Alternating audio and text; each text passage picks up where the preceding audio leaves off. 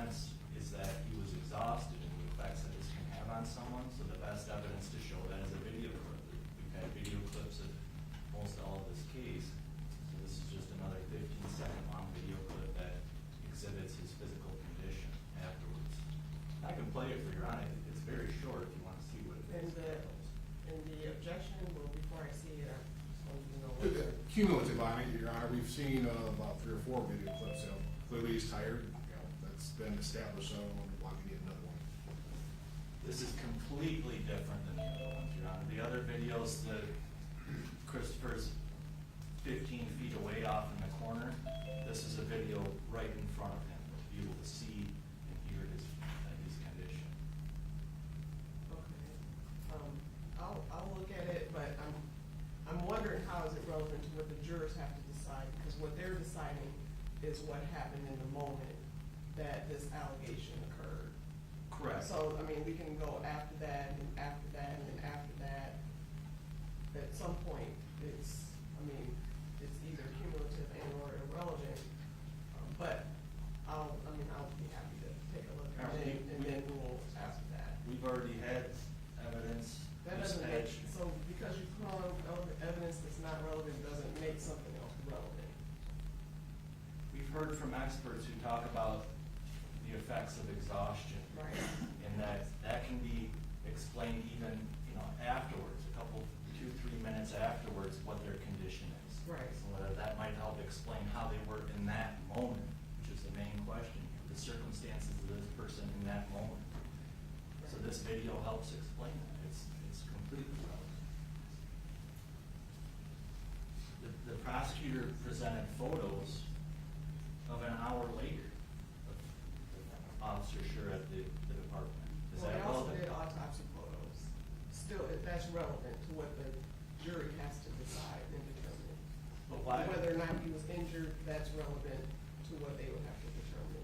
So his condition an hour later, and his condition, you would argue, 2 to 3 minutes later is relevant to the moment this incident happened. Okay, I'll take a look. Yeah, Because thank you. when you're saying what time frame, this is 2 minutes after? 4 minutes, so yeah, 4 minutes afterwards. Okay. Thank you. I'm sorry, and this is his body cam or someone else's? It's someone else's, but it's a video of Officer Schurr, so obviously he can authenticate it, as is frequently done with body cameras. It'd be proposed exhibit GG.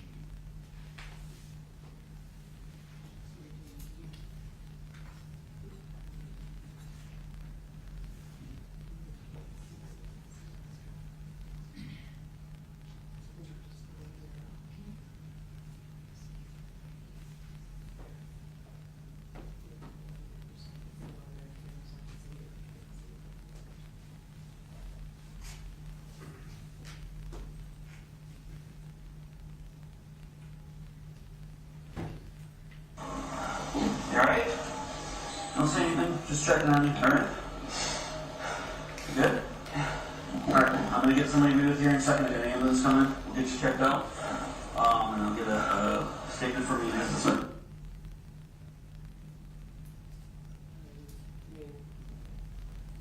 If the prosecutor argues it's cumulative, then they concede that it's relevant. But we don't have any other video like that. The jury has not seen anything like that.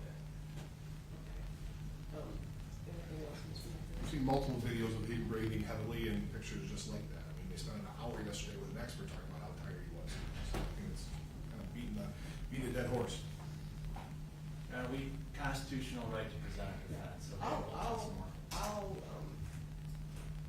Whenever it's after the foundation has been laid, authentication has been done, I would be inclined to allow it at this point, but I'm not prepared to rule on it right now because it hasn't been authenticated and what have you. So, But just to keep things moving as smoothly as possible when the jury's in here, to authenticate is basically for the Christopher Schurr to acknowledge that that's him. you can do it on the record when he's testifying if he decides to testify. Sure, thank you. All right, and is there anything else before the jurors come in? No, Your Honor, we're ready. Any further people? No, Your Honor. Okay, so I'm not the jurors.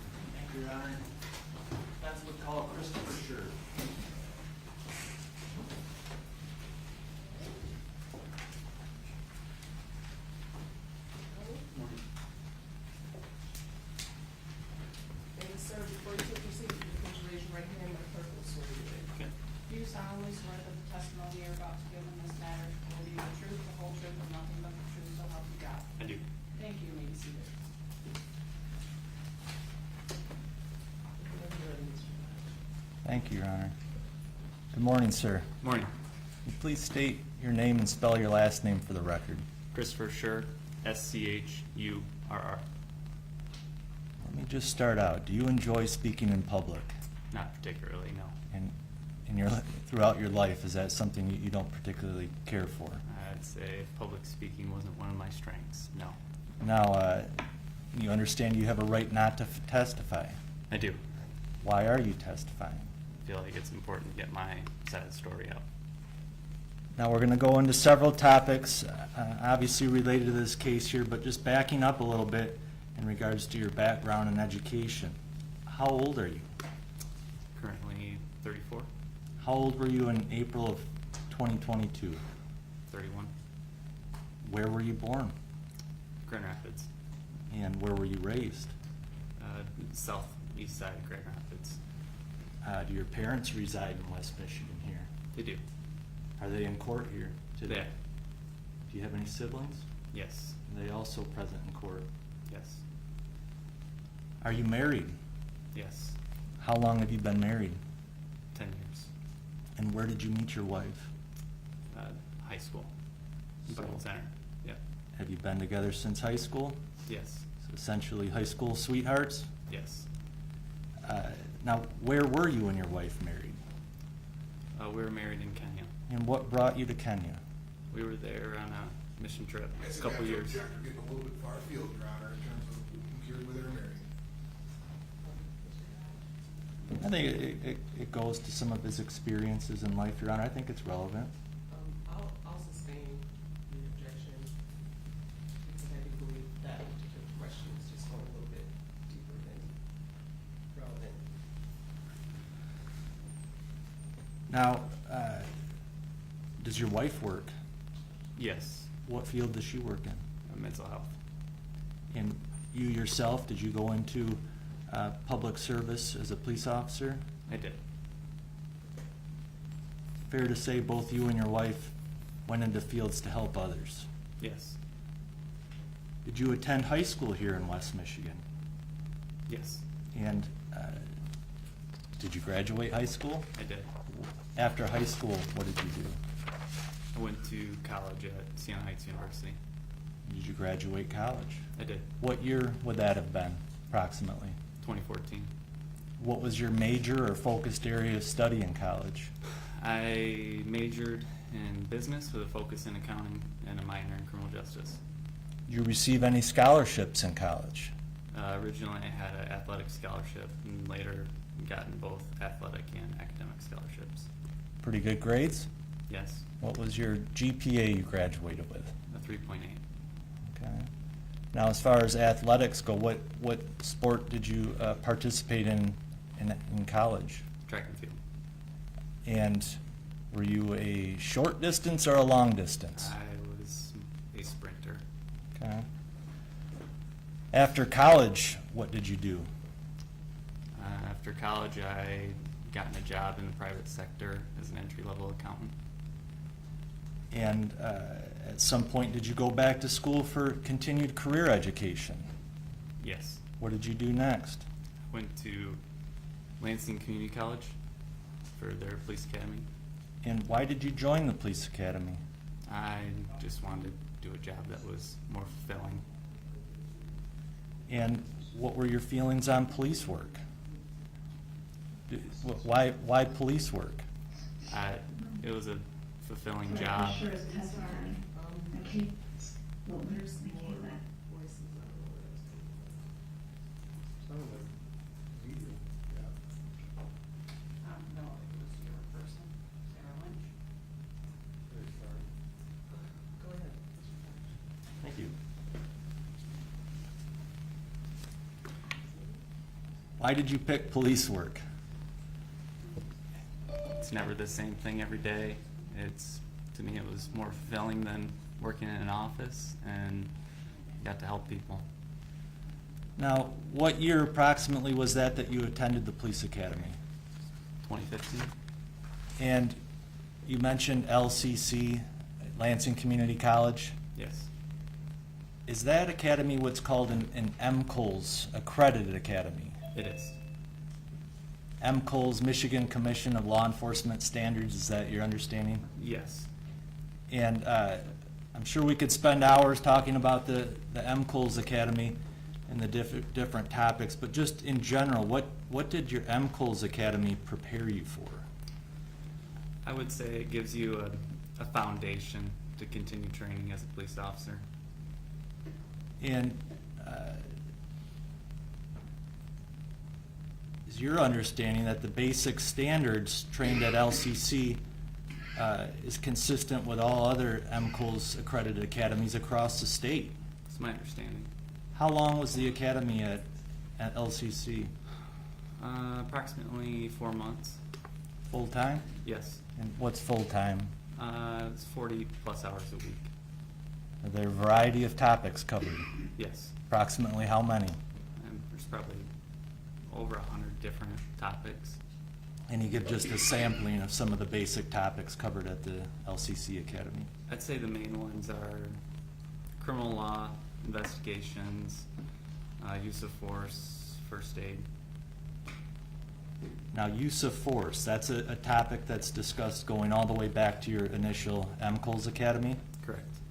And does MCOL's train you that you need to use force at times upon subjects? Yes. And do they give you instructions on how and perhaps when to use certain levels of command or force? Yes. At MCOL's, do they discuss some of the realities that police may encounter out in the field? Yes. Is that always predictable? No. Can you explain?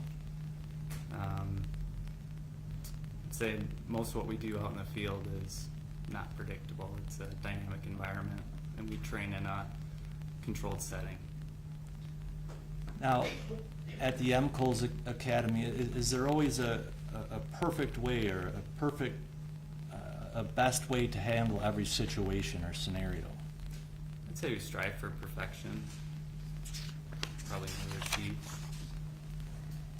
Does MCOL's, going all the way back, do they talk about certain circumstances that may be beyond an officer's control that might affect their performance in real life encounters? Yes. They talk about factors, and I'm sure there's a plethora of them, but reaction times, is that something that's discussed all the way back at MCOL's? Yes. What do they teach you about reaction times? Essentially, action beats reaction. And how do they, what's some examples of how they teach that?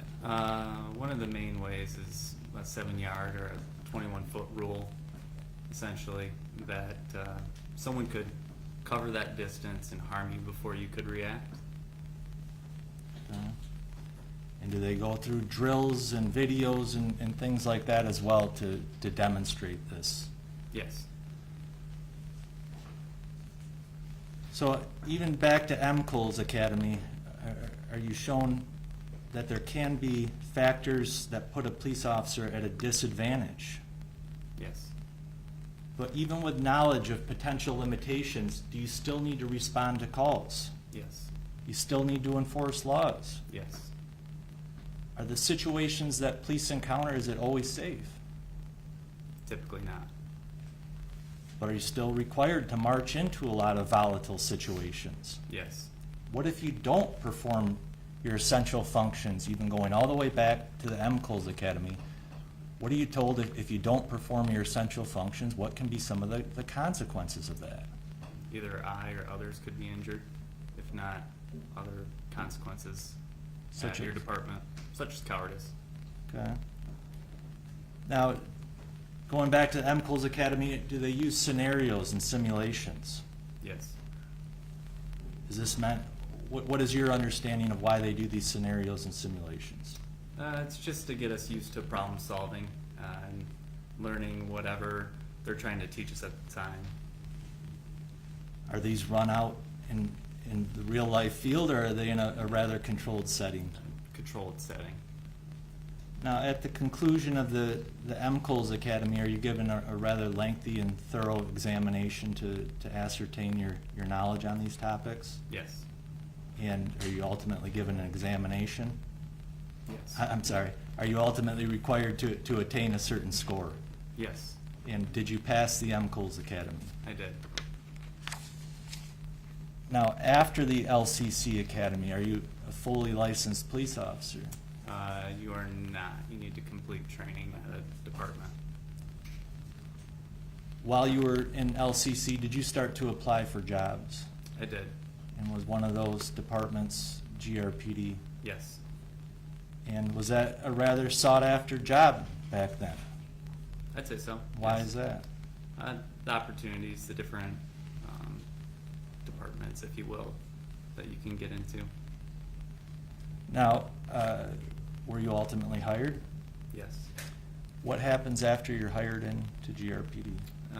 You go into an 8-week in-house training where you do more scenarios. I know throughout the course of the trial, we've seen the video montage. Yes. What year was that video montage from? 2015? And is that you at the 8-week GRPD Academy? It is. And is that full-time? the Yes. 8-week? What's full-time for that academy? I'd say that was just 40 hours a week. Okay. Now, are the topics covered at GRPD, are those identical to MCOLS, or how do you compare? I would say they're more specific to Grand Rapids. Essentially, they're putting us in different scenarios and having to solve problems the way Grand Rapids wants us to solve them. Okay. Covered some of the same topics as far as traffic stops, first aid, is that fair to say? It's fair to say. Now, do you cover firearms training? Yes. Are a lot of the concepts in firearms training similar from GRPD to MCOLS as far as the basic concepts? The basics, yes. I think Grand Rapids probably more advanced than what the academy was. What level of force is firearm deployment upon a human? Deadly force. And in GRPD, do they take you through scenarios and situations that police might encounter as is exhibited on the video there? They do. The same scenarios as LCC, or do they go through quite a few more? Definitely a lot more. LCC, you're more or less laying the groundwork and probably more book work and not as many scenarios. I felt as though Grand Rapids, we did more scenarios, How many, roughly? probably thousands. We saw just a sampling on the video of some of those scenarios. Yes. Now, as you're instructed on those scenarios, are you trained that there's only one way to effectively perform a task? No. Basically, what are they showing you there? Essentially, there's a parameter, if you will, to handle it. There's definitely preferred ways, but there's definitely no person is the same. So the way I handle something is going to be different than what someone else handles something. Now, does the GRPD Academy, similar to MCOLS, do they try to expose you to some of the limitations that an officer may expose out in real life? Yes. Do they discuss topics like human reaction time? Yes. Now, does GRPD, do they train you on weapons, other weapons as well? Yes. What weapons were you trained on with GRPD? The taser. Any others? Their issued firearm and pepper spray, baton. Okay. Now, going to the taser. You need a drink of water? Go ahead. All right. Who instructs the taser training? Master taser instructor. And we've sat through several experts on tasers, okay? So I'm not going to ask you about all of the workings of the taser. But your taser training, does that go all the way back to the 8-week that they start to train you? Yes. Is it lectures, hands-on? How do they instruct you? Combination. There's definitely a classroom element, scenarios, and they do a voluntary exposure. And we'll get to that in a moment here. But if used properly by a trained person, what is the main goal of using the taser on a subject? To achieve neuromuscular incapacitation. And can the taser be effective at causing Yes. incapacitation? Do you know that firsthand? Yes. Now, your voluntary tasing, was that back at your 8-week then? Yes. Mr. McFarland, could you just pull up? I believe it's Defense Exhibit J.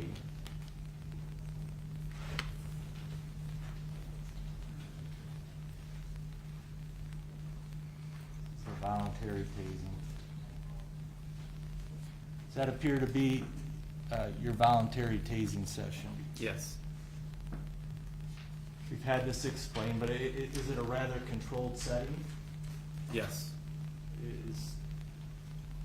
Does safety seem to be paramount? Yes. The faces are blurred off, but what is everybody wearing on their eyes? Everyone's wearing safety glasses. Now, what is your understanding of why the voluntary tasing might be beneficial to recruits? Just to know the effects of it, to know what you would potentially be doing to someone else as well. But even though controlled, do you still have to sign a waiver?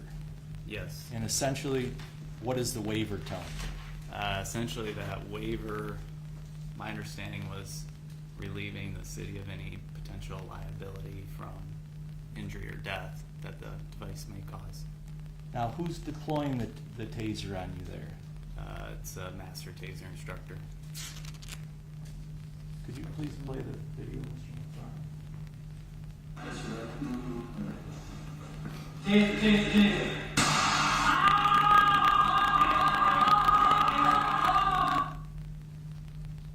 How'd that feel? Terrible. What did it feel like? Just essentially your muscles contract involuntary to their max capacity, and it's extremely excruciating pain. Now, can you compare it to anything else that you'd ever experienced? No. Have you ever felt like anything like that before in your life? No. Now, after having felt the effects of the taser, would you volunteer to do it again? No. But prior to being tased there, did the master taser instructor give you some instructions on what was going to happen? Yes. What did they tell you? They did a couple different deployments and varying spread, and he let me know how he was going to deploy it on me Okay. and That- where. I'm sorry, where? Yeah. And does that help at all with any angst that you may have? Probably alleviated some. Now, when you were tased there, did you feel like you had much control over your body? No.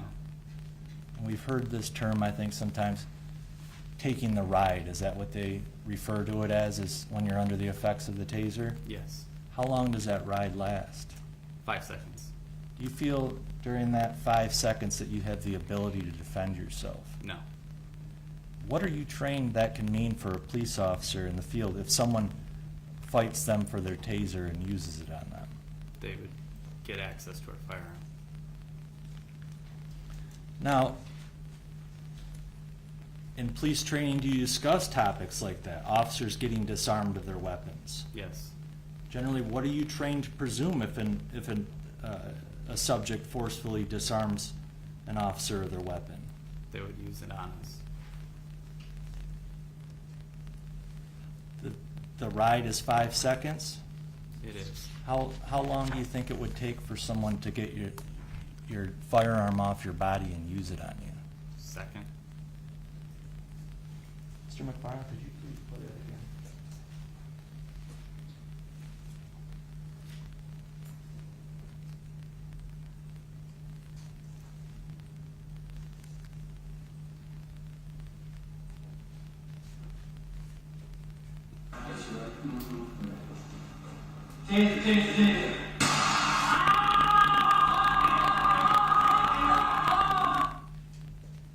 What were you trained back then, as far as if the user continued to hold it or continued to press the button?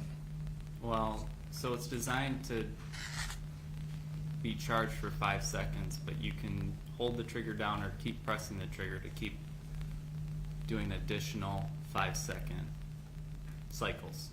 In your training, are you warned not to continually hold it or have repeated trigger pulls on a Yes. subject? What were you warned was the risk of prolonged or continuous holds or deployments? Can cause cardiac arrest. And is cardiac arrest mentioned in the Axon materials that they go through with you? Yes. What can be the result of cardiac arrest? Death.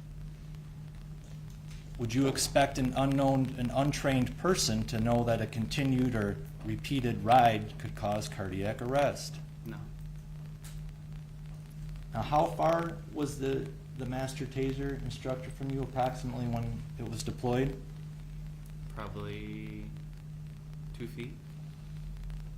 Would that have, particularly with that older model, would that have been optimal probe spread? No. Can you just stand up a second? Yeah. Where did the probes hit on you?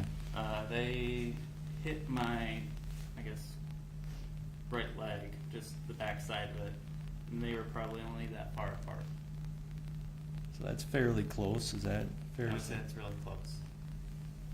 But watching that video, was it only your leg that felt the effects of that?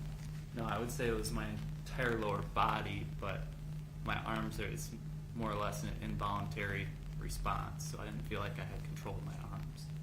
Do you feel like the taser did its job and was able to incapacitate you? Yes. Now, just going back to this topic of a closer deployment like that, after your voluntary tasing, did the GRPD, we've heard there was updates in models. Yes. Do you recall what model that old one was? I don't recall the names. I know at the time of the incident that we're here for, I had the Taser 7. Okay. And was there a new feature on the Taser 7 for close quarter situations compared to the older model there? Yes. And we've heard, was there a new cartridge? Yes. I obviously don't know the exact degrees. Essentially, there is a cartridge designed with a wider angle, if you will, to achieve a greater, we'll call it NMI, at close range. So, if in this video you would have had the newer Taser 7 model and it was deployed at that same distance, what may have been the effect on you there? I would assume a greater effect as probes get further apart. Now, besides the cartridges, were you trained that the Taser has the ability to drive stun? Yes. And how do you activate the drive stun? Anytime the device is activated, essentially the drive stun is activated. The drive stun's the technique. The attorneys keep mixing it up. It's essentially the end of the device gets activated along with the probes and wires. And then are you taught that you can drive that activation and stun the individual? Correct. So it's the action is drive stunning. Or you would get a greater NMI by doing that. And I'd like to go into that here, because under what circumstances did GRPD train you to use the drive stun? Every time we would use the drive stun, it would be to achieve NMI. So was that the only time you were ever practicing the drive stun on individuals? Correct. So to a GRPD officer, you're only using the drive stun in association with NMI? Correct. Mr. McFarland, could you please go to its defense exhibit J? And this is the 8-week demonstration on the dummy. Just to confirm, is this you in the video here that It we'll is. see in a moment? Yeah. And was this back in the 8-week academy? Yes. Could you please play that?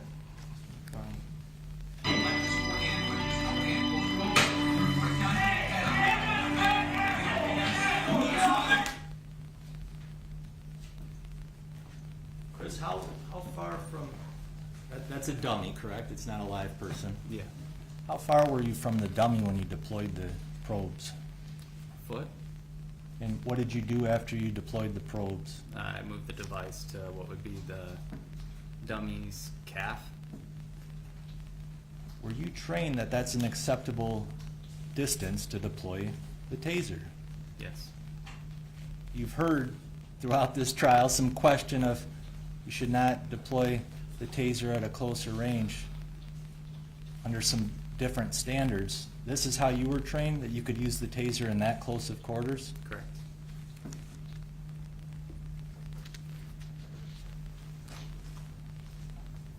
Could you just play it again, please? I'd just like you to focus on unholstering here, please.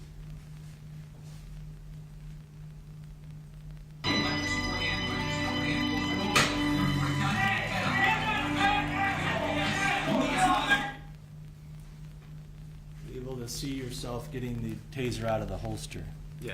And we've heard the jury's heard some testimony on this already, but does it take some action to get the device out of the taser?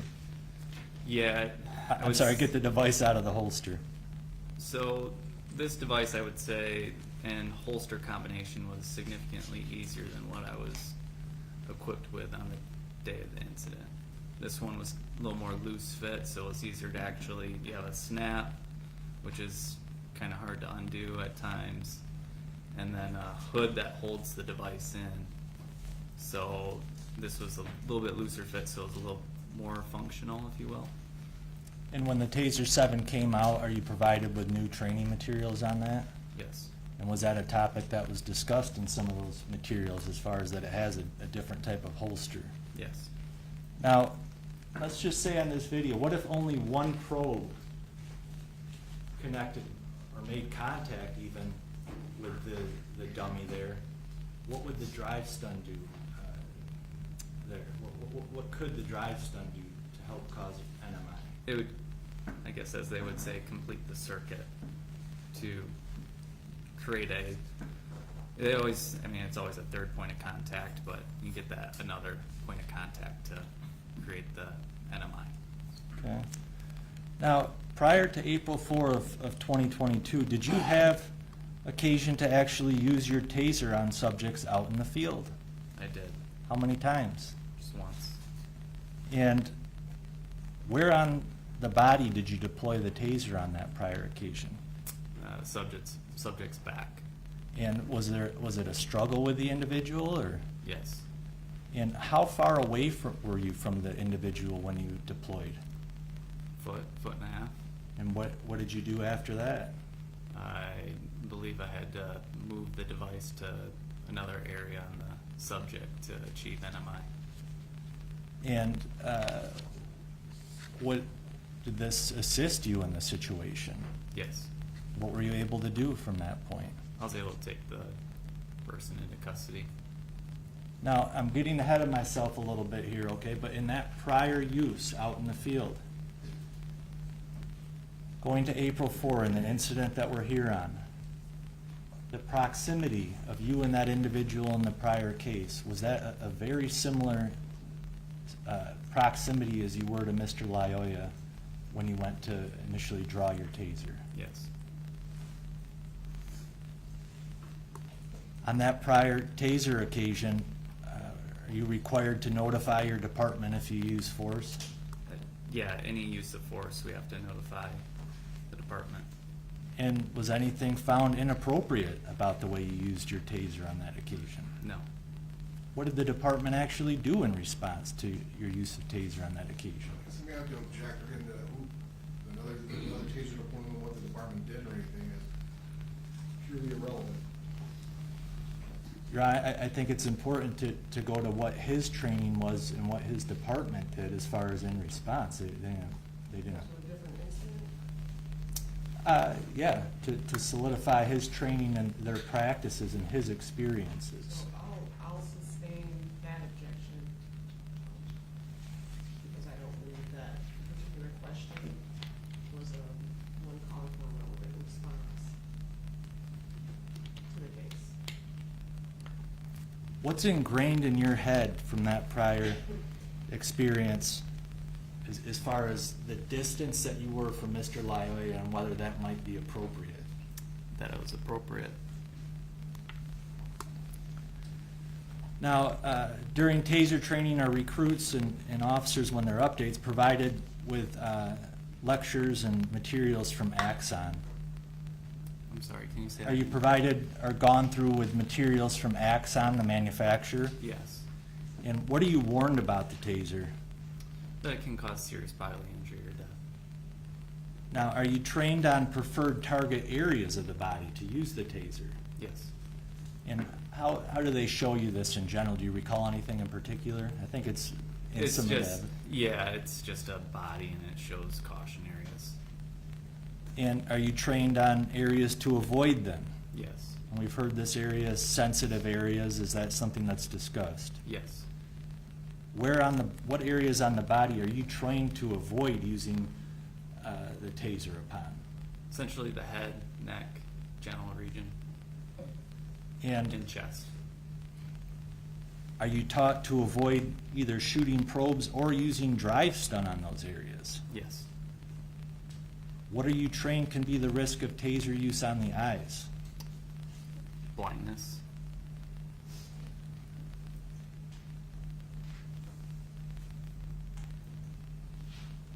Now, are you also advised that Taser use on some of these sensitive areas can just overall cause serious injury or death? Yes. So that's you, the officer, that's what you're being instructed directly from the manufacturer, is that fair to say? Yes. Now, going back to the 8-week here, after the 8-week, what are your duties? I'm assigned to a field training officer. Essentially, we go into a FTO program that's 4 months long. You're given different training officers to grade your performance on a daily basis. And, I'm sorry, you said that's how long? 4 months. 4 months with an FTO, Correct. is that what they're referred to? Yes. And along the way, they're evaluating and critiquing you, is that right? That's right. And over time, do they start to give you more responsibilities? Yes. Do you deem the FTO, are they essentially an extension of the training unit? They are. Would an FTO generally be well-versed in the rules, policies, and the practices of the department? Should be, yes. At some point, were you an FTO down the road? Yes. For how long approximately? I think 3 or 4 years. So did you essentially train other officers in the Grand Rapids Police Department Yes. on practices, policies, and procedures? Is that fair to say? Yes. Now, going to April of 2022, how long would you have been an officer with GRPD in April 2022? Almost 7 years. In April 2022, were you overall physically fit? Yes. Were you a little ways from your college athletic days, or did you maintain that for? I think it'd be fair to say I didn't have the amount of time to dedicate to exercise like I did in my college days. But in April 2022, what did you do to maintain fitness, just generically? I exercise 5 or 6 days a week, whether it's cardio or weightlifting. Okay. Anything marathons, Ironman, anything like that? No. How about MMA or competitive wrestling, anything along those lines? No. Why did you stay physically fit? I just think it's important. We are required to back up our partners and assist people on calls, and unfortunately, part of our job is sometimes we have to go hands-on with people. Okay. During the 6 years of service up until April 2022, do you have ongoing trainings? Yes. Can you just give us a little synopsis, or how often? I'd say we have regular trainings. It started to become more regular with smaller blocks at that time, so we might have been doing training maybe a couple times a month on different topics. Are there policy updates over the course of that time? Yes. And are you required to stay up to date on policy changes? Yes. Is that something you took seriously? Yes. Now, as a road patrol officer in GRPD in April of 2022, were there certain crimes that were more prevalent or perhaps more of concern for you out on the road in that time? Yes. What were they? I would say in the city at that time, we had to worry about gun violence, drugs, and stolen cars.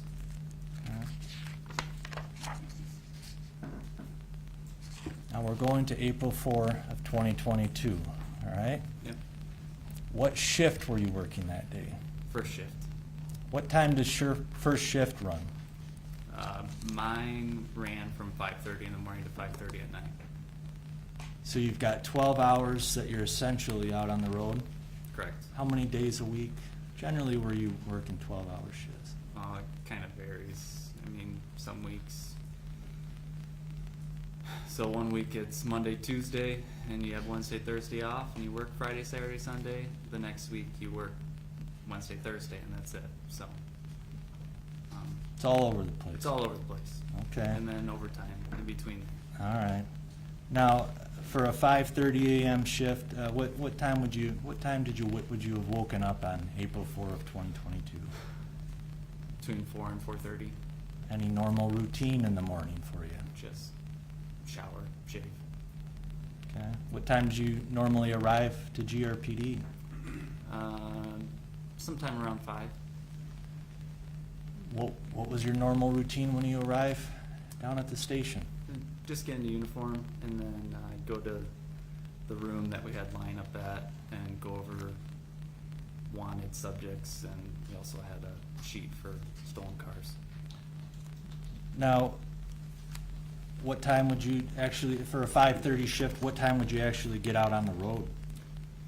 Oh, probably closer to 6. And it's been 3 years, okay, so I'm not asking you to remember every bit of your morning there, but do you remember in general what you had done during your shift prior to this episode here that morning?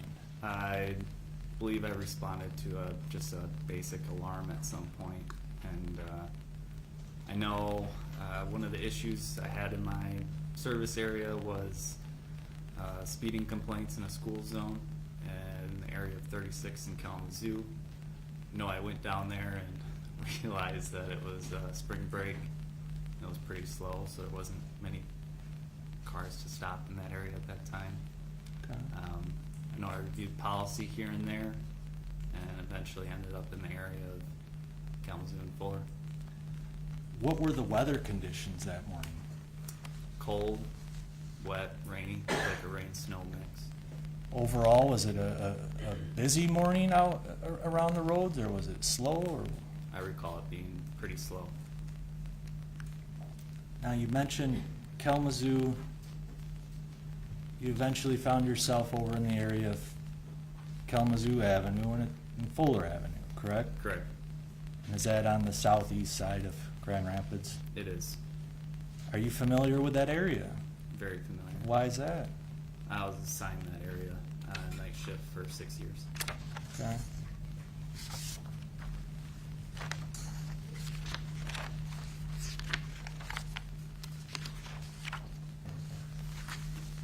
Now, at some point, did you observe the Nissan Altima in that area?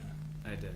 And can you just explain to us here as far as when you first observed that? I was traveling south in Kalamazoo, approaching the area of Dickinson and Orville.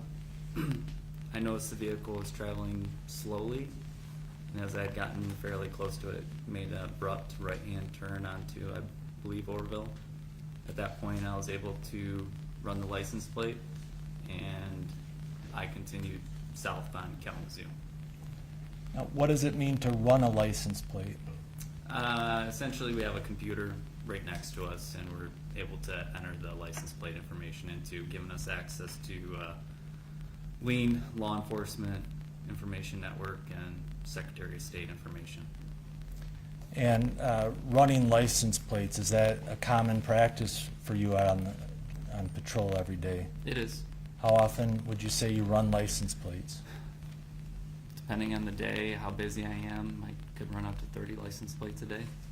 Okay. When you ran the license plate, were you behind the vehicle then? I was. Were you ever able to even see the occupants inside of the vehicle? No. So the vehicle, Mr. McFarland, could you please pull up the map?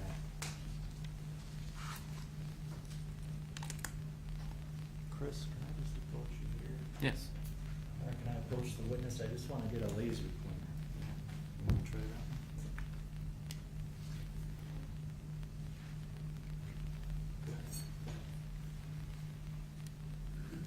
So what direction were both? Identify the exhibit, please.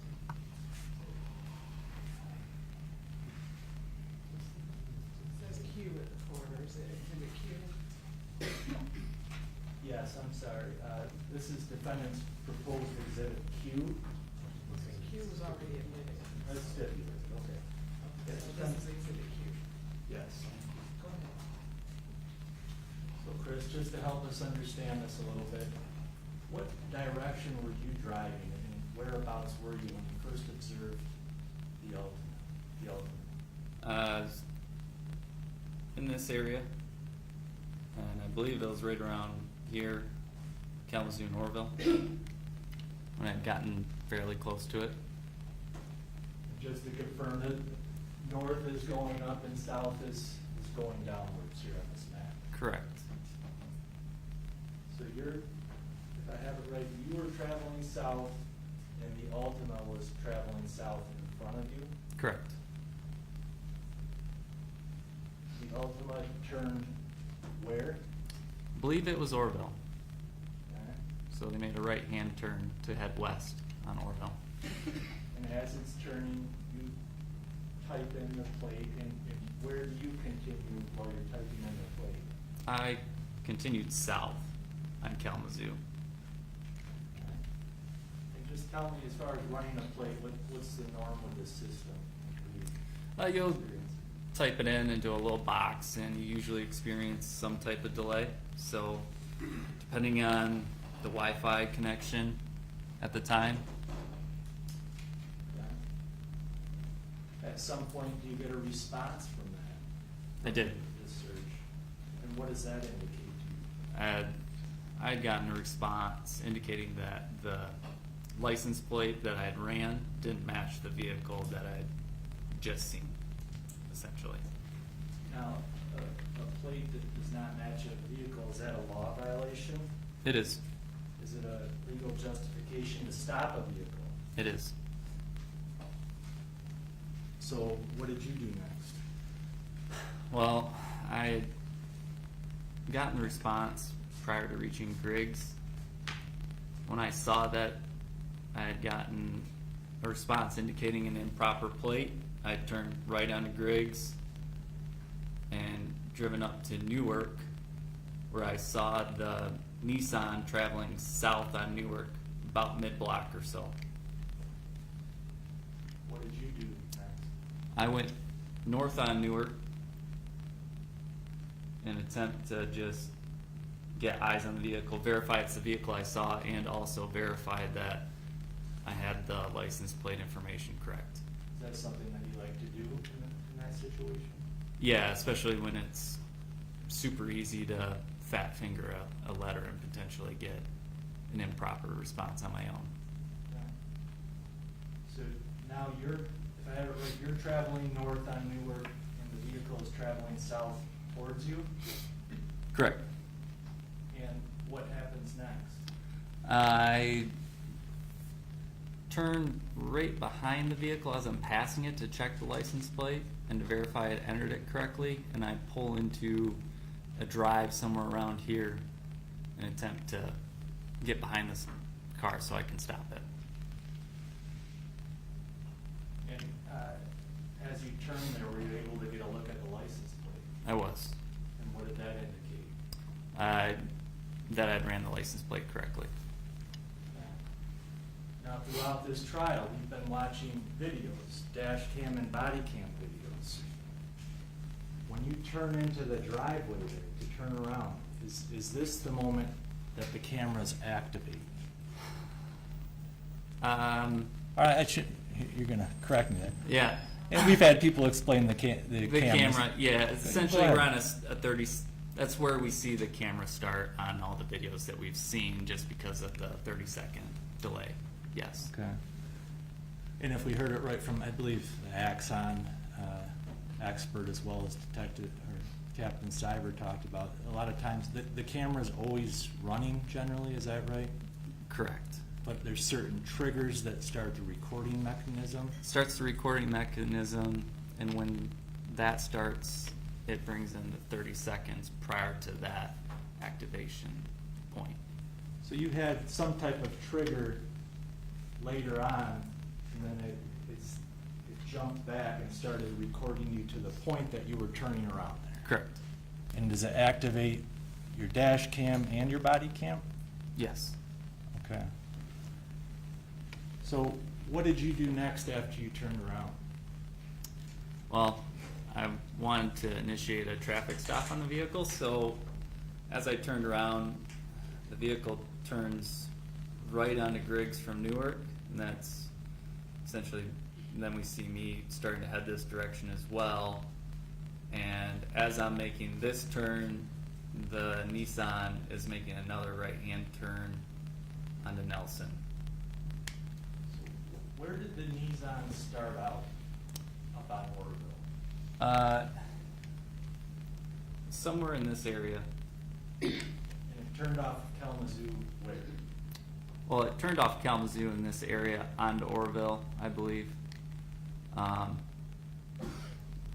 And that's where I lost sight of it and continued south after running the license plate. Okay. So at this point, the Altima turned on to Orville, traveling down Newark, took a right on Briggs, is that right? Yes. And then took a right on Nelson? Yes. Is that right? Yeah. So essentially, the vehicle was somewhat starting to drive in a circle? Yes. Okay. Anything about when you turn around on a vehicle immediately after passing it, start turning around and then it starts driving, making a couple of right turns, anything about that is noticeable to police? Just seems evasive. A lot of times people will change their direction just based on the sight of our fully marked cruisers. So what did you do next year, Chris?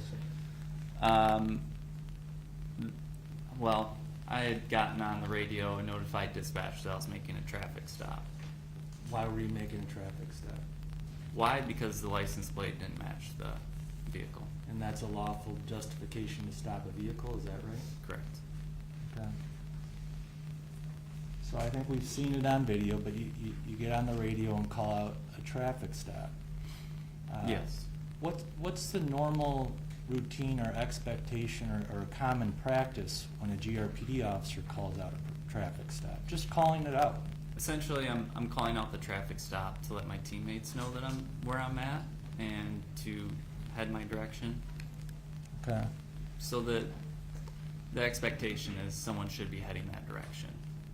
Did you request anyone to head I in that didn't actually say those words, but just calling out the traffic stop itself, that it provides that expectation. Is that the normal routine that other cars may come over and, I'm not sure the terminology, but rolled past or something along those lines? Yes. Okay. Now, what happens after you call out the traffic stop? I started calling it out, and then I activated my overhead lights, which is when the cameras actually activate, and that's where we hear the sound. And then I proceed to finish calling out the traffic stop as I'm coming to a stop. At that point, the driver of the vehicle is exiting as I'm finishing my transmission. Okay.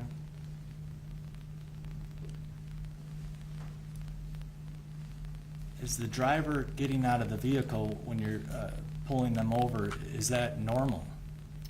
It's definitely, it happens quite a bit. It's just, wouldn't say it's the norm, I guess, but it does. Sometimes we do have people exit and start arguing and that type of thing. What does that do for the police officer compared to a normal traffic stop? It definitely raises our stress level. Now, what are you trained to do in that situation when the driver gets out of the vehicle? Just take control of the situation, usually just by giving authoritative, concise commands. Now, what is the importance of trying to take command in a situation like that? Just to keep myself and others safe. Are there unknowns when you pull a vehicle over in a traffic stop? Yes. Now, when you tell the driver to get back in the car, does he follow your directions? No. And you talk about this take command. How are you trained to take command as far as just your voice and the directions? It's just an authoritative voice with just simple commands of what you want someone to do. And is right in your policies, is that what you're trained to do as far as authoritative, concise commands? Correct. Because on a normal traffic stop, driver not getting out of the vehicle, what's your normal approach on a traffic stop? I just walk up and say, hey, I'm Officer Schurr with Grand Rapids Police Department. I stopped you for whatever the reason may be, and at that point I'll request their driver's license, proof of insurance, registration. Because in this non-take command, usually you have a much different tone, is that right, on a It's traffic stop? significantly different. But here, you're trained, you need to talk authoritatively and concisely, is that right? That's right. Now, in this take command situation, does that do anything to your stress level as the officer? Yeah, it definitely raises my stress. Why? I don't know what's going to happen. Now, at this point, do you know who the driver is? No, Do you have any idea why he's getting out of the car? I don't. Now, you gave how many commands approximately did you give the driver to get back in the vehicle? 4 or 5. Did he follow any of those? No. Now, failure to follow police officers' commands, can that in and of itself be a law violation? Yes. And could you technically have the authority just to place the individual under arrest right there? Yes. And did you do that? No. Why? I just wanted to give him the benefit of the doubt.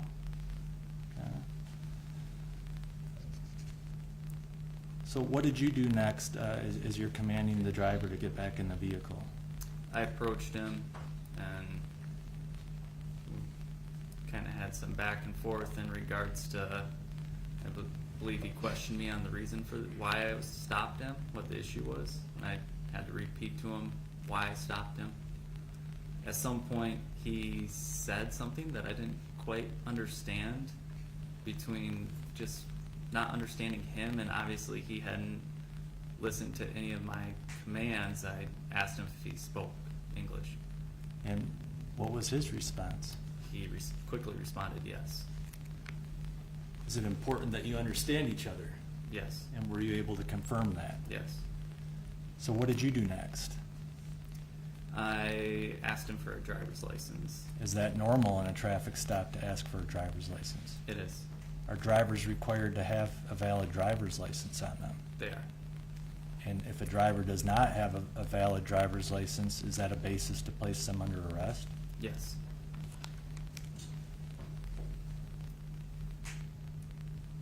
So you asked the driver for their driver's license, and what was his response? He patted one of his pockets, I believe, initially when I asked for it, and then wanted to say that he said it was in the car, and I told him to get it. Okay. Now, what did you do during this, what did you do at this point? Well, I told him to get the license, Mhm. at which point he asked the front seat passenger for the license, and I just kind of take a step back and observe that the front seat passenger appears as though he opens the glove box and shuts it without providing any type of license to the driver. Based on your 7 years of police experience, what are you sensing at this point? At that point, I'm sensing he doesn't have a license. So what happens next? The driver shuts the door and begins to walk away from me. And when a driver, can a driver just walk away from a police officer in this situation? No. Based on your experience and the circumstances that had transpired thus far, what are you feeling at this point? Well, your stress level definitely goes up. You're gonna end up going hands-on with the person. So it's a pretty stressful situation. It starts to raise your heart rate a little bit, if you will. So what do you do next? I grab onto him, tell Okay. him to put his hands on his head. Why? I just wanted to place him under arrest. Okay. Had he committed violations that were arrestable offenses? Yes. What happens when you place hands on him? He spins towards me and shoves me away.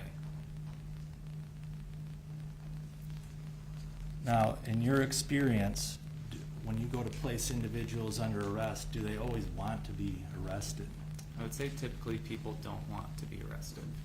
But is one of your essential job functions, going all the way back to the MCOLS Academy, that you may need to effectuate arrest by using some level of force? Yes. Is that what you were attempting to do here? Yes. I believe you mentioned that the driver pushed you. Is that right? Yes. Was there anything else during this initial skirmish that you took as any types of aggression? His fists were clenched. And what does that mean if someone's fists are balled up to you? Could lead to a physical assault on me. So at this point, did this turn into somewhat of a tussle already initially? It did, yes. Under Michigan law, is it a violation, a felony violation to assault and resist a police officer? It is. So now what happens? He proceeds to run away from me. Does he get very far from you? No, not really. So what do you initially do? Initially, I got on the radio just to let dispatch know that I had someone running to elicit emergency response. What does an emergency response mean? Essentially, people will start driving with lights and sirens activated and exceeding the speed limit, in hopes to get people there quickly. In your, maybe it was 5 years or so working in that area, when you send out a message for an emergency response, what is your normal expectation of having other officers show up on scene? Well, I think one of the big things is that area is pretty well confined, and it's not like we're working in the city, so we have officers in a small area, if you will. Typically, when you say that over the air, you can hear the sirens. Just saying something like that on the radio, and I don't recall hearing them at that time. But also, I mean, cars typically get there within a minute or two. Okay. Now, was the driver, as he started trotting away, was he moving very fast? No. On April 4, were you in overall good physical condition? Yes. And going back all the way to the MCOLS Academy, are you trained that you may need to get into foot chases? Yes. And are you trained that you need to often run into very volatile and unknown situations? Yes.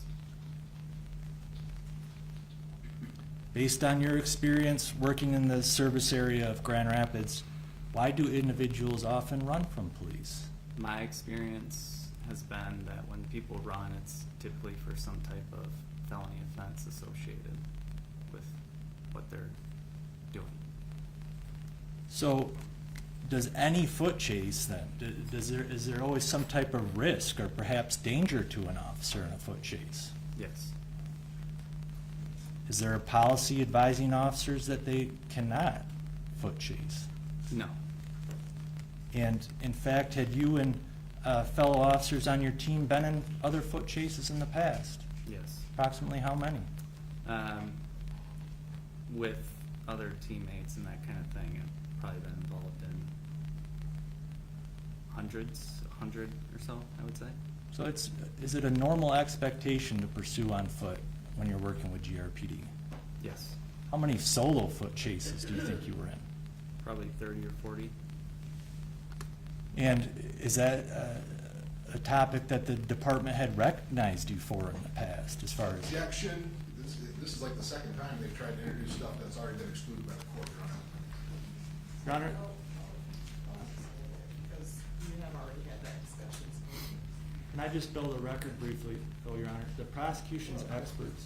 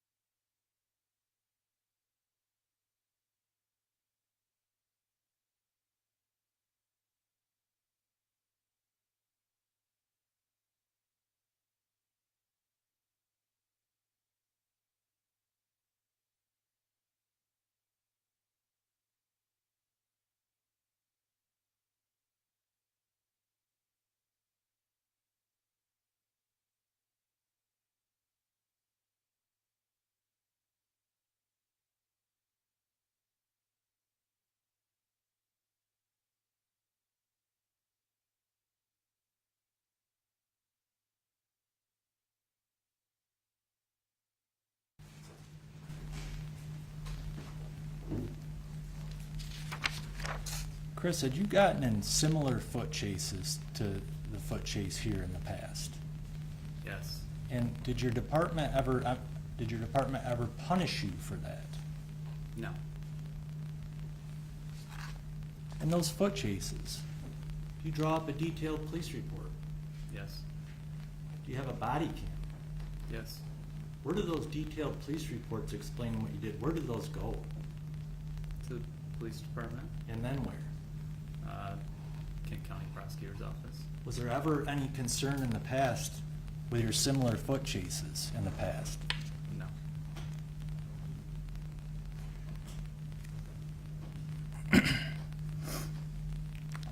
Your efforts in other foot chases, did you catch people that were wanted on other criminal matters? Yes. Were you successful in getting a lot of unlawful contraband off the streets? Yes. During your tenure at GRPD, had there been episodes where subjects flee from police and then unlawfully enter the property of others? Yes. This area here, is that a rather densely populated area? Yes. And are there a lot of families living in those neighborhoods? Yes. Now, going back to the pursuit here, where did the driver initially start trotting towards? Towards my patrol vehicle. And you mentioned, what do you initially do when he starts to run? I got on the radio. So what do you do next? I continued to chase him, and he turned in between his car and mine, and I waited till we got to a grassy area to initiate a tackle. As you started to pursue him, were you confident in your abilities to catch up to him? Yes. Was he that far ahead of you? No. And he had just assaulted you, is that right? Yes. After you tackle him, what was your intention? My intention is just to arrest him. In that situation there that we see, did you want the driver to get up off the ground? No, it's definitely advantageous for us to arrest somebody on the ground at that point with just their stomach on the ground. Were you giving any verbal commands to the driver? Yes. What were you saying, if you recall? And I know I told him stop resisting, get his hands behind his back. Did A he variety of, Did he comply with any of the commands? no. As the driver's on the ground, what is he doing? His muscles are tense. I'm trying to grab his arms and I'm not able to get control of them. Were you able to keep the driver on the ground during this initial skirmish? No. Was he able to get up off the ground then? He was. How yeah. many times? Well, he gets up off the ground a few times during the entire incident. Now, are you trained on, and I think we've already talked about this with the training unit, but are you trained on some different maneuvers to try and apprehend a suspect in a situation like that, to try to apprehend them and get them in cuffs? Yes. Did you try some of those? Yeah, I tried to initiate, well, I did knee strikes on the driver. What is the main goal of the knee strike? Essentially, I was using my right knee to strike, I believe, his right thigh against what's known as the common peroneal, which is just a nerve, and essentially it does provide some pain to them, but it is more or less a distraction, an attempt to gain control of them. Were you trying to injure him? No. Is that a maneuver that tends to cause injury? No. Were you mad or upset at this driver? No. What were you trying to do? I was just trying to arrest him. Were the knee strikes effective? No. Now, in your training, how are you trained to approach the initial encounter like this, as far as how much energy or how hard you're supposed to go at the initial outset? Well, you definitely want to go pretty much as hard as you can and attempt to gain control as quick as you can. And do they train you as far as whether you should try to give as many knee strikes as possible right off the bat? I would say within reason, whatever is reasonable at the time, and attempt to gain control. I wouldn't say just keep going and giving them knee strikes like a bunch, but it needs to be proportional. All right, I understand. Mr. McFarland, could you please go to the body camera video? I believe that's the people's exhibit.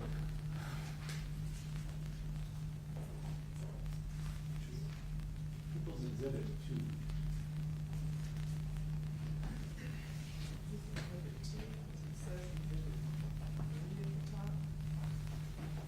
It is 3.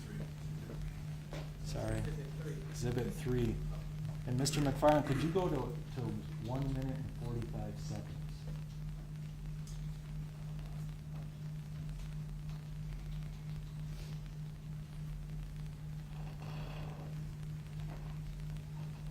And I'm going to ask you if you could please play that to 2 minutes and 38. 2 minutes and 38 seconds. Please dim the lights, Sue.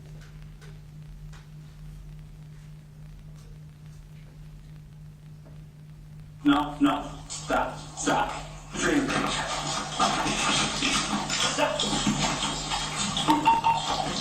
1950, got one running.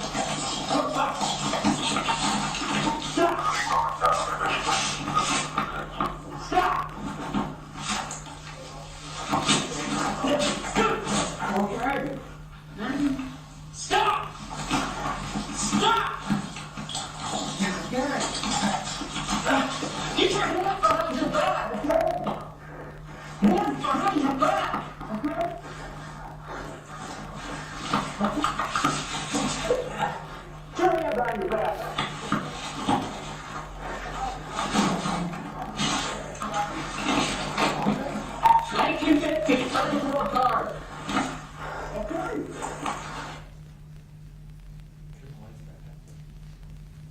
Start me more cars. What does that mean? I want an emergency response. I know I already asked for one, but my intent at that point is to let people know that I'm really struggling right now. And if you weren't driving fast, you better be driving a heck of a lot faster now. Because from the moment where you first put your hand on him at approximately 1:45 until start me more cars, are we getting close to about a minute or so there? Yes. 45 to 38? Yeah. Which direction was the driver running towards? In northeasterly direction. And was he on the sidewalk, or did he run over onto the grass in a different direction? He ran over on the grass. Is it, based on your experience, is it normal that individuals start to run in towards houses? Typically, people start to run onto others' property. That is kind of, typically people don't just run down the sidewalk. It does happen, but I think people know that it's harder for us to chase them when they're jumping over fences and that type of thing. Okay. One of your roles to protect all of these neighborhoods? Yes.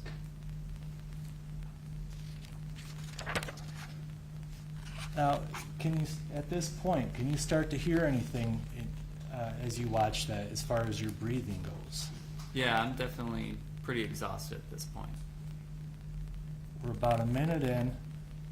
What were you wearing? We've heard some testimony about this, but what were you wearing that morning equipment-wise? Just standard equipment. I had bulletproof vest with a plate, gun belt that had my firearm, taser, baton, flashlight, radio, pepper spray, 2 sets of handcuffs. Approximately how much weight does that add up to, if you know? 20 or 25 pounds. The knee strikes, do those, we watched it some in the training montage as well, as far as you practicing those knee strikes, do those take energy to use a knee strike? They do, yes. And the driver, I know he's saying, okay, but is there anything about his body actions that's different? Nothing about his body actions are suggesting that he's trying to comply. What's he doing? He's continuing to resist me. Okay.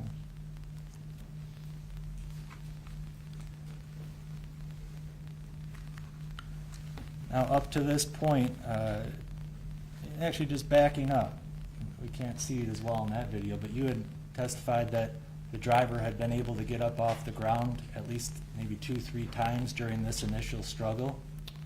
Well, I was saying just an entire incident, Okay. 2 or 3 times, but yeah, I tackle him and he's able to get up Okay. again pretty quick.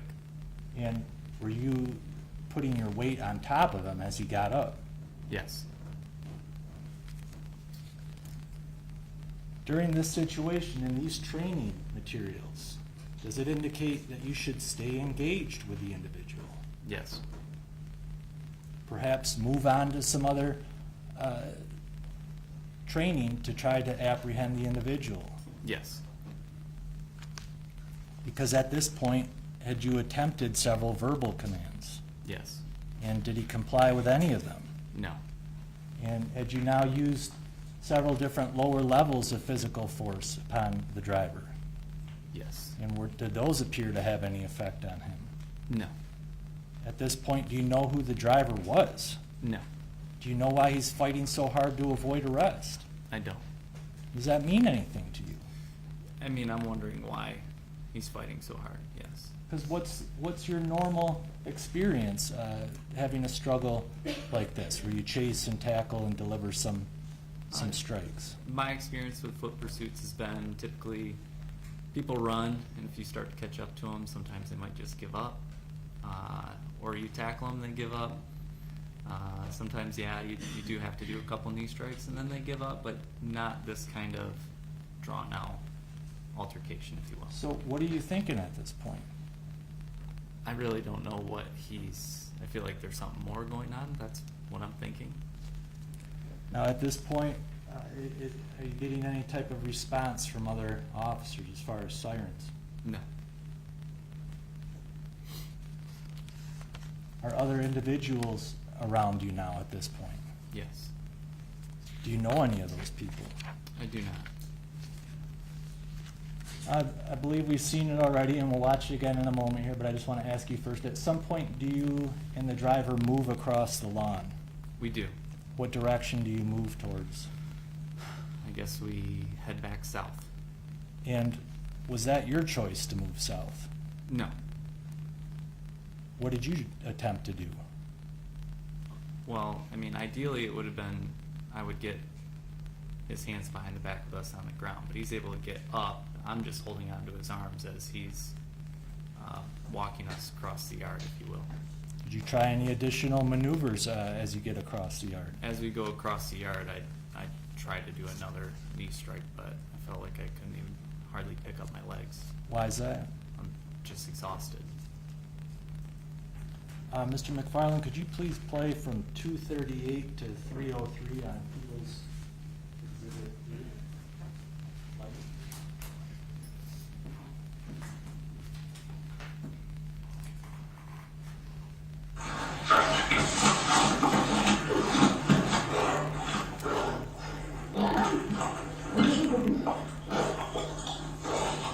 Stop! Resisting!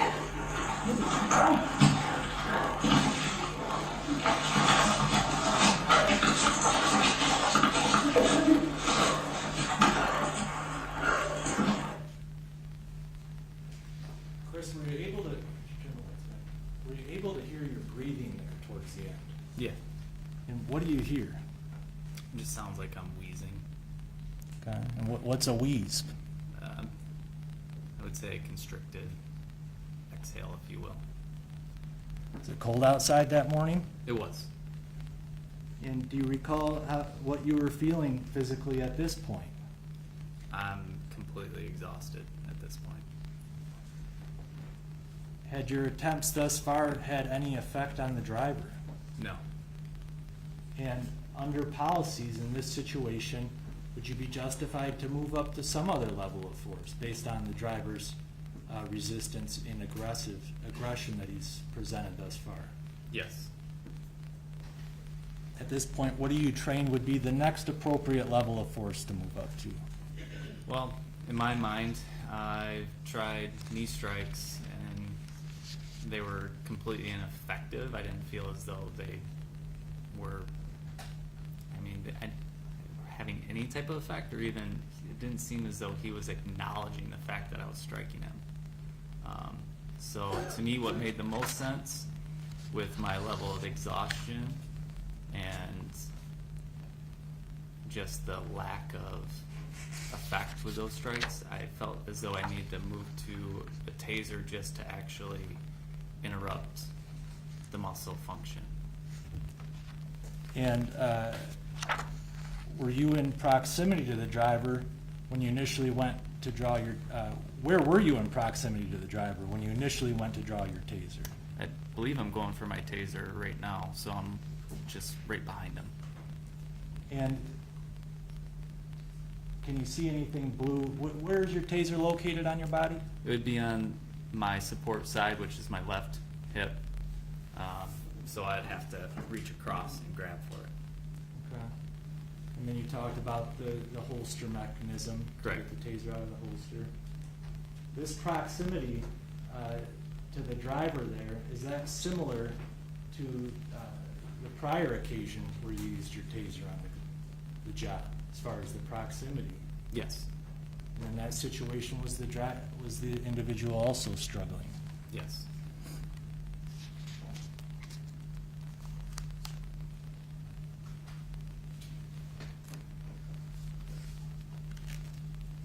Now, what were your intentions at this point as far as where to deploy the taser? My intention is to deploy it on the subject's back, just because it's more of a stress-free deployment for us in the sense that I don't have to worry about injuring him. What happens next? It takes me a little bit to get the taser out of the holster, and with me only having one hand on him, it affords him the opportunity to turn towards me. Okay.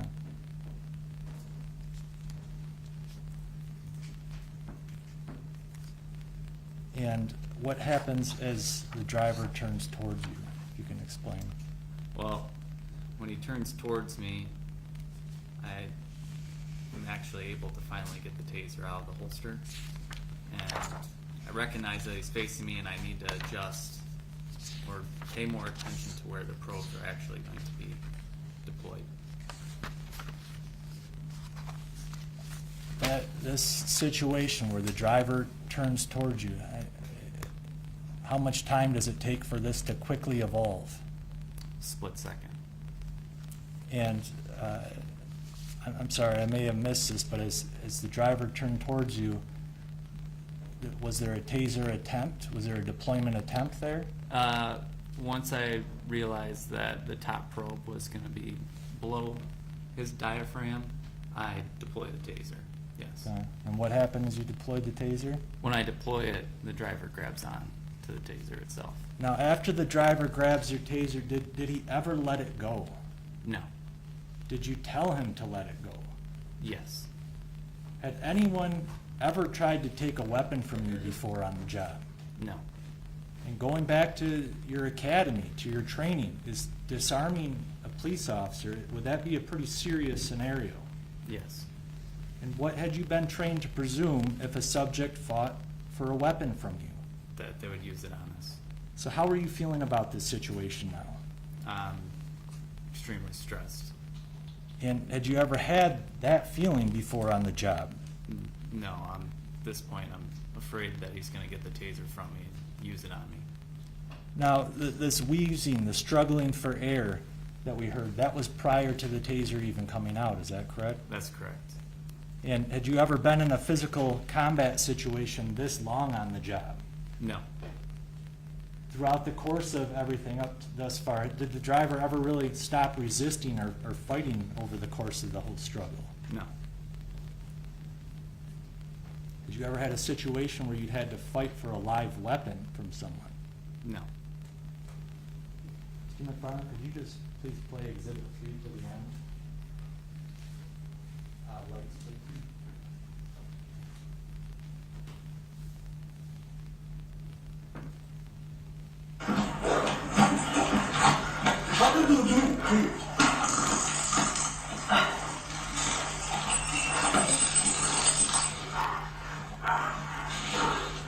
Let go of the taser!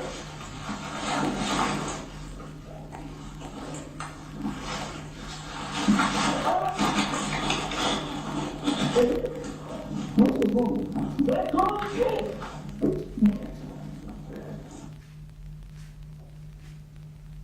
Please turn the light back on. Does it sound pretty chaotic right there? Yeah. And can you hear your breathing? Yes. Has it improved at all? No. And we've heard this talk in this time frame about a second cartridge. At some point in the struggle, did you ever notice that the taser deployed a second time? No. Does it sound like you're panting for air in that moment? Yes. And as you watch the videos now, the cell cam video now, are there other things going around you as well that you don't remember? Yes. And do you remember what people were saying around you at this moment? No. But after the fact now, you've seen this video many times, correct?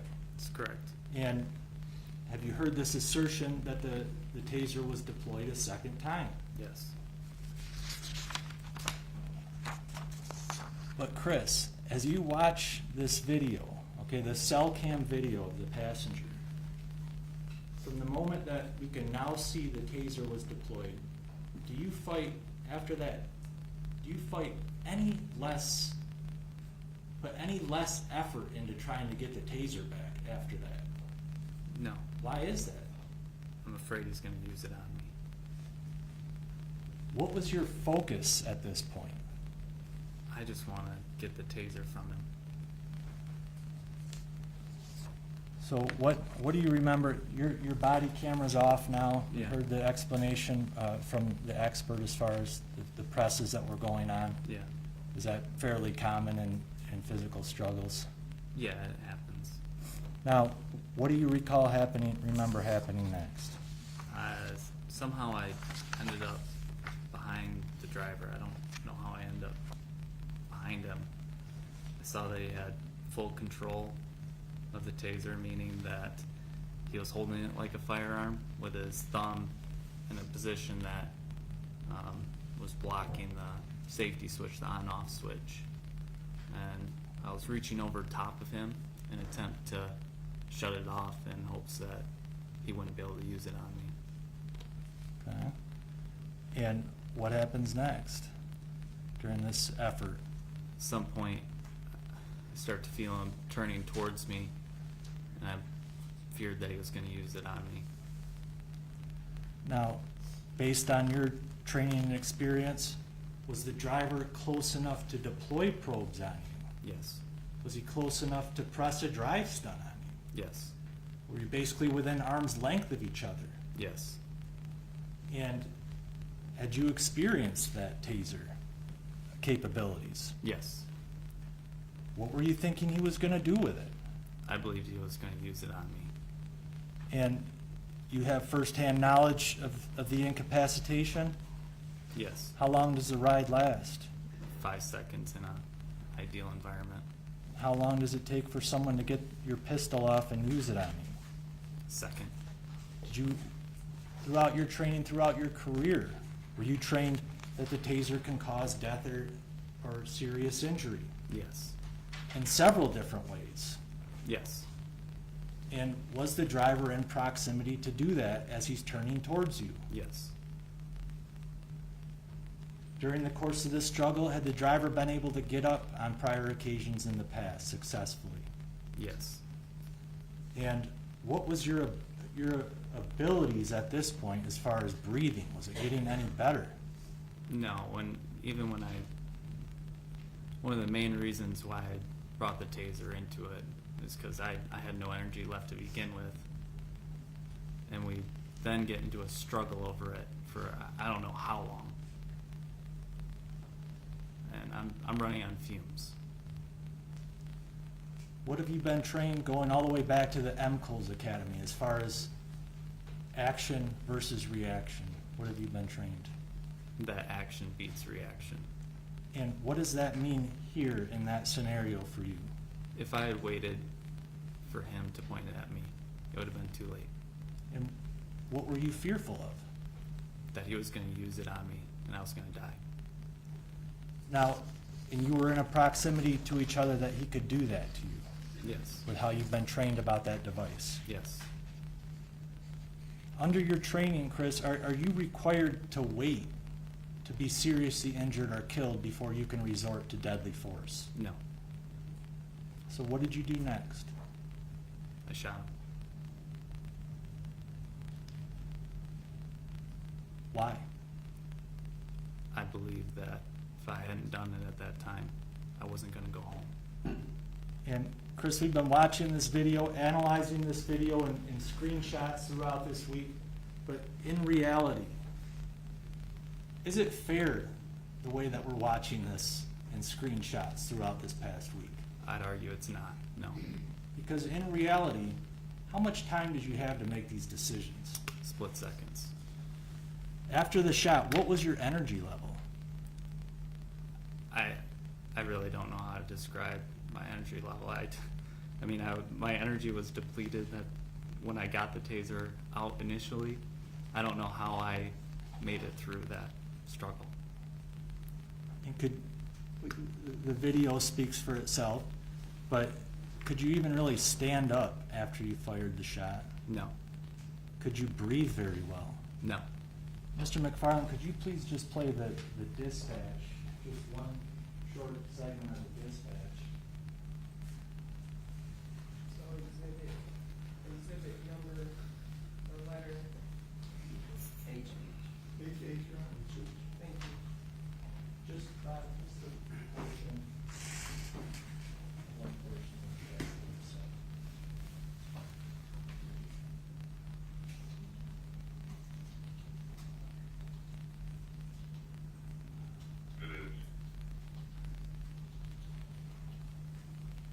2015 August involved a shooting. Healthy Grant.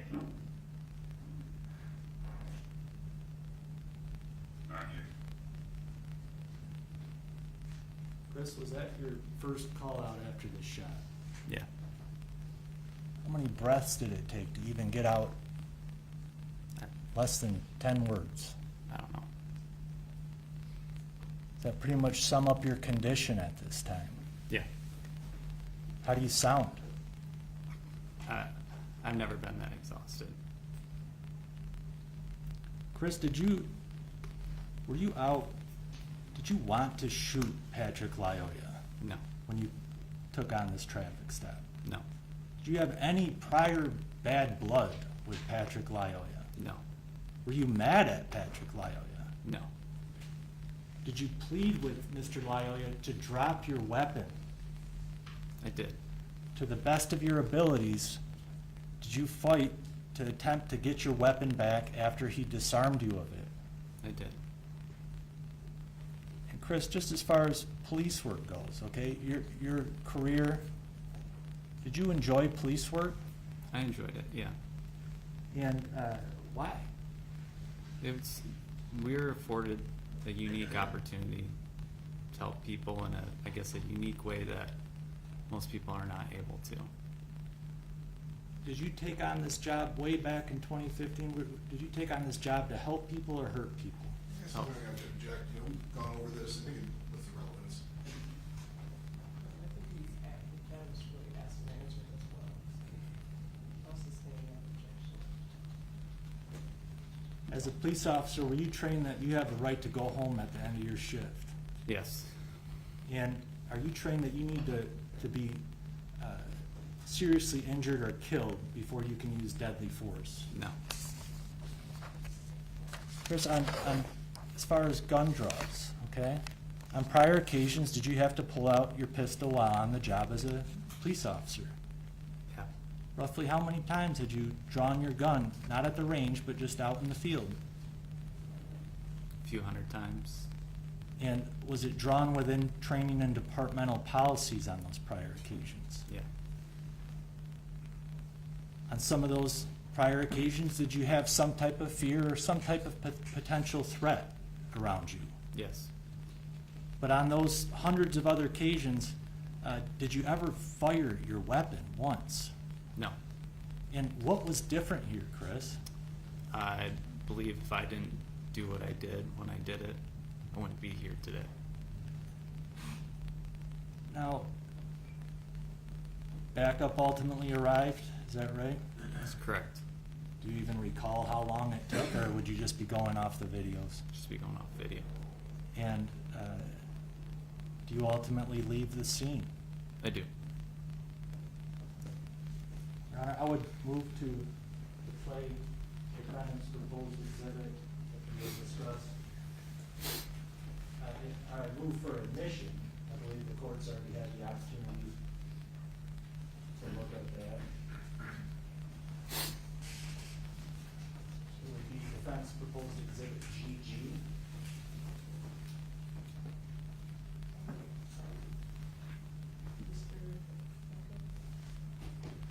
No objection, Your Honor. Okay, and GG is admitted in James Way.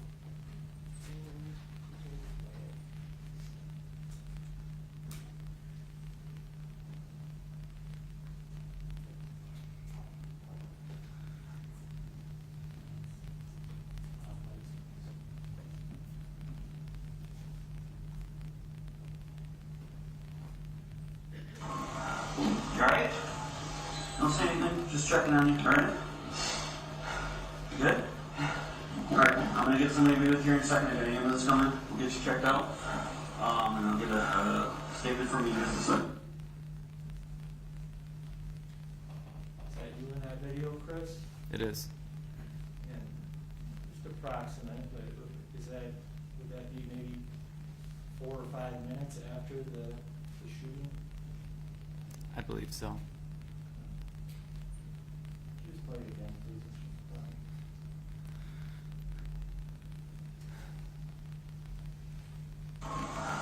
You alright? Don't say anything, just just checking on you, alright? You good?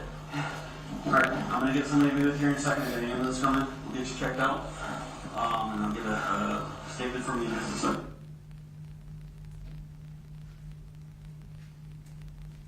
No further questions, Your Honor.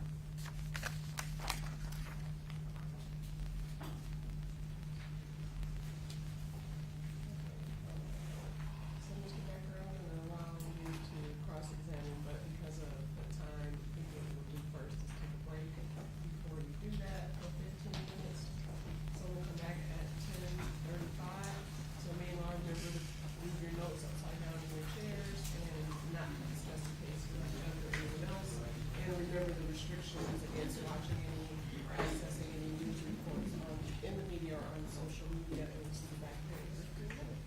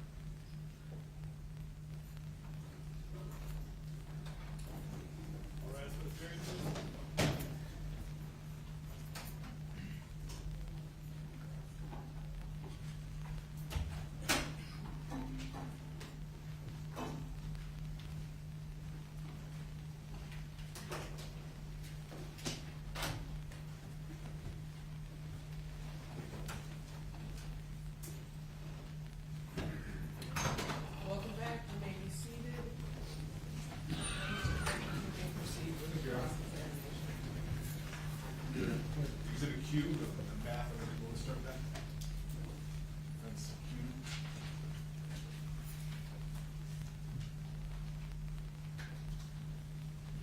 That's there, it should be Q though. Their exhibit. Or computer, wrong computer. There you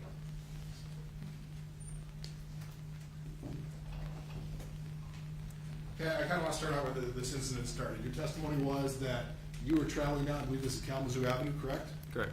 And that's when you saw Patrick's vehicle traveling too slowly. It was traveling slowly. I wouldn't say- Traveling slowly. Yep. Nothing crazy about that, just traveling slower. What's the posted speed limit here?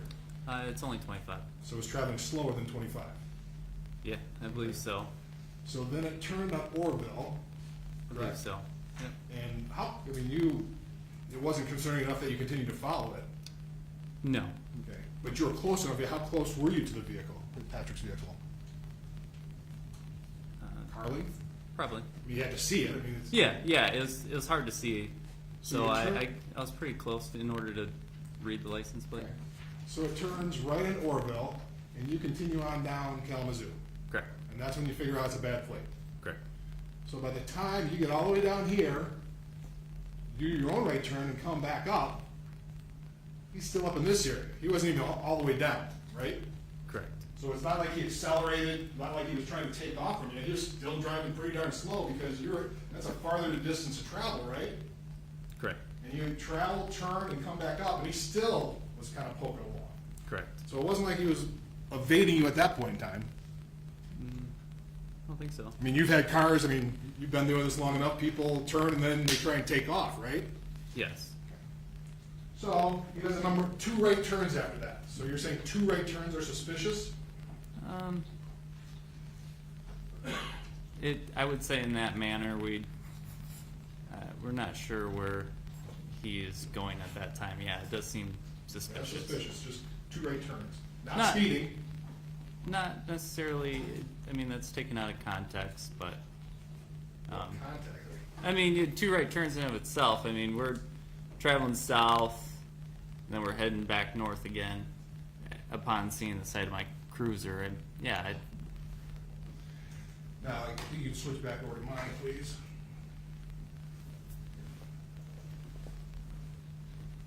Now, when I get into this, I want to make sure I'm using the same thing. You did a statement to Michigan State Police after this occurred, didn't you? I did. I want to make sure I'm referring, this. I'm going to show you this. You recognize that? Yes. You recognize that as your statement? Yes. And this is a type statement? Yes. Okay. And when did you sign that? This is your signature on it. For I think. I had the same problem. Yeah. Your handwriting is as bad as mine. Yep. So for what? For, I said 15. 15? That would be my guess. So this is? 22. 22? Okay, Yeah. so this happened on April 4th. Yep. Did you type this statement? Yes. Okay, you typed it, so and then you signed it on the day you got finished typing with it? No. When did you sign it then? I don't recall the date of it being typed and it being signed and sent. I don't At remember. least a few weeks after this happened. Yes. So you had time to think about what happened. Yes. You had time to go over what happened. Yes. Did you go over the videos, any of the videos before you wrote this statement? I did. Yes. So you reviewed the videos. Yes. So you present this, and you're gonna be, this is truthful, right? You wanna be truthful because you're providing the Detective Tubergen and the Michigan State Police about your version of what happened, right? Yes. All right. So in that version, you said Patrick came out with a bladed stance. Yeah. Okay, a bladed stance we heard yesterday, it's like, that's protecting a gun, protecting something like that, and that's what, It could. Yeah. It could mean that. Yes. or maybe trying to fight, right? Yeah.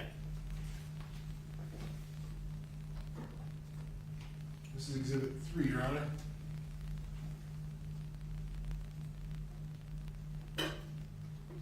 Where's the bladed stance? When initially he opens the door, that's how I perceived that. All right, go back. Can you dim the lights, please?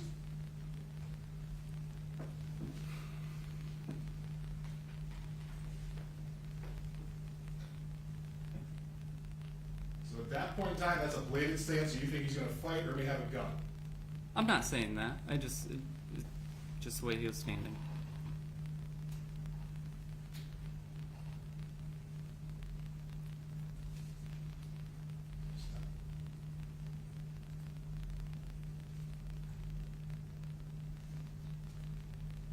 So right there, you think that's bladed like he's maybe gonna do something? It's definitely a different perception than the perception I had. That's a different perception than the perception you had? Yeah, because it's a different angle. This is exhibit 2. Oh, I'm sorry, exhibit 2, I did switch off. Thank you. So the different angle, so now you're saying you perceive it as this bladed stance, like he may fight or have a gun. He just took a bladed stance, and it looks significantly different when you're in my position to the left of that. So that would be more your body cam. Yeah.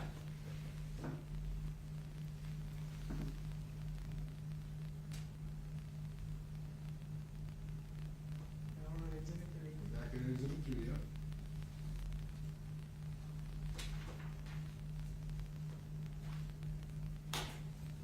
So that's, you're saying there's two different views here. To me, they appear different, yes. Can you turn the lights again, please? So taking this bladed stance, you've heard about this door, that raises the level of suspicion, right? It's something to be aware of, yes. Because this in itself, I mean, how many traffic stops have you done for improper plates? I'm not sure. Hundreds. Yeah, probably. Tons of them. I mean, this is a Yeah. common stop. So this is a common stop. And this is improper plate. So somebody getting out, and by your version saying bladed stance, you're anticipating something bad then. Him getting out of the car, I'm anticipating some kind of level of resistance, whether it's just verbal or him actually taking off running. So then when he gets out of the car, you approach him. We're not going to go through everything there. But at some point in time, you say he doesn't speak English. You can tell he doesn't speak English. I didn't say I So you thought he may not, because there's maybe a communication gap? I was worried in the sense that there may be a communication gap because he hadn't responded to my commands yet at that time. And my perception to what was said, I didn't quite understand what he said, so I wanted to clarify and make sure he spoke English. Do you speak English? Is that something that helps people that don't speak English understand English? I think so, yeah. This does? I think it's a way. I'm sorry to interrupt, but for the record, the prosecutor is using a hand gesture, opening and closing his right hand. I just wanted to do that because you were like this, so I just Sure. want to make it for the record, but go ahead. So then he answers he does speak English. Yes. Now, we want to go back, it's continuing on. Obviously, he doesn't have a driver's license, so having a driver's license, that's something that happens hundreds of times, correct? Yes. He doesn't have his driver's license, and then he shuts the door and begins to walk away from you. That's what you wrote here, Yeah. back in the, he walks away from you. Yes. Now, in your testimony, you said that's when you went hands-on, and you said he had balled fists. Yeah, he walked away, and when I went to put hands on, you can see that his fists. You didn't put that in your written statement, though. You're correct, yeah, I don't think it's in there, yeah. You had a couple weeks, you forgot about it then, but now you remember it now that he had balled fists? It seems as though when I see this video quite a few times, yeah, there's things that I notice more. So Yeah. things that you noticed, that you perceive from the video that you now can add in terms of what happened. Yeah. By your statement at the time, this is once again, so he walks away from you, you grab Pecker's right shoulder, which you proceeded to turn away from me and resist my attempts to place him into custody, okay? That was your version. So he walks away from me, he turns away from you, right? Mm-hmm. That's what you wrote. If that's, yeah. Would you like it if you want to Sure, yeah. take a look at it? Yeah.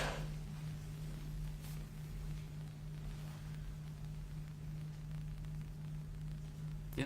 Okay. And then he ran away from you, right?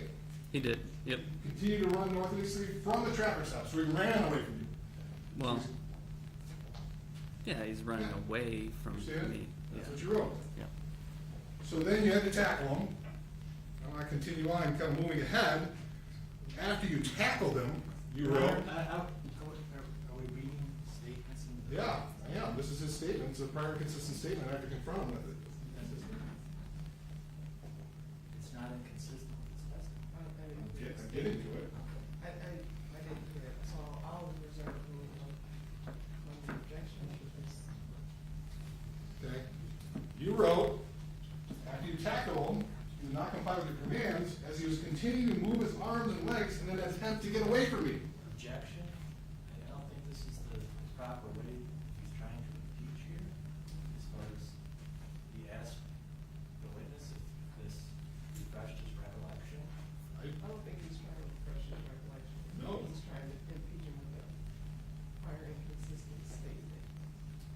I don't think it's inconsistent, but He never testified that Patrick was trying to get away from him. Correct? I'm sorry, what was He that? never testified that Patrick was trying to get away from him. Never said he was moving his arms and legs, trying to get away.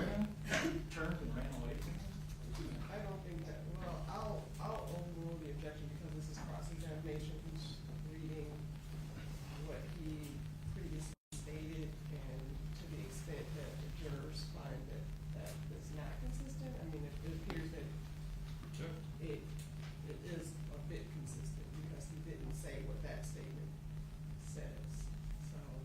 You did not testify he was trying to get away from you. You testified you struggled, but in your statement, you recognize that he was, after you tackled him, he was continuing to move his arms and legs in an attempt to get away. So, what is the question exactly? That's what he was doing. He was trying to get away, wasn't he? I would say that he was moving his arms in a manner that struck me in attempt to get away. Yeah, I mean, to me, it's, Yeah, but you didn't testify to that, but that's what you ruled back in April, right? I believe so, yeah. Further along after that, you attempted to. Are we just gonna read the whole statement? I guess this Yeah. doesn't seem like we're.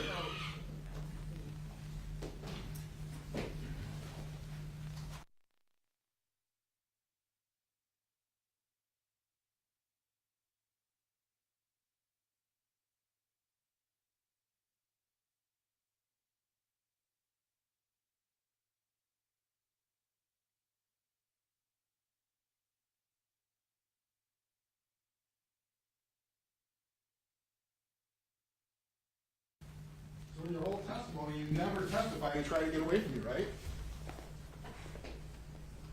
I think saying that he ran from me would be him That's trying. one. Yeah, But in your struggles with him, we're talking about now you're struggling with him. After you tackle him, on two separate occasions in your written statement, you recognize he was trying to get away from you. when Didn't I you? tackle him, After you tackled him. well, he's, I think, I mean, that's the goal of the suspect or the driver in this Well, that- situation is, that's- I mean, typically, when we go to arrest people, especially people that are fleeing on foot, yeah, I guess their goal is to get away from us, that's. Sure. Okay, the goal is to get away from you, but you didn't recognize that back at the time. In two separate occasions, you said he's moving his arms and legs to try and get away from you. Yeah, I mean, He didn't assault I you. don't think well, he did. Well, I don't think I'm saying anything different then. Well, that's your interpretation. Yeah. But back there, you never said he assaulted you, never said he punched you, never said he kicked you. Every time, 4 different occasions now in your written statement, he's trying to get away from you. He's moving his arms and legs, trying to get away from you. Yeah, I mean, I'm not saying he punched me. Yeah. I'm not now, is what. And you're not saying he kicked you, No, right? correct. Not saying he threw an elbow, Correct, not saying he bit you, correct, not saying he headbutted you, correct. not saying he did anything else but try and get away. I wouldn't use that blanket statement. Now, in your testimony, we're gonna move ahead to the time where you said he grabbed your taser, you testified to the jury, he grabbed your taser. Yes, He grabbed your taser and moved it away from him because he didn't like it tased, right? I don't know his intent.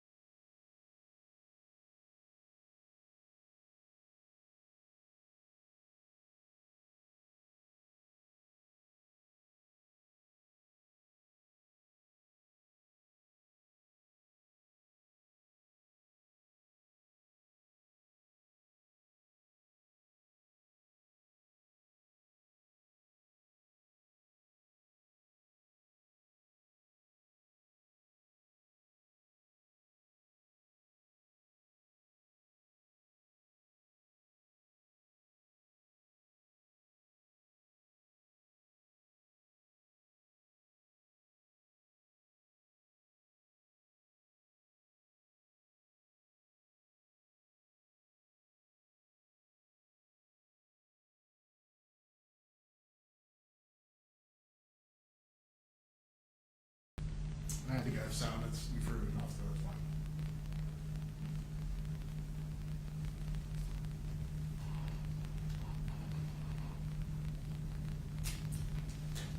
You say it was exhibit 3 again? It is, I have a 3 on mine. It says up there.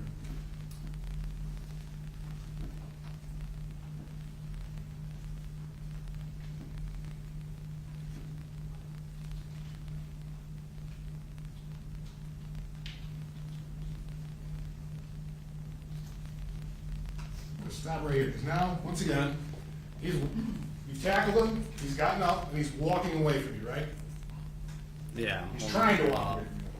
I'm holding on to him, he's pulling us Holding on. across the yard. So as he's walking away from you, you're about a minute, I got a minute and 4 seconds or so into this? Into the Into altercation? the incident, correct. After you start running. Okay. Now, at this point in time, you say you're exhausted. Yeah, I really don't know how to describe it, yeah. I just want, exhausted by my definition means it completely or almost completely no resources, no energy. You're exhausted already. Yeah. Okay. This is after 1 minute, and you said, we had heard in your opening statement that we heard you were an All-American cross-country runner, but now you're an All-American sprinter? I wasn't All-American cross-country, no. I was just All-American track. That's why, because, well, the opening statement was All-American cross-country. That's Yeah, why I clarified. I think she misspoke and said. That's fine. Yeah. We all do it. Yeah. So, but you're an All-American track, but it was only sprints. In sprinting events, correct. What was your longest sprinting event? Well, would you like me to go through Just what I what's did? the longest one? That I would participate in? Yeah.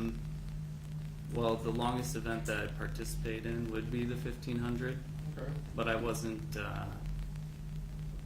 which is 1500 meters. sure. But going more recently, in 2022, you were trying out for the SRT, or were you in the SRT in 2022? I believe I was You took a fitness test, a didn't you? fitness test, yep, You ran 1.5 miles, yep, and you're like 11 minutes or so, a little over 11 minutes, I remember. I don't recall. But you're in the top 70% of Grand Rapids Police in fitness level for that run, weren't you? I don't know, Okay. maybe. You did like 65 push-ups and 55 sit-ups in the allotted time, which puts you in the top 90%. Were you aware of that? Yeah, that sounds correct. So you're in pretty good shape. Yeah, Even though, we all get older, but you're in pretty good shape. yes,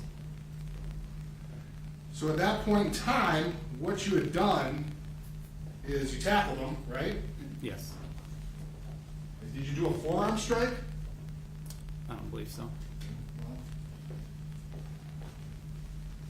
I'm gonna go, check this right one.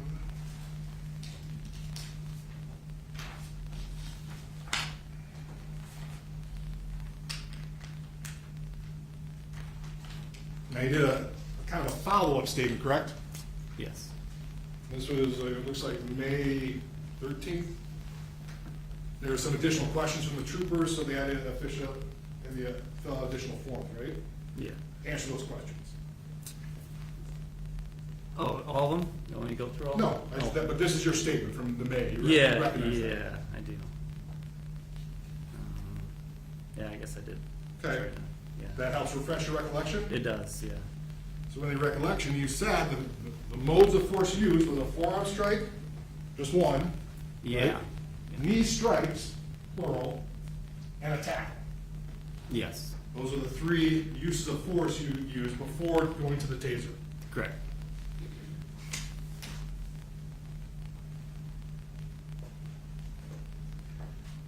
Now, in terms of this time, one of the justifications it says, you said you're exhausted. You said you're outnumbered, right? Yeah, You were outnumbered when you started this, right? I was, yes. You knew you were outnumbered when the moment it started, Yes, okay? You knew there was another person in that car. yes, You had no idea what was in that car, Correct. other than that person. correct. We've heard your training is unknown traffic stops, right? Yes, Unknown traffic stops, that there could be guns in the car, yes, there could be guns on the person, they're good. okay? And you're treating anybody that could be in an unknown traffic stop, they may have a weapon. They may have one. And you should treat them as such, right? I wouldn't say you should treat them as such, because that's a little different than, they may have one. Okay. Treating someone as though they have a firearm, it should be aware of that possibility. Should be aware of that possibility. It's something that worries you, because you said guns is one of the big things right there, being in the car. Yeah, I mean, it's definitely what we're investigating. And, you know, this is something, even going back to your days of training, Exhibit 37. This is some of the, Your Honor, could I please see that? it's already admitted. I don't know what it is. Take it. You guys haven't shown us the document. You guys haven't shown us the document the whole time, so you've had a copy of this.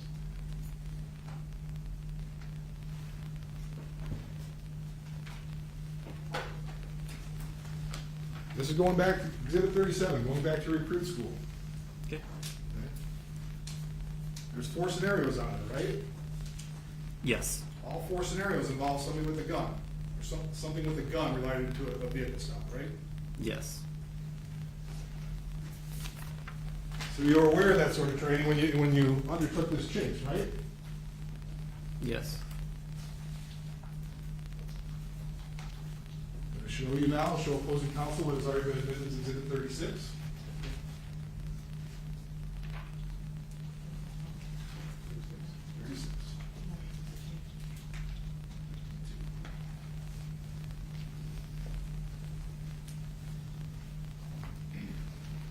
We got a copy of your training records. This is 1902, second training in 2019. You recall having this training regarding a Seattle PD officer-involved shooting after a foot chase.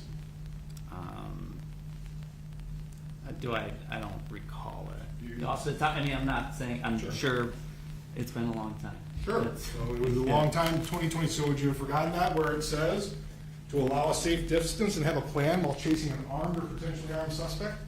Yeah, no, I Well, just see- don't recall the train, like, I just don't. Would it's you been- recall that? Oh, yes, That's one of the things you would have known when you started chasing back in April of 2022, right? yes, Going hands-on or tackling someone who is known to be armed is bad tactics, right? yes, Mr. Dodge asked you questions about, is disengaging, he said, in the policies, you're not supposed to disengage. Is that our main goal is to effect an arrest. the main goal? But you're not prevented from disengaging if it's tactically advantaged, right? There could be times to disengage, correct? So that's why I want to make sure, there's no policy that says you have to remain engaged and do whatever and keep fighting. You can disengage if it would make sense and tactically remove yourself to get a better advantage, right? Correct. I'm not, want to be clear in the sense, we're trained to stay engaged, but yes, there may be, depending on the circumstances, yeah, you may need to Sure. disengage. And that's the thing, that's what we heard all over the place, depending on the facts and circumstances. Correct, All the facts and taking everything into account at the time. correct.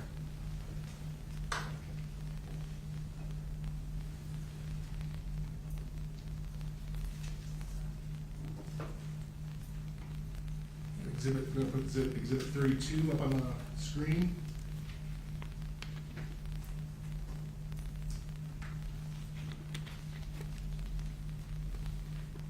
Actually, go to 911.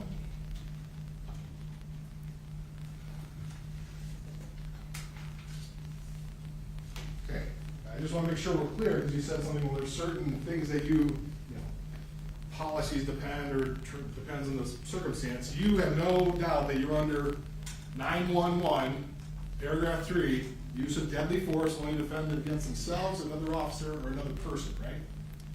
Correct, When a reasonable threat of death or serious bodily injury, that's the only time you can use deadly force. correct. And you're fully aware of that at the time back in April. Yes,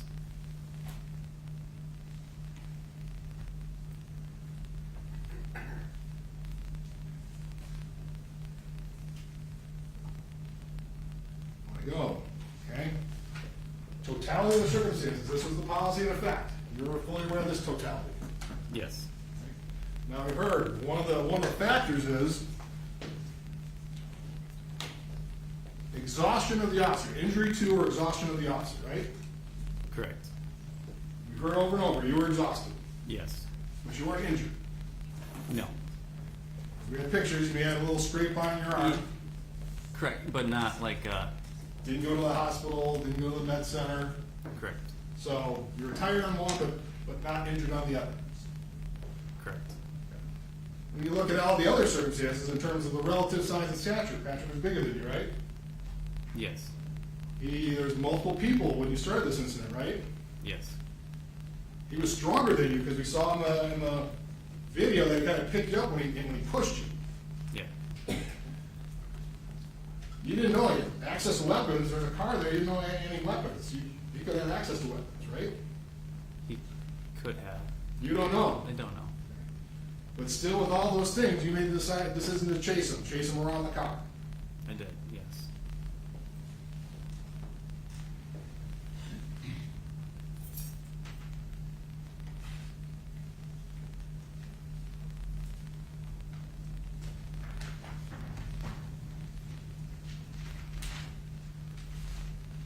Now, one of the things he said, they kept on saying, well, resisting arrest is a felony violation. Right? I believe they talked about that. I mean, there's your cross. Yeah. But simply committing a felony isn't enough to use deadly force, right? Correct, no. Ignoring your commands is not a reason to use deadly force. No. The only reason you use deadly force is when you believe you're gonna be killed or seriously injured, right? Correct. Now, in terms of that, you said that when it comes down to the time that you fired the shot, you can't even say that Patrick pointed the taser at you, can you? No, he didn't get. He never pointed the taser at you. No, he didn't. You get thought he might. Correct. I felt as though he was turning towards me with Yeah. it, but yeah, he didn't actually. Didn't actually do it. Correct. So I just wanna make sure I'm clear. I'm gonna use the taser exhibit 23. Yep. When you say, in your statement too, you said he was blocking the safety switch, right? Yeah. So red is when it's armed, and then that's when it's unarmed. Correct. So when he's down on the ground, his thumb was blocking it? No, here I'll show you. Yeah, So he was holding it more so like this, like that. and I could see the red. You could see the red. Yeah. You're in this life or death struggle, and you could see the red? I could. You perceive that? Yeah, I remember when I was fighting over it. I remember seeing essentially this formation where I could see the red and the switch, and that's basically all I could see at that time. But then his hands like this. Yeah. His hands like this underneath him? It wasn't like this? It may have been in the video, but there's time where this is the way I saw it. Okay, so you agree that in the video, it looks like his hands on there like this, When but you're saying it's like this. correct. That's how you perceive it. Well, yeah, there's parts where you can't see it. But you're not arguing that Patrick knew how to operate a taser, are you? I would say it'd be pretty simple to figure out. So you think he's actually trying to hold that open? To hold. Hold the tape to make it, keep it locked? I think it's just a normal position to have your hand on it. Okay. I'm not saying that, yeah. All right.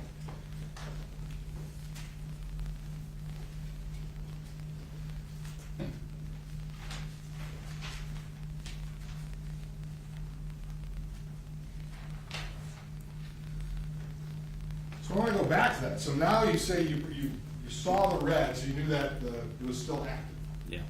I'll make sure that, so during this incident, you actually heard Wayne Butler, the resident, come out. I remember him coming out, yep. Well, you heard the resident exit the house and tell Patrick to comply with commands. That's what your statement, right? Yeah, So you heard that. You noticed a passenger exiting the vehicle. correct. You didn't hear any sirens indicating more units were on the way. You didn't hear anything. I think you testified to that, right? Yeah, You were aware of the first deployment of the taser because did you hear it and then you kind of saw it? I did it, You did. yeah, So you know it's deployed. yeah. Guys, he just gonna talk through. I want to make sure I'm clear on what he said. Okay, so if you can approach,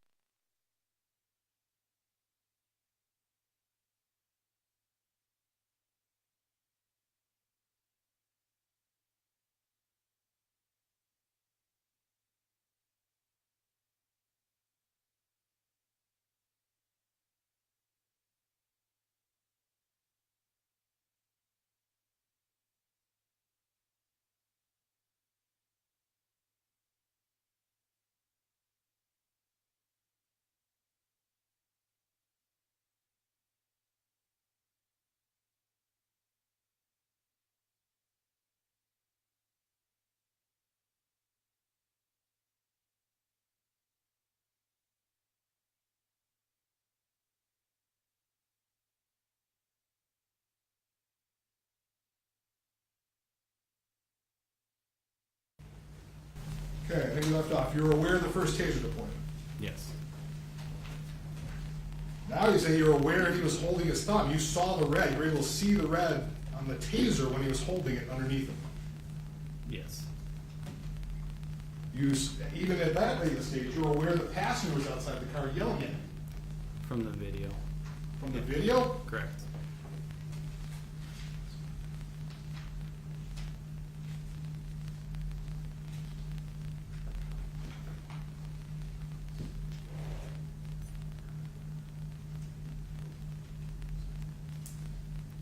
At that point in time, I was just focused on.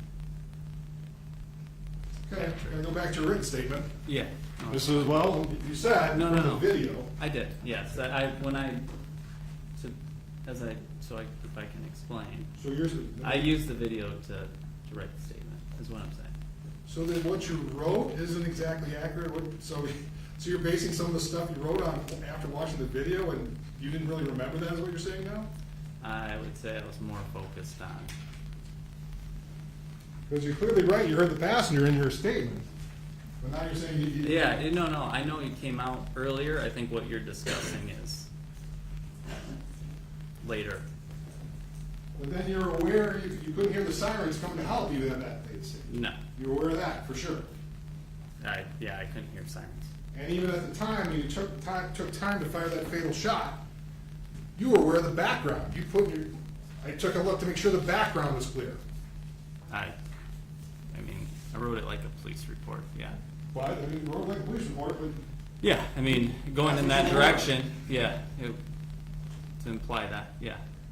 so one of the things you can't train, you're not supposed to shoot if there's people around, you may hit somebody else. So you. Correct. Yep. Before you had time, you were focused, you knew that you could fire that shot because there was nobody there because you're basically looking at the ground, right? It was gonna be in a safe direction, yeah. At no point in time was Patrick ever on top of you. No, At no point in time, once again, he never said he was gonna kill you, right? no, Never said he was gonna hit you. no, Never said he was gonna kick your butt or do anything bad to you. not that I recall, no. This entire incident, he was trying to get away from you. Up until the end, Up until, well, when you were on top of him, right? I was on top of Okay. him, And he yeah, was trying to push himself up, yes, and you thought he was gonna turn the taser on. that's what I believed, That's yes, what you believed. yes. But even the taser's not gonna kill you, right? My impression is that it can cause death or serious bodily injury, Okay. It's gonna cause death. You were tased, right? yes, You're still here talking to us. yes. You watch people in the recruit class get tased. They all survived. They-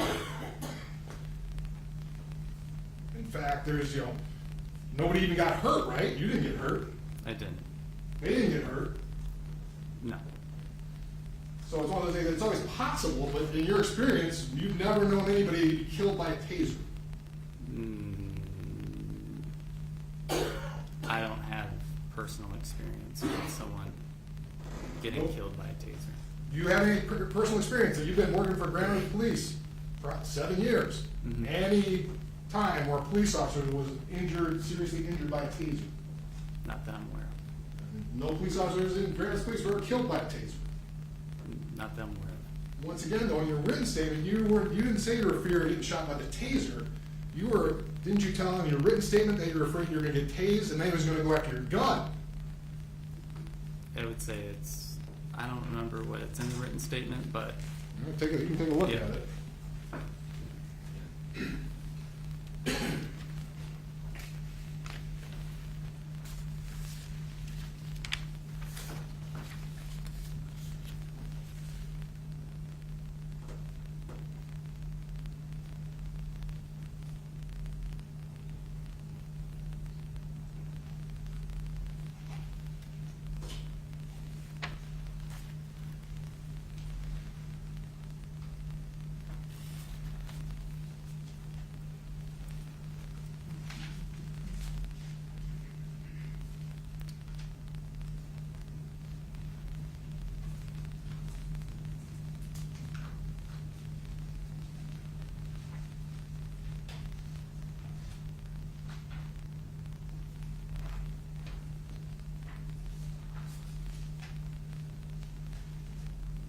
So, what is your question The exactly? question was, is that your feeling, when you wrote this, you didn't say you thought the taser was gonna kill you, you thought you were gonna be incapacitated, and then he was gonna grab your gun, right? I think in the written statement, I think I said that it can cause serious bodily injury or death, just the taser, the use of it by itself, but the other part of it is, yeah, it would gain him access to my firearm. That was your main concern, he was gonna get access to your firearm, right? I would say both are my concern. I don't know, in that situation, I don't know where it's gonna get deployed. If it's deployed in a sensitive area, yeah, At it no could point in cause, time did he ever go for your gun, did he? no, He never put his hand on your gun, not that I recall, he never touched your gun. not that I recall. Not that you recall, it seems like you watched the video, Yeah, you did a written statement, yeah, no, I'm not, yeah, I'm not saying. that never happened. So the only reason he did it is he grabbed your taser. No, He had because control of your taser, I shot him because I believed he was gonna use it on me, because he had your taser. because I That's was the only thing you did. afraid that he was gonna use it on But me. that's the only thing you did, was he had possession of it. You never pointed at you? He started to turn up towards me, and I felt if I didn't respond at that time, I wouldn't be here. Sure, he's not here, is he? No, he's not. I have nothing further, Your Honor. Mr. Jones, you need direct? Please. I think it was, the question was asked that Mr. Loyola never said he was going to hurt you with the, all throughout, correct? I believe that was a question. Yes, and did he ever say he was going to hurt you? I don't recall really, in the struggle, I don't recall anything. He said, I know he said things, but I don't remember what was said exactly. But did he fight with you for almost 3 minutes? Yeah, Is that abnormal in your experience in police work? yes. What is that often indicative of? Typically that person's trying to escape from some greater crime. That's my impression. And Mr. Loyola fought with you for 3 minutes, almost 3 minutes. And did he fight for possession of your taser? Yes. Is that, I think the prosecutor asked about something that was mentioned in your statement about, you wrote in your statement, Mr. Loyola put his hand on the taser and pushed it away so the probes wouldn't hit him, or something along those lines. Yeah. Was that your reference very early on in the struggle? Yeah. But at some point, it went from pushing to pulling, correct? Correct. To the point that exclusive control by Mr. Loyola of the taser, correct? Correct.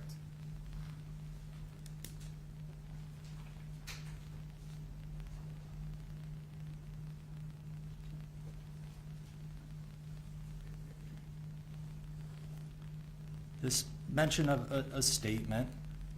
Chris, is it fair to say after this episode, and even over the few years, this has been a pretty traumatic experience? Yes. And with no disrespect to the Loyola family either, because obviously it's difficult for them too, but for you as well. Yes. And have you needed a considerable amount of assistance with your trauma? I guess I'm gonna have to object, what's the relevance? I'm asking him as far as what his memory is now that he's being confronted with 3 years later.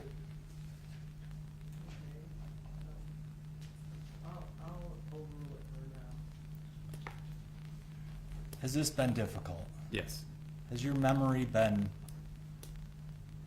has it been difficult as far as putting it out of your head, having it back in your head, having this video thrown into the equation? I would say so, yeah. But back at the time of this statement, there was a lot going on prior to that statement. Is that fair to say? It's fair to say. And did you want to be cooperative with the state police? I did. And you're a police officer, you're used to writing a police report, correct? Correct. And based on everything going on, Was it important to take a look at your video to try to make as thorough of an explanation as you could of what had taken place? Yes. So you did view the video just like the rest of the public viewed the video, correct? Yes. And you put together and tried to explain things as best as you can. Is that fair to say? It's fair to say.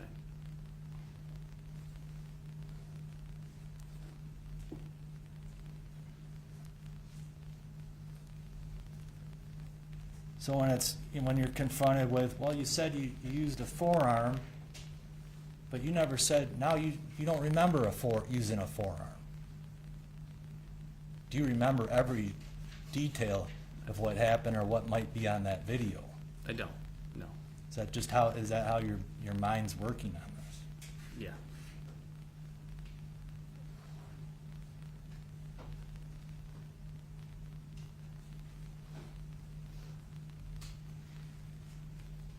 We talked about sprints and workouts. Is a physical fight different than sprints or going to the gym or even college athletics 12 years earlier, 10 years earlier? Yeah, they're significantly different. And really, people don't know that until they've been in that type of physical combat situation. Correct. And did it feel different on this occasion now that you're fighting over a live weapon? I'd say so.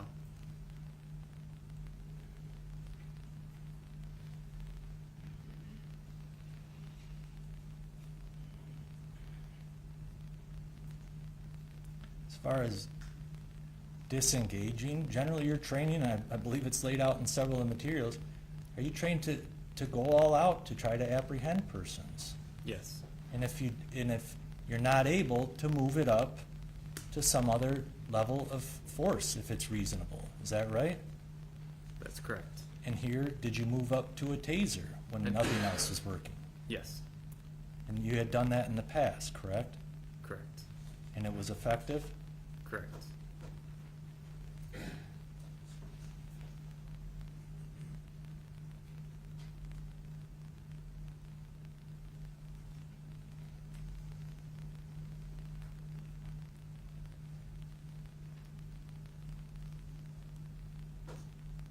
This topic of, were you afraid he was gonna tase you and get at your duty belt and kill you, or direct the probes or drive stun in a location? Were you trained in either manner? Were you warned in either manner to be fearful of something like that? Yes. And is that coming right from the manufacturer? I believe so. And is Yes. that coming right from general training to police officers on the realities of what can happen if somebody gets your taser and uses it on you? Yes. So in your mind, you're just going off of what you're trained. You don't have to object, he's leading, he's been leading the whole time, I'm trying to get him to lead it. I can rephrase. In your mind, are you going off of what you've been trained on the device and what may happen if somebody takes the device from you? Yes.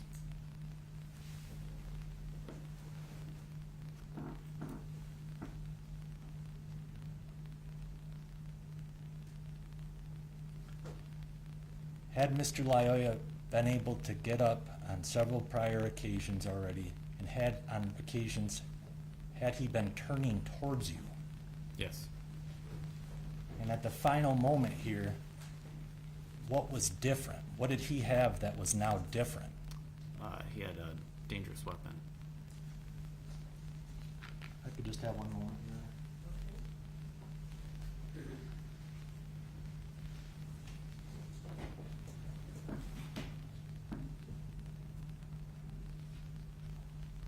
One more question. So follow up with that. He turned towards you on at least 2 occasions, right?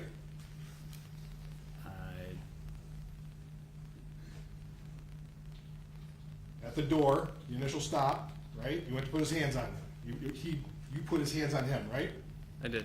Okay, he put his hands on you, and he spun and turned, right? Correct. He was facing you. Yep. Didn't throw a punch? Yeah, just slap my hand off. Slap yeah, your hand. yeah, not, yeah. Get away. Yep. That's what he did, slap your hand, get away. Correct. So the other time, so then he fell down, or not fell down, you tackled him down, Yes. picked him up, or he got up and walking with you on his back away. Well, he was able to get up after I tackled him. There was some up down there, but eventually we get to that So point. that was that- it. Then we get to that point you're discussing. Sure. Yes. But that was the only time he got up in this incident, really, right? After being no, knocked out. What I just described. Yeah. The couple. Yep. The one time he got up, that was the one time he got up. No, he got up once, and then he got up again, and that's where we're up to what you're talking about. Unless you're just calling the one time before. The tackle. Tackle, then he got up. He pushed himself up. Yep. So you're walking away. You're holding on to him. Nope. Oh, that's okay. I tackled him. We'll He go got to the- up. We'll go to the Yeah. video, so we're all on the same page. Yep. Which one are you going to? It's gonna be exhibit 3, Your Honor. Can we get it right closer to 216 in?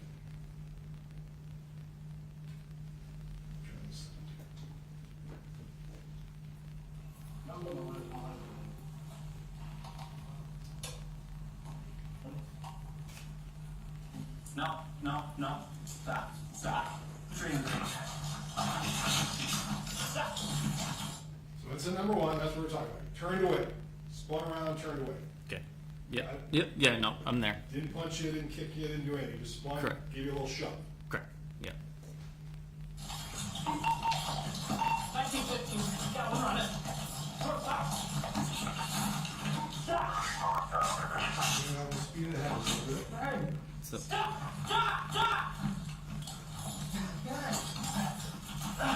Keep your hands behind your back, okay? Hands behind your back, okay?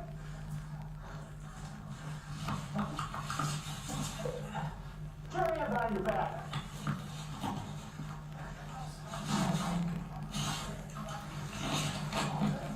1950, try to work hard.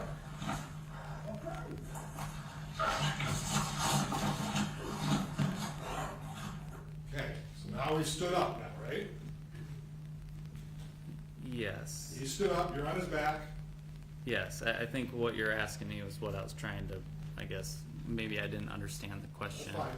This is- But he had gotten up before that, is what I'm saying. He didn't get all the way up, he started to push his way up, right? When did he, let's go to, You might need a different camera Yep. angle, because sometimes when you're at different angles, it.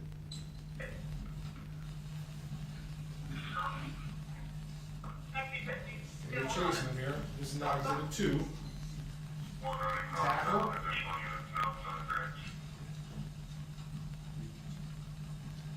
So that's where you're talking about he gets up there? Yeah, Okay, that's so what I'm he gets saying. up there, Yep. That's. alright, fair enough. Yep. But once again, he gets up there, he didn't swing it, he didn't kick you. Correct. Doing there. Yes.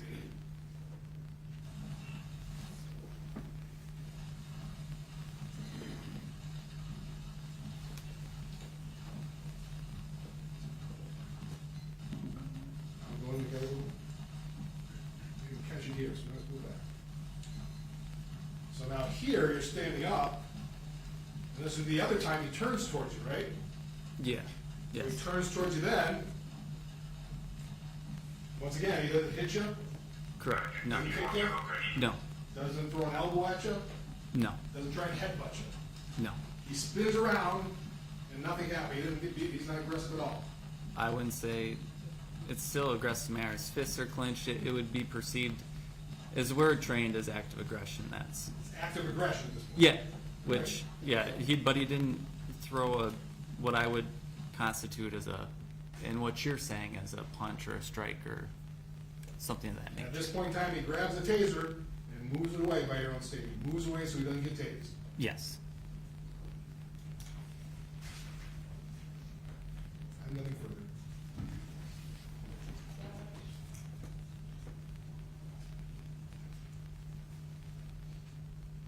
But he may have actually been able to get up at least a few times. Is that fair to say? It's fair to say.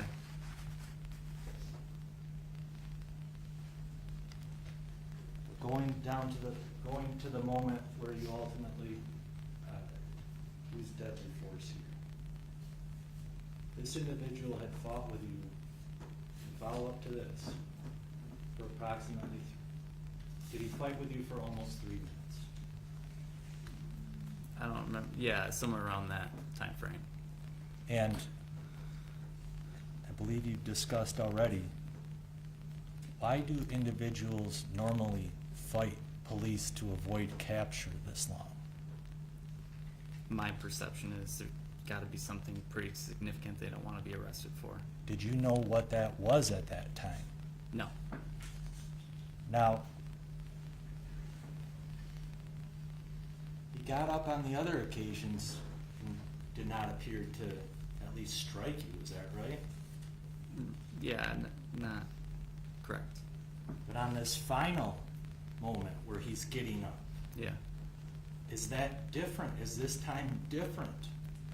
Yeah, in my mind, it's a imminent threat of death or serious bodily injury. At that point, it's not, I'm not afforded the opportunity to wait and see what he does with it, to see what happens to me. I'm not given that opportunity. Because do you know what his intentions are at that time? I don't. Do you know why he's fought that hard with you to avoid arrest? I don't. Do you know why he would fight that hard to take full control of a dangerous weapon? I don't. And as he's turning towards you, would you be expected to wait and see? I'm gonna wait and see what he does with it. I wasn't trained to do that. No further questions. No, Your Honor. Hands on the knees, individuals'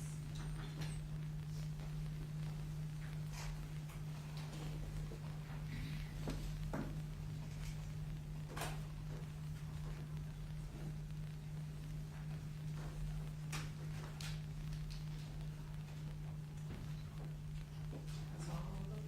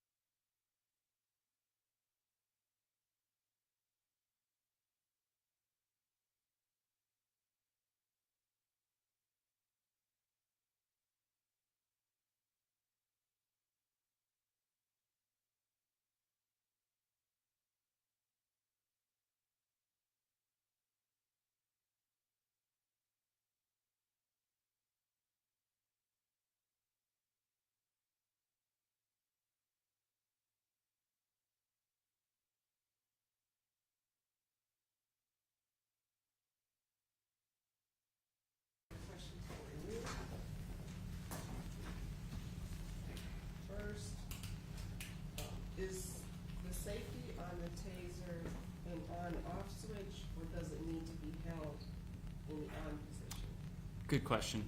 It's called a safety switch. It's an on-off. It's like a light switch. So it was on. I switched it on. It actually is some tension. I don't know the amount of weight to turn it on or off, but once it's on, it's on. It takes actual decent amount of physical pressure to shut it off. And next, does writing a statement or a police report require you to write in the moment of the incident or for accuracy of what happened? I think I get what. Does write in the moment? Yeah, I would. Sorry if I answer that. I think I know what they're. If I understand the question correctly, I feel like there's a. I guess what I've been trained to do, there's kind of a difference in some part of it you're using the video, and then parts they have you just kind of go more or less off your memory for different various portions.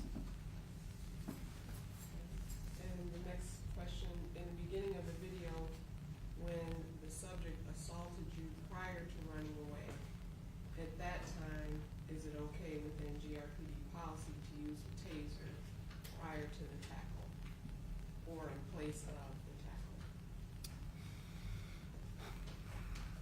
So that's kind of a loaded. To answer that, the strike could potentially justify under GRPD policy the use of the taser. However, using it on a subject that's running away, causing them to lock up and fall, especially around concrete vehicles, they hit their head, they could die using it or applying it in that manner, if that answers that question.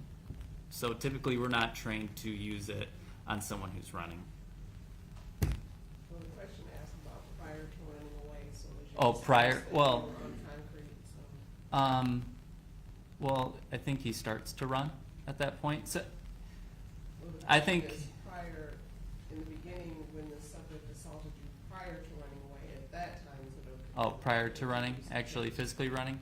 I would say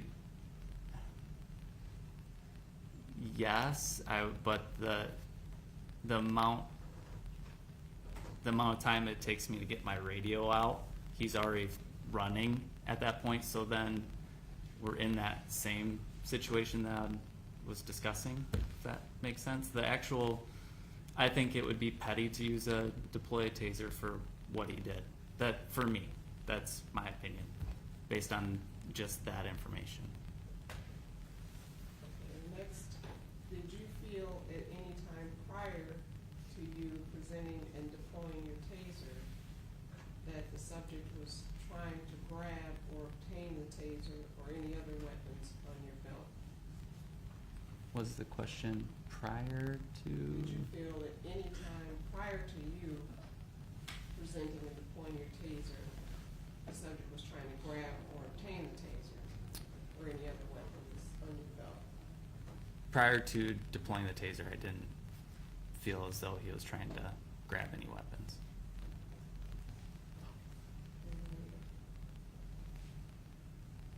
Next, do you recall being able to smell alcohol on Mr. Leolia during your first interactions? No. Next, when you say you saw the taser being held as a handgun by Leolia, did you prioritize attempting to press on the safety or to turn the safety off or to remove the taser?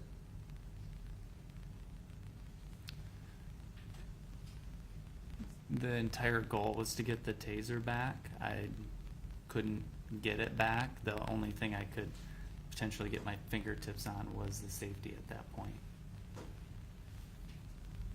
I know I asked about alcohol during your first interaction, but at any point did you notice he was under the influence? I didn't smell it or notice it in those moments. Based on his actions, I would believe it, but I wouldn't just say because of him not responding to some of the tactics automatically means that he was under the influence. So I guess the answer is no. Next, when you write a statement or police report, what is the process? Depends on the report. If it's a more involved report, we'll review video as much as we can, and then type it, and it might go back and forth. Do you require running through new scenarios each time a new model Taser is introduced? You definitely do different you do scenarios when you get a new Taser, for sure. However, when it might be the same scenario, when we switched to the new model, the bigger thing was the effectiveness at close range because of the design of the cartridges itself. So, and we didn't have to worry, the way the cartridges were designed were better for close, we didn't have to, I don't wanna get into the actual design because I can't remember the original Taser. I hardly remember the one that I used in this, but the big thing was it was more effective at close range and to train to use it in that manner. Next is, why do you shoot Mr. Leolia in the head? I wouldn't say that I was necessarily aiming per se. I only had essentially a viewpoint of his upper back and head area. I deployed my handgun and fired it in that direction. It ended up hitting and striking his head. Mr. Dodge, did you have any follow-up questions from any of those? I do not, Your Honor. Mr. Jackson, how about you? I'm done, Your Honor. I don't see any other hands. Oh, there's one hand raised on your jury. What does that question mean?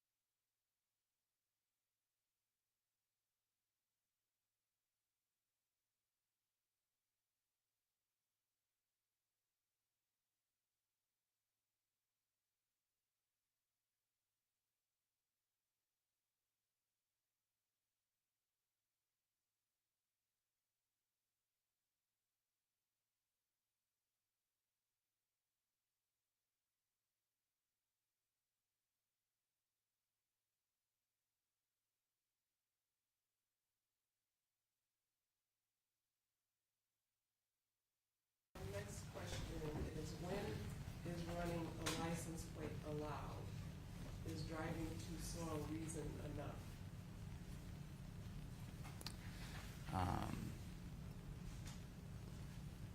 To my knowledge, we can just drive around and run license plates whenever we want. And to answer just driving too slow, I guess potentially driving too slow depending on the speed limit you're in. I guess if you are exceedingly below the speed limit, yes, that is a traffic violation. That wasn't necessarily what I was stopping him for that day.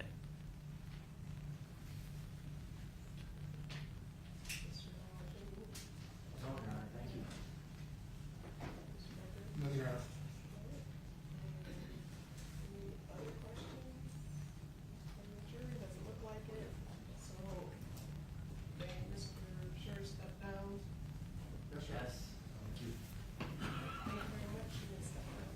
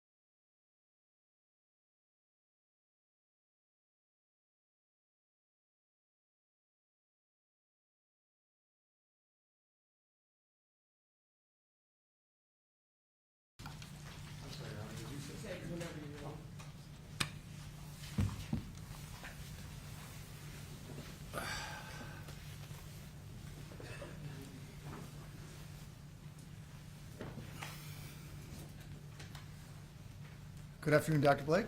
Good afternoon. Can you please tell us what your current profession is?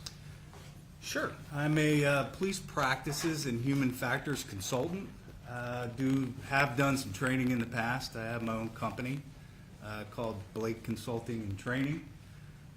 Actually, should probably cut that training portion off. I don't do that as much anymore, but I do most of my time is focused on consulting in cases like this.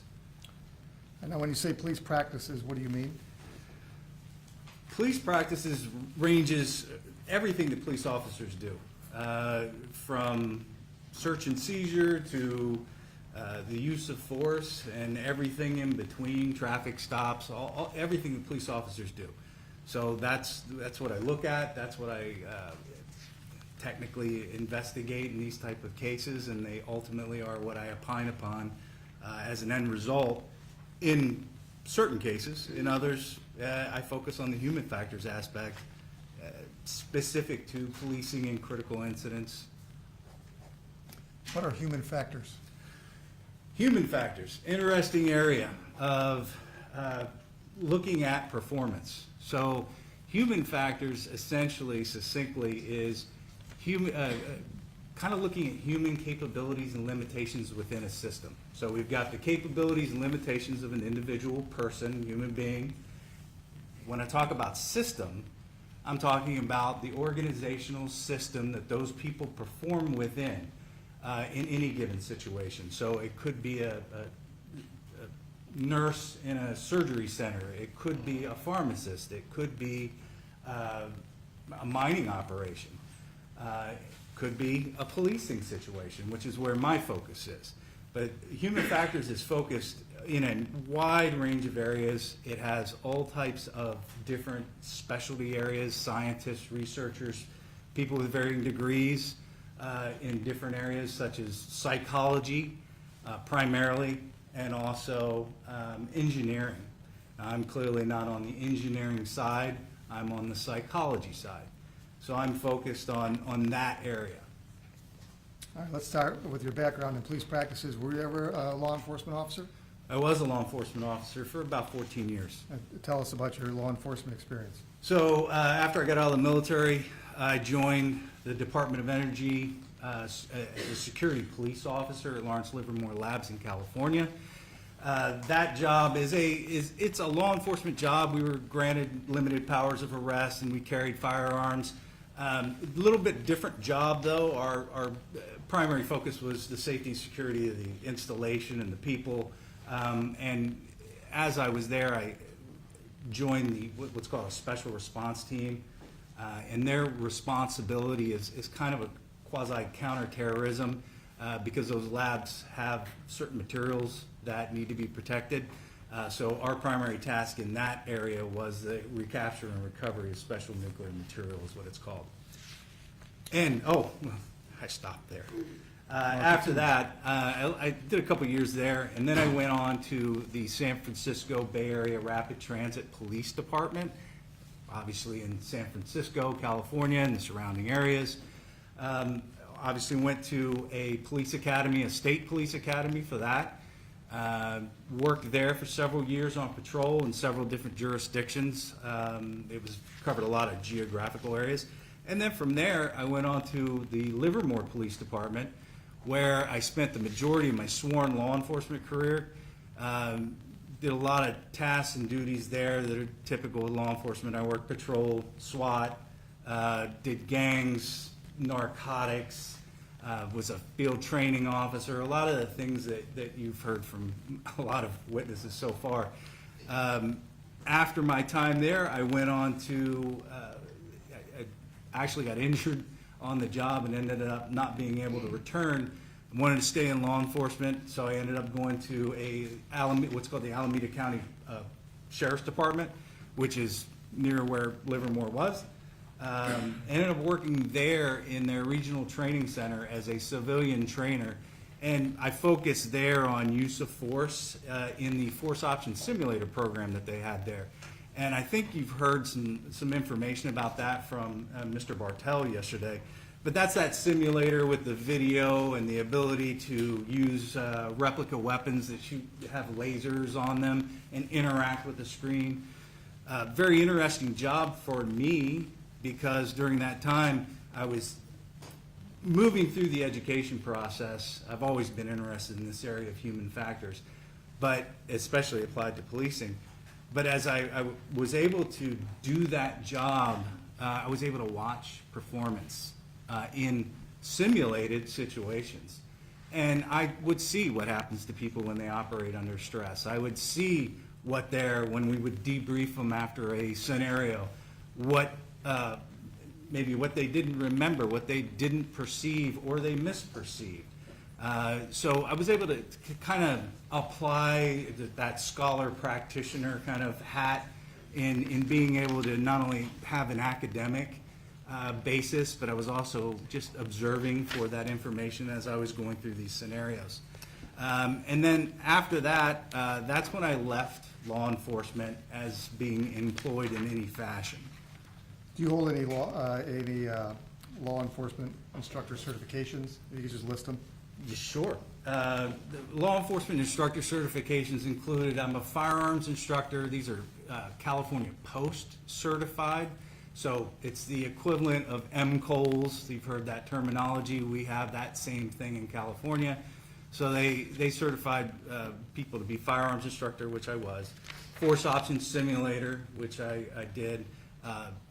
I was an instructor in reality-based training. That was through a separate company. I was a field training officer, so that's an instructor certification. There's more, but I keep forgetting them. It's okay, we can move on. Yes. Have you attended any use of force or officer-involved shooting trainings?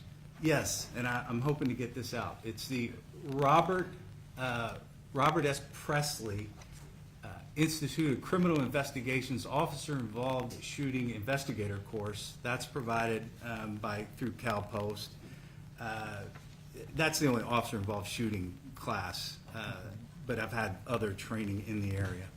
Do you maintain memberships in criminal justice-related organizations? I do, several. Academy of Criminal Justice Science, which is more on the academic side. So that's an organization that looks at what's going on in policing. They conduct a lot of research and publish journals associated with that. So I keep current through that. I'm also a member of the International Association of Chiefs of Police, also the Association of Force Investigators, which is a kind of a national organization focused on looking at use of force. And then lastly, the California Force Instructors Association, which is state-specific, but we have some international international folks that are members. And again, we're focused on training trends and training information in police use of force. Have you ever taught criminal justice at any higher institutions? I have. I was a criminal justice professor at 2 community colleges. Basically taught intro to criminal justice courses, and also in those positions I actually also functioned, because those community colleges there, like here, oversee police academies. So by being hired as an adjunct criminal justice professor, I had a dual ability to teach in the police academy there, which I did. Okay, and have you taught police officers about safety and tactics, police procedures, or use of force and officer-involved shootings? Have you done all those and shared your education with members in the field? Yes. Okay. All right, now I called you doctor. You're not a medical doctor. No, don't like Okay, that. but you have a doctorate and you have a master's. Please tell the jury what your master's is in and your doctorate. So my master's degree is in psychology. I did a thesis focused on police use of force. So the actual research project was looking at decision-making and reaction time in fatigued and non-fatigued states, basically. So that research project had to be completed in order to get the master's degree. And then my doctoral degree is in performance psychology. Again, focused a lot of my research during that time, focused on police critical incidents, police use of force, My doctoral dissertation was an application of what's called the Human Factors Analysis and Classification System to law enforcement shootings. That was, again, a little bit over a year-long research project. Did a lot of interviews and a lot of digging into archival data to complete that project in order to get the doctorate. Okay. Now, you've heard some of the testimony in this case. I believe I've heard almost all of it. Okay, and we heard from Dr. Kroll yesterday. Yes, sir. Okay. He talked about peer-reviewed articles. I'm not going to go through what that means, but do you have any peer-reviewed articles that are related to your field of study? I do. I have 9, I think the total is right now. I published the one master's degree thesis project in a peer-reviewed journal. Done some research on firearms reaction time, some case studies on police shootings, and looked at force option simulators. As a lot of research has been done, so we did basically a systematic review to look at how those things, what research has been conducted and where we need to go in the future and what's been found up to this point. Okay, and do you maintain any memberships related to human factors? I do. I'm a member of the Human Factors and Ergonomics Society, which is an international organization that's focused on that area of science. They also publish 2 journals that I also receive through them. And then I'm also a member of the Human Factors and Ergonomics Society Forensic Professionals Technical Group. Now that's the portion, the arm or branch of Human Factors and Ergonomics Society that focuses on kind of what we're doing here, looking at and investigating incidents and accidents in different fields, applying human factors, and ultimately maybe ending up in a courtroom like this. Have you taught human factors to law enforcement officers or executives, attorneys, others in the field? Yes, I have. After I left, well, actually kind of overlapping with my tenure at the Alameda County Sheriff's Department, I also was a kind of subcontracted to a company called Human Performance Training Institute. And there we did teach a course across the nation that looked at all these human performance factors. We went through some of the science. We talked about and taught the application of the science to these type of incidents, use of force incidents, to include officer-involved shootings. Okay, and then you said you were a consultant, you have a consulting company. Can you name some of the organizations that you've consulted for in relation to police practices and human factors? Yes, I've consulted with the California Department of Justice, the United States Department of Justice. I've consulted with the ACLU, American Civil Liberties Union. I've consulted with several prosecutors' offices in the state of California, as well as defense attorneys in both. And then there's a difference between civil and criminal litigation. So also plaintiff and defense attorneys in the civil litigation world. Your Honor, at this time, the defense tenders Dr. Blake as an expert in the field of human factor psychology and police practices. Thank you, Vladimir, Your Honor. Okay. Was it psychology in police practices or and? Now, it's human factor psychology, and then also a separate police practice. So an expert in those 2 fields is what you're requesting? Yes, Your Honor. Thank you, Your Honor. Just want to make sure, because kind of now 2 things. The report I got was a human factor psychology draft report. That's a report you prepared. Yes, sir. It was a human. I mean, I'd need to see what you have there, but it sounds like, sure. That looks like it, yes. And it's titled Human Factor Psychology. It Yes. wasn't anything with use of force at that point in time, but now we're going into that as well. I don't think that he tried to certify me as an expert in use of force. Oh, that's what we just did. No. Okay. Police practices, okay. Going into human factor psychology, there are 21 identified and recognized specialties in the American Psychological Association. Human factors is not one of them, is it? No, no, it's not. There, I think there's a section, so you're talking about all the sections. And I was previously a member of the APA. They do have a performance psychology section, which is very closely related. There's a police and public safety one, right? Yes. You're not a member of that. No. There's a behavioral and cognitive psychology. That's another one, but you're not a member of that. No, sir. There's like 50 divisions in the APA you can join, and human factors psychology is not one of them. No, it's not. As I stated, human factor psychology is a umbrella area of science that's made up of people from various different backgrounds in psychology and other fields. So you're not licensed to practice psychology anywhere in any state, are you? Well, wait a minute.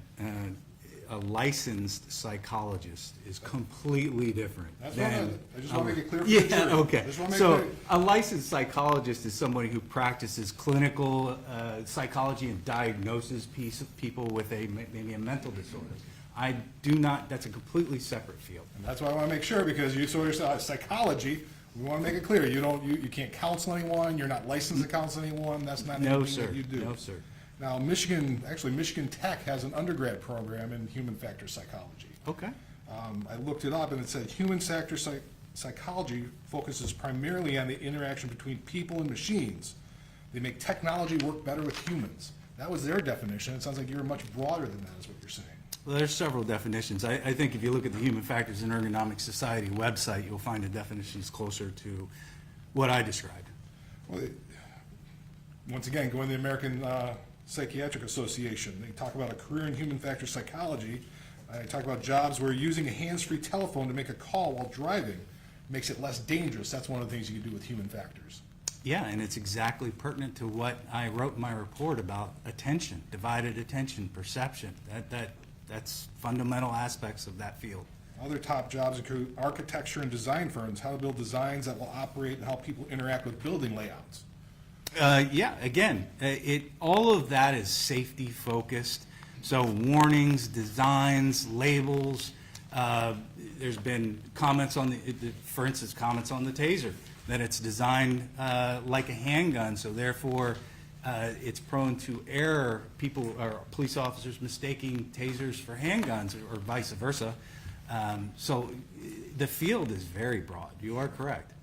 Now, in terms of that, you are not certified, the Board of Certification in Professional Ergonomics, are you? No, and I can tell you why if you'd care to know. Well, would one of the reasons be why that your undergrad degree isn't sufficient to get certified? It actually, that's correct. Not my undergrad, but my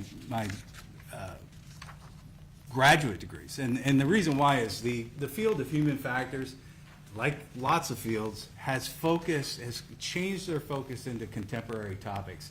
One of the contemporary topics is what's called UX, user experience. It's very involved with computers and that type of thing. Human capabilities and limitations associated with functioning with computer programs and all of those. Some of the required courses to become board certified are associated with those things, and to be quite honest with you, I'm not interested in those courses, and I'm not going to go work in that field, so I didn't pursue that any longer. Well, I mean, it says the mission is to protect the public profession and its professionals by assuming standards of competency and advocating for the value of certification. You don't think you need to be certified because you just don't like it? Not everybody's a board certified in anything. There's medical doctors that you can get board certification, that may not be. There's psychologists that you could get board certification, they may not be. Going to your undergrad degree, you're an undergrad degree out of Union Institute out of Cincinnati, correct? Correct. That was closed in 2019, correct? I didn't even know that. Didn't even know that. Actually, no, I didn't know. Okay. Were you aware that Union Institute was known as Cop U because so many police officers took the classes because they were online? Actually, I attended in person to a portion of those classes. A portion, but you still did others that were online. Sure, that's kind of the norm today. Were you aware that the Ohio Board of Regents report on Union Institute back in 2002 talked about Union Institute's weakness for lack of academic structures sufficient to produce a minimum level of academic achievement among its graduates? No, I was not. And even at Union Institute, you did not get it was nothing to do with human factors, you were criminal justice management. Absolutely. Which was designed to advance careers of law enforcement personnel into supervisory management and executive positions. Correct. You talk about your master's degree. Your master's degree was Kaplan University, correct? Correct. Correct. Kaplan University was a for-profit online university. I believe so, yes. The for-profit part. So now that's not around, it's been subsumed by Purdue Global, correct? That's my understanding. Were you aware that in 2012, the Senate, United States Senate, on Committee on Health, Education, and Labor, produced a report saying students raised concern with academic quality by filing complaints with school, state, and federal agencies regarding the level of education they got at Kaplan? No, I found it to be vigorous. I did quite a significant and detailed thesis, and I had doctors from other colleges who were on the board who certified my thesis. So I felt it was a rigorous program. You thought it was a rigorous program, but Sure. part of the thing with Kaplan was, going to their ad, a convenient web-based academic program allow you to tailor your own curriculum and plan class and study time to fit your own unique schedule. You kind of did your own thing at Kaplan. Well, that's not true. I didn't. I don't know what that refers to, but I had a very structured schedule, just like any other college. I'd sign in, watch the instructor, I had to complete the assignments online, I had multiple papers and research projects that had to be completed, and I had to complete the thesis under the observation of a doctor in the field. So, again, I thought it was rigorous. Were you aware that Kaplan was sued by the state of Florida back in 2014 for engaging in unfair and deceptive practices related to student recruitment about job placement and accreditation, and they settled out of court for $1.3 million? Objection, relevance? Yeah. It was the academic credentials of his university. He talks about he's a part of academia. This is the type of university he went to for his degree. I don't see, a lawsuit where they got sued related to, I don't know what, I don't feel relevant to his qualification. I'm not either. So I'll sustain that objection. Okay. Are you aware of the Harvard Law School report on veteran complaints about misconduct at Kaplan? Nope. Okay. Complaints by veterans that it was too easy. A student in psychology was taught to use Microsoft Paint. Was that you? No. I would hope not. I am a military veteran, but I don't recall that at all. You didn't participate in that study then? No. Because you found it hard, but they have a study from Harvard saying it was basically too easy at Kaplan. Okay. They have a study? There was a report on veteran complaints about misconduct and illegal practices at Kaplan schools. You're not aware of that? No. You also talk about Human Performance Training Institute. You taught there, but that's not a degree. That's correct. All right, just want to make sure on that. But that was that was training for law enforcement and aviation personnel? The boss, the owner of the company, was a former West Point professor who taught and did a lot of the human factors applications in the aviation field in the military. So he started that company, and I came in under him. I got it from a company that was started by 3 former law enforcement personnel. Well, so it's changed hands since then. All right, so it was started by that, but when you came in, it wasn't law enforcement. No, they had an aviation component, because human factors came from aviation primarily. So this, I just call him the boss. The boss came from that world and opened up this company, and he kept that portion, and he also taught human factors to law enforcement. I came in under him. Okay. Now, just your doctorate is from Grand Canyon University? Correct. Now, what I had, is it a doctorate? A doctorate in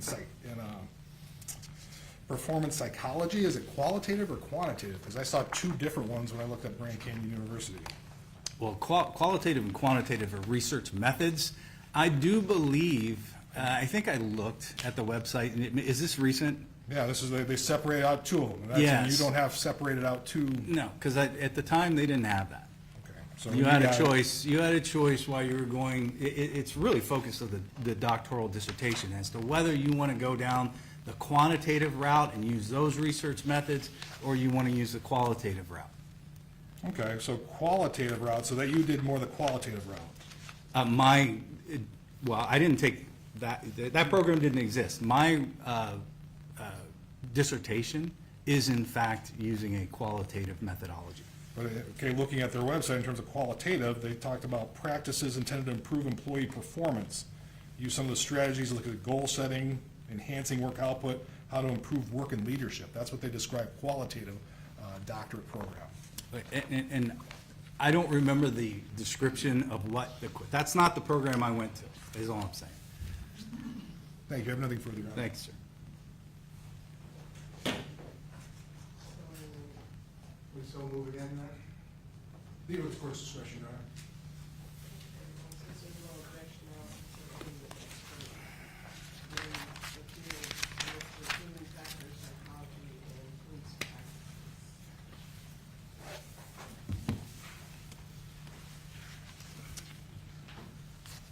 Okay, Dr. Blake. In anticipation of preparing a report, you reviewed some materials related to this case, Yes, sir. and that includes a lot of the videos the jury's seen, Yes, and some GRPD policies and training materials. correct. You reviewed Mr. Becker's experts' reports, Yes, and you have heard, I think you said a lot of the testimony. yes, All right. And obviously, prior to listening to the testimony, you prepared a report, I did. okay? And you're aware that that report has been submitted to Mr. Becker? Yes, but according to what he just showed me, yes. It was pretty obvious. Yes, And based on that, you've been able to form some opinions that are relevant to this case, I have.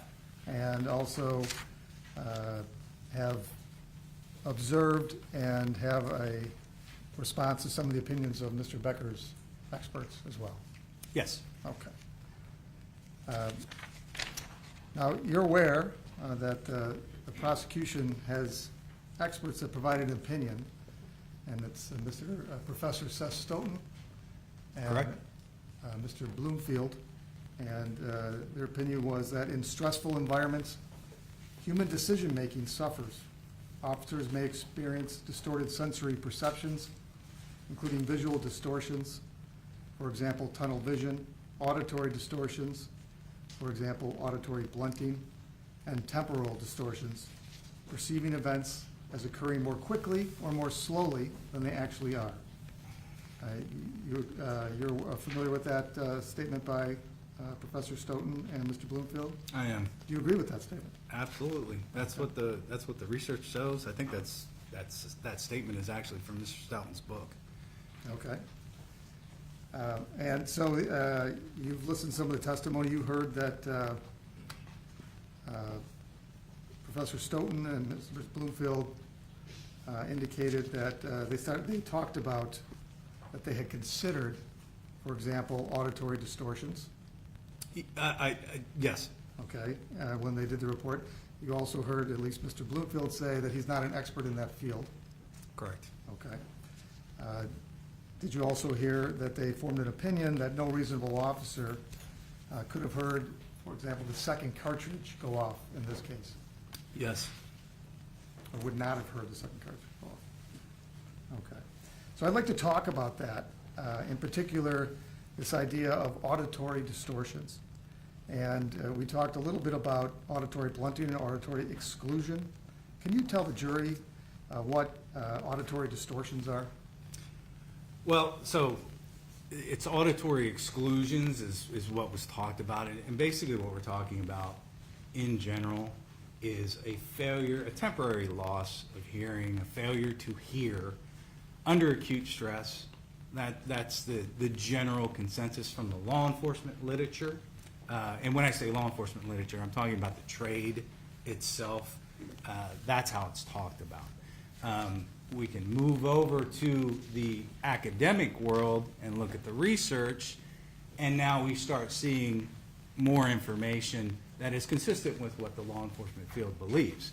And so we have research that is primarily, there's some research in an area called inattention deafness, which is focused on cognitive load, again, failure to hear under cognitive load, usually a visible task, and the failure to hear is an alarm, an audible alarm.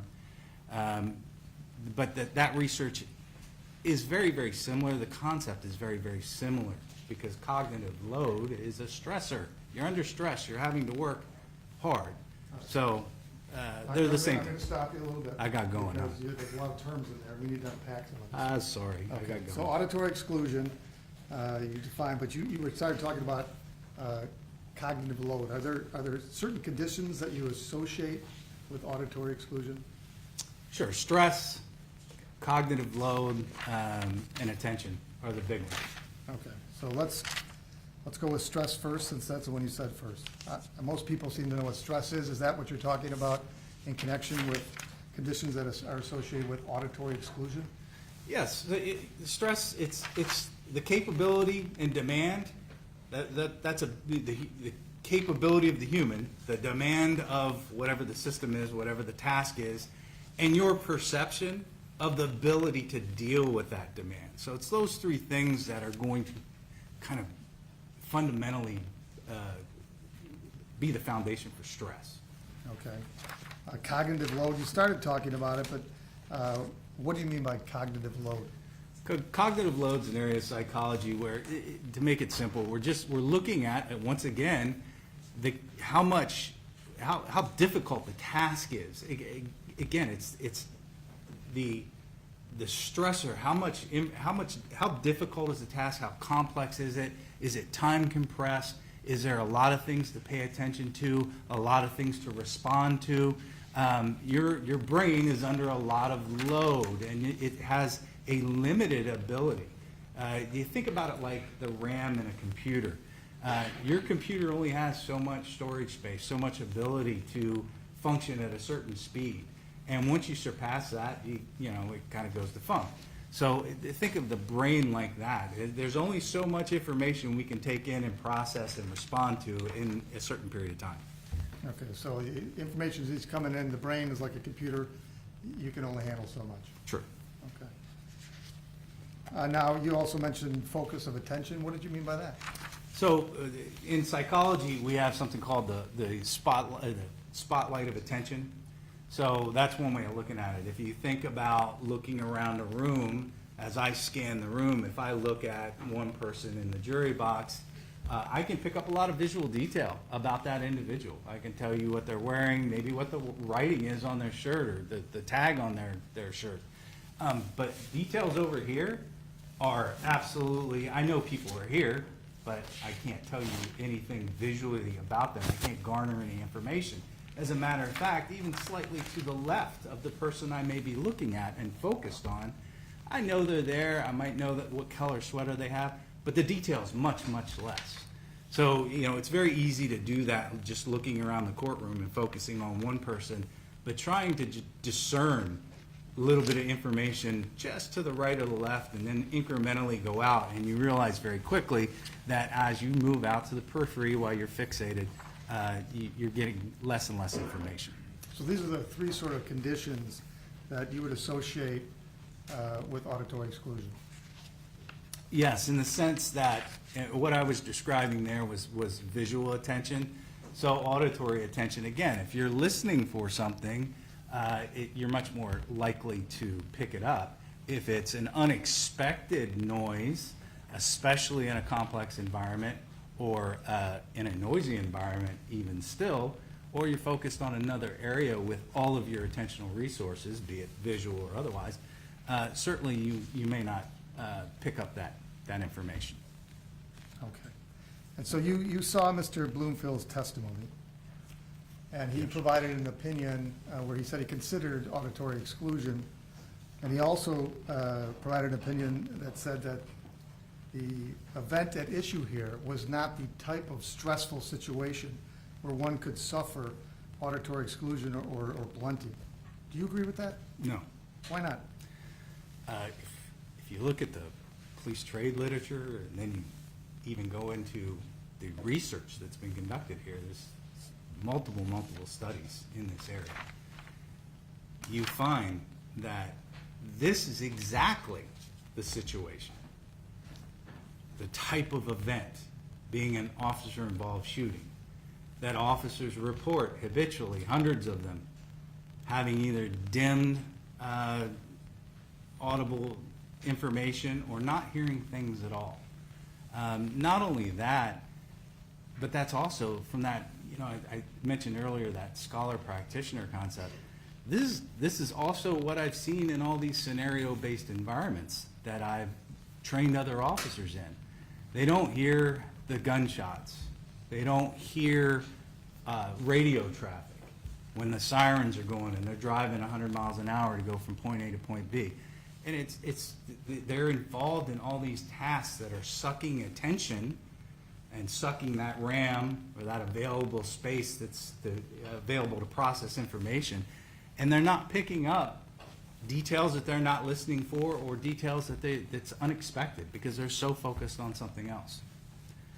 Okay. And so you did review the video, and obviously, no one knows what someone heard, right? And the question for you is this the type of condition where it's possible that auditory exclusion could apply? And in relation to the information you reviewed, do you think that it's possible that Officer Schurr experienced this sort of condition of auditory exclusion? Yes. Can you explain that, please? Basically just, or basically repeating what I just said, if you look at this incident and think about what were the attentional demands of the officer as he went through this process, and what were the attentional demands when that taser went off. He was fighting, he was doing all kinds of different things that he's already discussed, but clearly I see that as a rapidly evolving, complex situation, significant stress, and that sound, that noise was already, the sound was a little bit dimmer than what it usually is. I'm a taser instructor, so that's something I'm very familiar with. And so it wasn't as loud as what it would normally be. When that taser went off, he was in the middle of, or it occurred at the same time he was speaking. So that's another reason, you know, when you're yelling something, a noise from somewhere else during all this other stuff may not be heard. Okay, and you've watched the video. There's a suggestion that the Officer Schurr stopped in the middle of a word. Is there anything else about that particular point in that video that suggests that maybe it's not that he just happened to have heard something? There are other conditions that could have been in play. Well, the possibility is always there, but there's also, I hear later on, after the shooting, he gets on the radio and he's unable to complete a sentence. He starts saying 1915, send me, and I think there's a long pause and more units, or I've been involved in an officer-involved shooting, something to that effect. There's a pause there.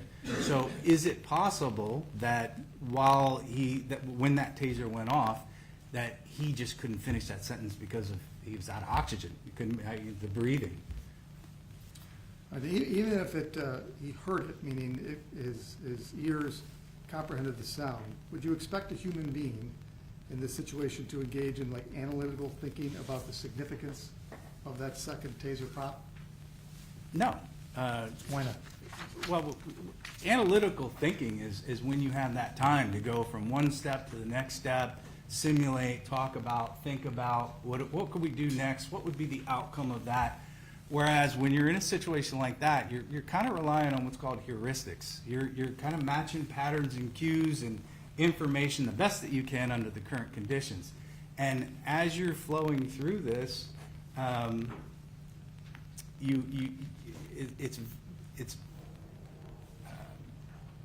just lost my train of thought. That's horrible. Could you repeat the question for me one more time? Well, I actually had a couple more. Can I break this down a little bit for you? Sure. Let's start with, what is heuristics? Heuristics are basically patterns. We develop patterns from our experiences.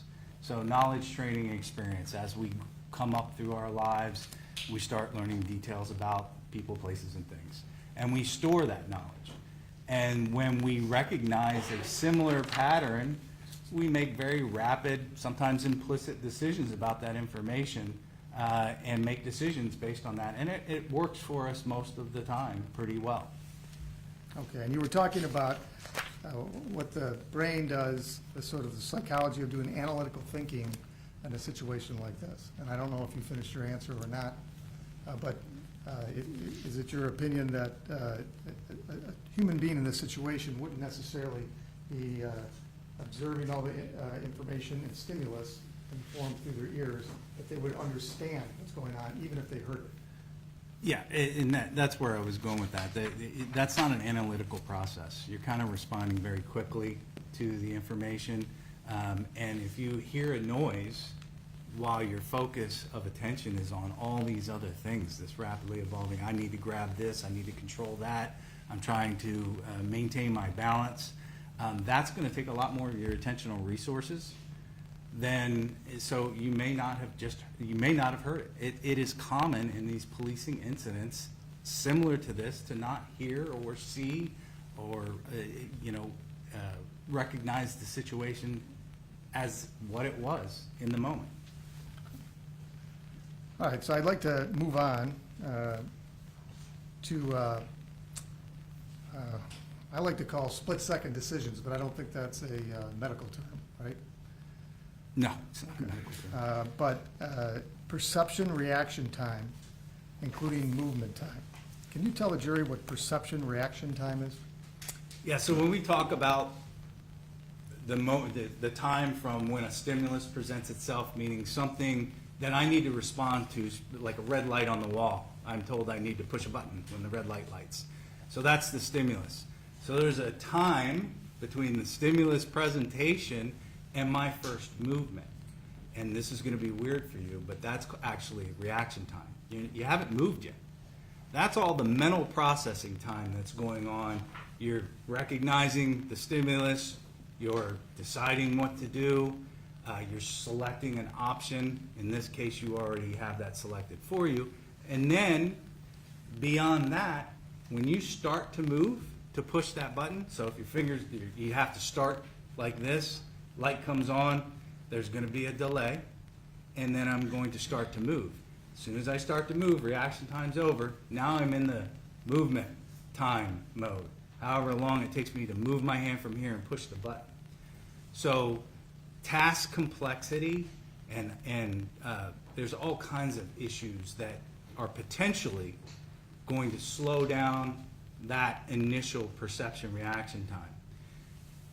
On the back end, the movement time portion, also the task and the complexity. For instance, if it's not just a button, well, I have to reach down and grab my firearm and disengage the retention mechanisms, draw, aim, fire. That's going to obviously take a lot longer time because there's more involved in that process. Okay, so let's talk about this a little bit with an example that the jury's seen many times. And there's a still shot, in this case, of the moment the casing of the bullet that was used by Officer Schurr is coming out of the gun. You've seen that? I have. So that's a moment in time. Correct. Can you tell us what is that moment in relation to perception, reaction, or movement time? That's well after perception, reaction, movement time that has occurred. Okay, so that time period, perception, reaction, and movement has completed at the moment that's already out there. It had to have, yes. I mean, the function of all this is there's time that it takes to actually make something happen, right? First you have to perceive it, and then your body has to do certain things in response. And I think you talked about pushing a red button. In a controlled environment, have you actually studied this where you figure out what's the fastest somebody could go from perception to end of movement? We have looked at that. I did the handgun study I talked about earlier. But I think what you're getting to is just, there are studies out there that have done similar experiments, and they've looked specifically at that reaction time component, the time that you can't see, because they're looking at the moment of when the stimulus started and when the person started moving. So it's the time between there. So it's implicit. You can't, there's cognitive processes going on.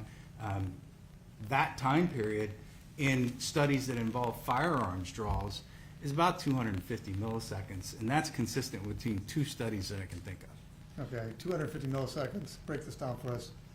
That's less than a second. It's a quarter of a second.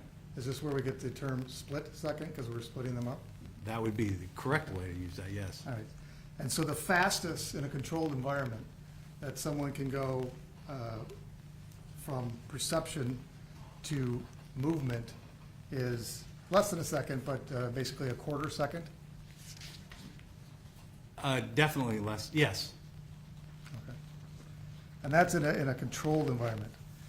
In a uncontrolled environment, in the real world, we're not in a room with a red light, would you expect that reaction time to be slower? Well, again, that's that mental processing time component, and that's in a very, very simple task. You're talking 250 milliseconds.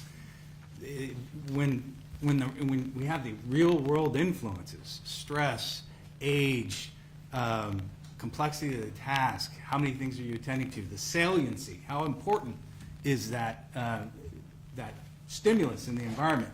Is it bright or is it dim? Does it capture your attention? All those things now are going to influence whether or not you pick it up and start this process. And then, as again, the task complexity is in the movement time portion. That is also, as I explained, going to lengthen the time.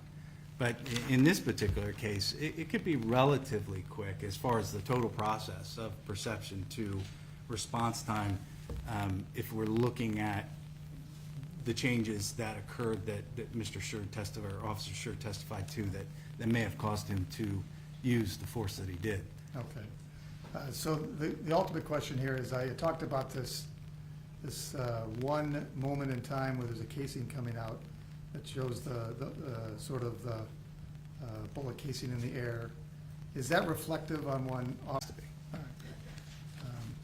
And obviously it can't be after that. No. All right. But you don't know exactly when that occurred? No, it's implicit. I can only rely on what the officer said. Okay. Now, you also saw the testimony of Professor Stoughton, where he said that Officer Schurr had sufficient time to give a verbal warning. Yes. Do you agree with that opinion? No. Why not?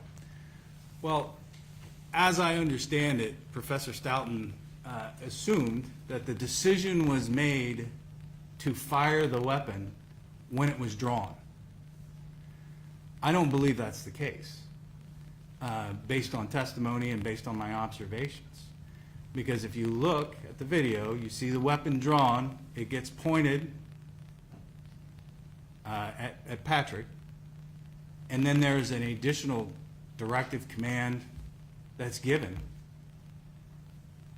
And then there's still more time after that and changes that occur before the shot is fired. So I think it's a little, well, totally speculative that the decision to fire, to come out and pull the trigger, was made when the weapon came out of the holster. And what I see is, I do see a change in the environment, in Patrick's positioning, that is consistent with what he has testified to that elicited that decision. So that's a small period of time after the last directive was given. So if the decision was made after the last directive was given, that's a small period of time. So if you think, if the warning is expected to be drop the taser or I'll shoot, how long did it just take me to say that? Maybe a second and a half?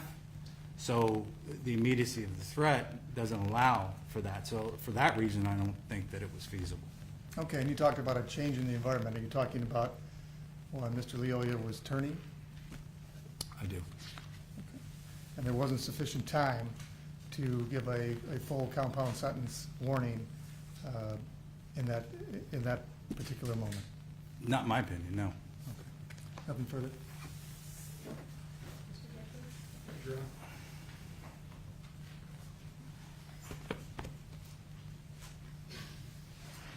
I want to go into some of your writings there. A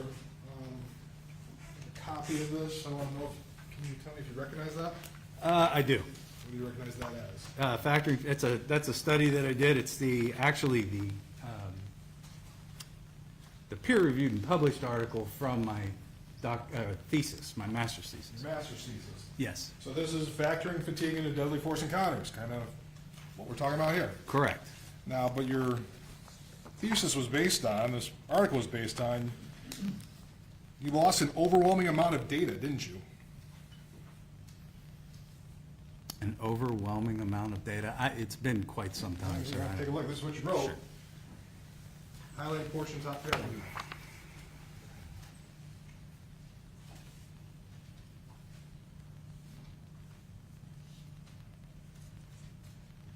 Okay, actually, I don't, yeah, sure, I wrote that.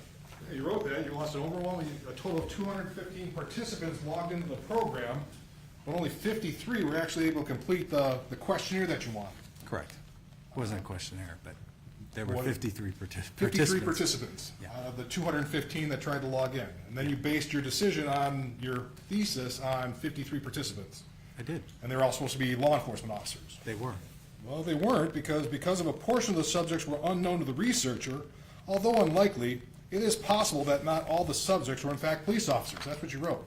Wait a minute, that's, you have the wrong face page on that. This is not, sir, this is not right.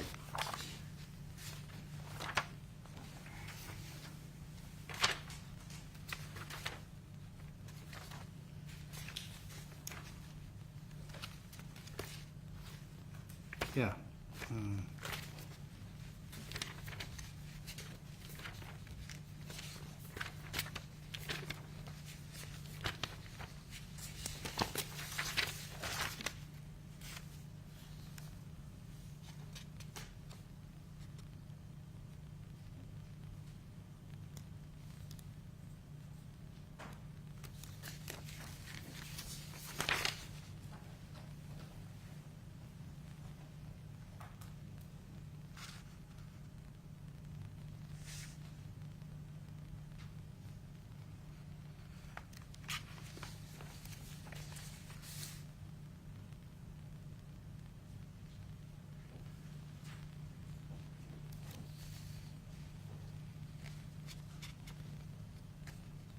Okay, I'm getting this confused with something else, I apologize. That's what I My fault. So, but that's, so 50, out of the 53, and you start out with 215, you went down to 53, and out of the 53 of law enforcement officers, you can't even say they're law enforcement officers for sure.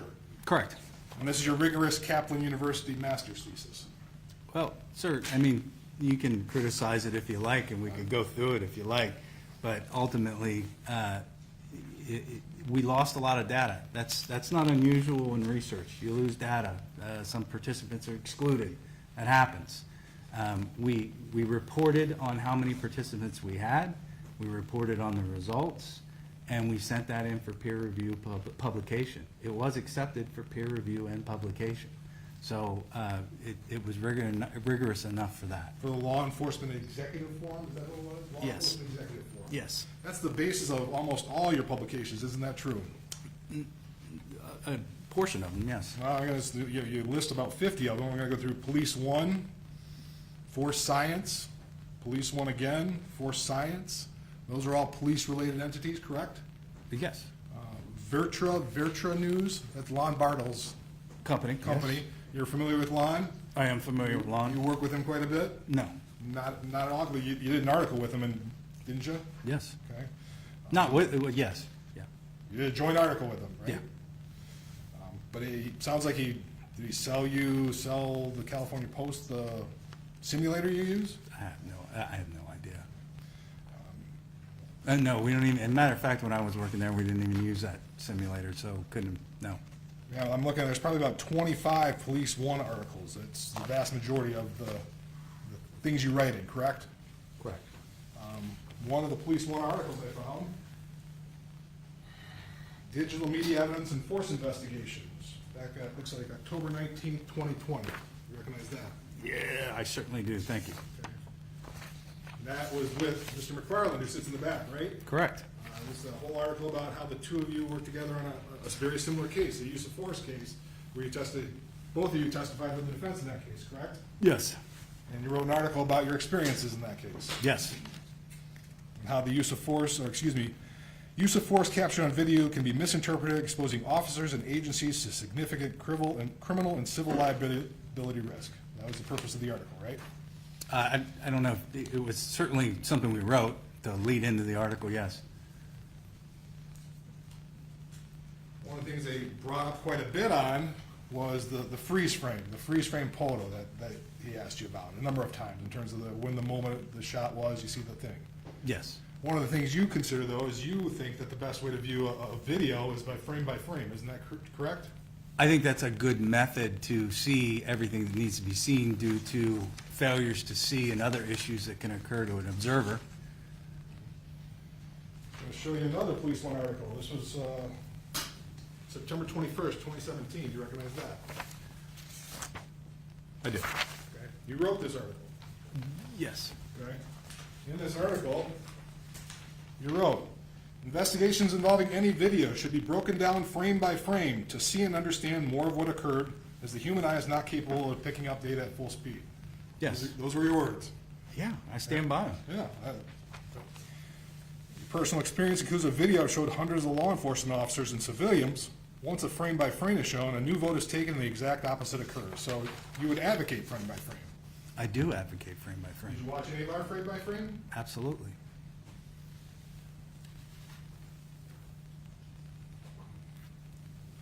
Another Police One article that you wrote. It was November 17, 2016 article.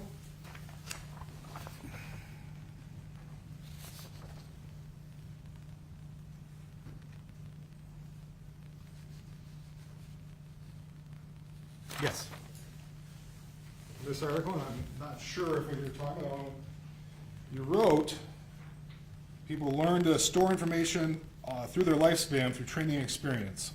This allows us to make quick, unconscious, and often correct judgment about places, people, places, and things, right? So that's the heuristics you were talking about. Yes. Okay. However, there are times when these judgments and decisions can be wrong using that heuristic, correct? Correct.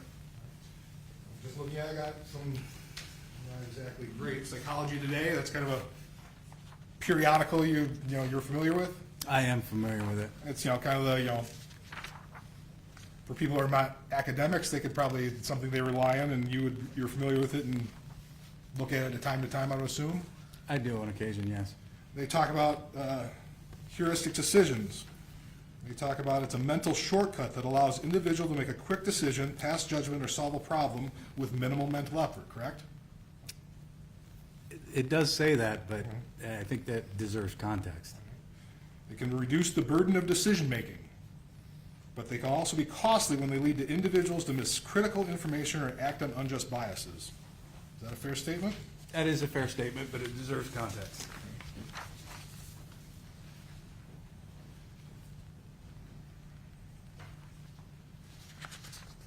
Familiar with the Journal of Criminal Justice? Did you ask me if I was Yeah, are you familiar with it? familiar I'm with- sorry, I didn't hear you. Yes. Yeah, you're familiar with it's a peer-reviewed journal, if you will. Yes. It's something I don't think you have any articles published in it, but it's something that's relied upon in the criminal justice industry, if you will. Sure. I have this article examining police use of force, examining the relationship between calls for service and the balance of police force and suspect resistance. In the statement, it says research concludes that officers develop hunches about how suspicious an individual is, the likelihood to have a commitment, and their moral character. Would you agree with that? Could you read that one more time? Sure. I'm sorry, it was a little quick. The research concludes that officers develop hunches about how suspicious an individual is, the likelihood they have commitment, and their moral character. Sounds like you're reading the results of a research article that I haven't read, so I'm not going to agree with it. You're not going to agree with that, okay? Well, I have to read the research. Get the context of it? I would like to, yes.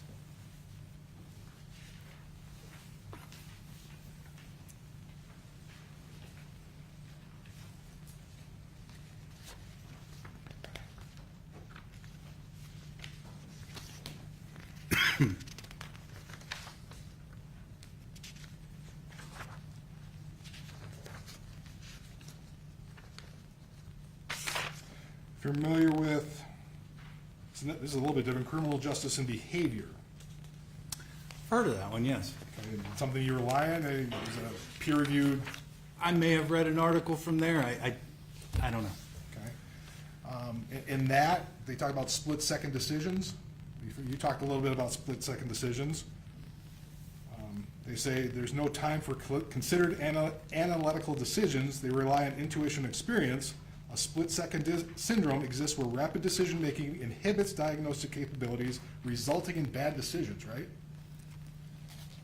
It sounds like you're reading the results of a study again. Is that just the narrative, or That's what the quote I have from the other article. can I see it? I just put it away. No, I'm sorry. I mean, before I comment on an article that I haven't seen, is that possible? Yes. That's possible. That's But- one of the but things that, I mean, heuristics can lead to bad decisions, right? Heuristics can lead to, You yes. jump to conclusions. That's maybe a simplified way to do it. Again, context. I think, people, like I said, if I had to weigh it out, and I don't have a scientific reference for this, but if I had to say on a daily basis, we make hundreds of heuristic-based decisions, and most of them, if not all of them, are right. And it does happen where that failure to go deeper, that we make an error, certainly. Thank you. A couple follow-up.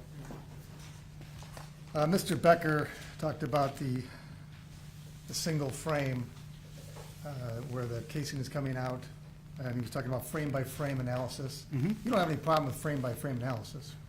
No, my articles and everything I would talk about specifically focuses on frame-by-frame analysis. Is absolutely something you want to do in a case like this. The point of your testimony is that you should look at the right frame. Look at the right places in the right frame, track movement between frames back and forth. There's a myriad of things, yes. Okay, and now we talked about Mr. Bloomfield and Professor Stoughton. Are either of them experts in human factors that you're aware of? No, not that I'm aware of. Had you heard of Mr. Bloomfield prior to this case? Bloomfield, no. Okay, you've heard of Professor Stoughton? Yes. Okay, nothing further. Nothing further, Your Honor. Hand raised on your jury, so I'll have my clerk read that question.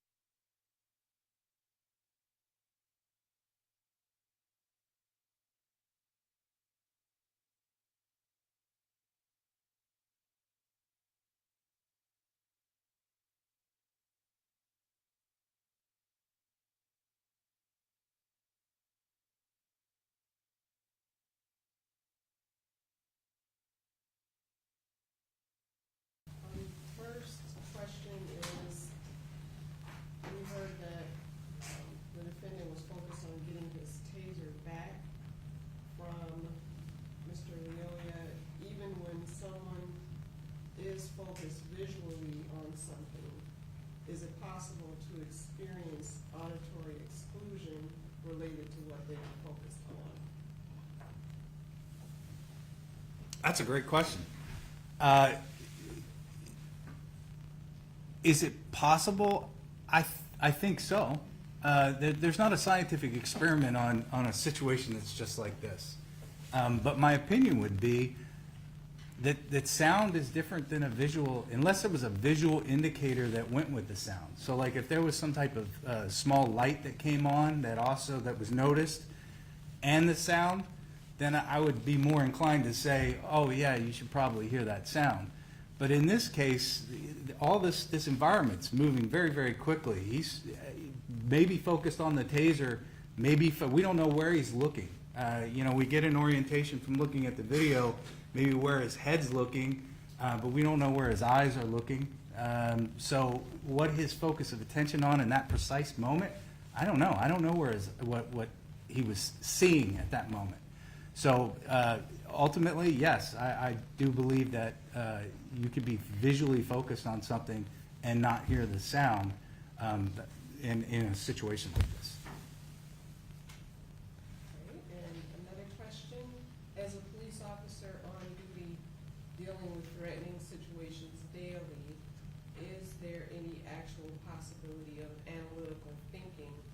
in most stressful situations? Another good question. There's a mixture. I mean, we don't just go through all day long in this heuristic-based decision-making mode. There's a balance between the analytical and the heuristic. We rely more on the heuristic as things start to speed up, become time compressed, and we're under stress. When more time exists and no stress, then we're more likely to engage in analytical decision-making. So there's a balance that's going back and forth throughout the day. And in a police officer's life, it depends on what the situation is. If they're at a domestic violence call and it's the scene's secure and they're doing interviews and they're asking questions and complying with a list of policy requirements, then it's very likely that they're thinking analytically. What do I need to do here? We'll check the box and accomplishing all their tasks. However, when they first got to the scene, and things were rapidly evolving, and maybe someone was holding let's just say it was rapidly evolving, then they're going to go back to their training and experience and recognize that situation and start doing very quickly what they need to do until that situation slows down a bit. Any follow-up from those questions, Mr. Cornello? No, Your Honor. I think we are. Any other hands raised? May this witness be excused? Yes, Your Honor. Any objection? No, Your Honor. Thank you very much, sir. Thank you, ma'am. And defense like to call the next witness? Your Honor, is it possible we could take a restroom break? The next witness is going to be a while. I apologize. So, we can take a 15-minute break? Well, I'll say 10 minutes. We'll just take 2 10-minute breaks, Thank you, Your Honor. potentially. So, we'll come back at 2:20. So meanwhile, please remember to leave your notes upside down in your chairs and remember to not discuss the case with each other or with anyone else and not access any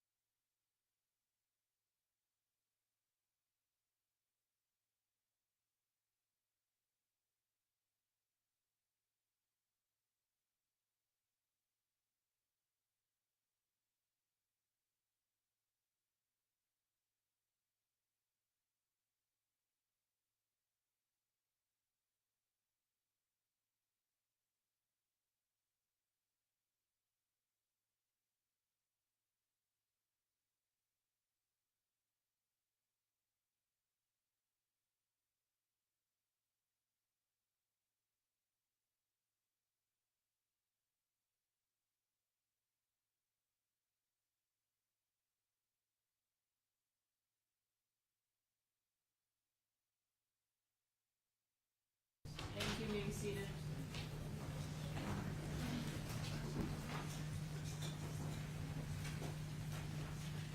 All right, we're gonna go back on the record and Christopher Schurr, all parties are present, and are we set for the jurors, for defense? Yes, Your Honor. Thank you, Your Honor. All right, I'll have them come on in.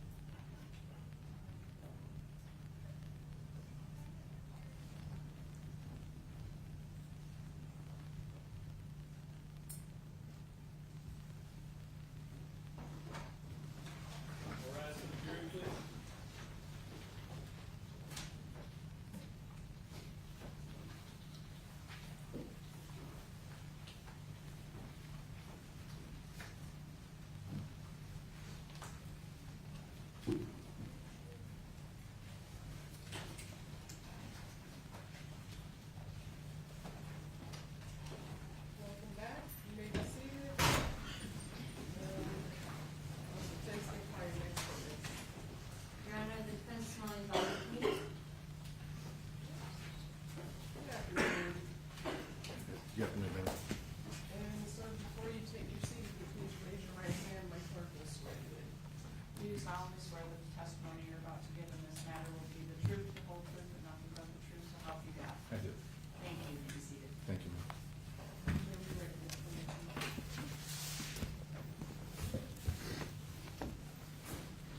Good afternoon, Mr. Clean. Good afternoon. Could you please state your name and spell it for the record? Sure, it's Louis Von Kleem, and his last name is Kliem. Thank you. Where are you current? Sorry, can you spell Lewis too? Sure, Lewis. And Von is VON. Yeah. Could you please state where you're currently employed and in what capacity? Sure, I'm the Director of Consulting and Communications at Force Science. Can you explain what Force Science is? Sure, Force Science is just a company. It's not an individual type of science. But at Force Science, we have 4 divisions. We have a training division where we go around the country and we train police officers and community members. We train attorneys in how human performance issues impact use of force decision-making. We do that for civilians and police use of force decision-making. So that's our training division. And we have a consulting division, which I run. In our consulting division, we train attorneys, investigators, police officers, politicians, community members on how to evaluate use of force cases. And particularly our unique offer is we make sure that the evaluation includes what we call the human behind the badge. And so we're always looking at the big words of the psychological and physiological and environmental influences on decision-making and performance. So our job in consulting is what we refer to as this concept of honest accountability. And so what we do in that sense, what we train and what we consult on is to ensure 2 main things, is that the guidelines and standards and policies that we use to hold officers accountable are clear enough that an officer or even a civilian can predict the lawfulness of their own behavior. And so we go into the policies and the laws and we look at the language so they can do that. And then the second half is we have to make sure that the expectations on police officers or civilians are not beyond human performance capability. So we can't hold an officer honestly accountable to a use of force decision if we're expecting something that no human could do. So in our consulting division, we really focus on those issues. We'll talk a little bit about my background, a little bit about how we do a little bit more than that. But I'll just also say we have a research division led by Dr. Bill Lewinsky.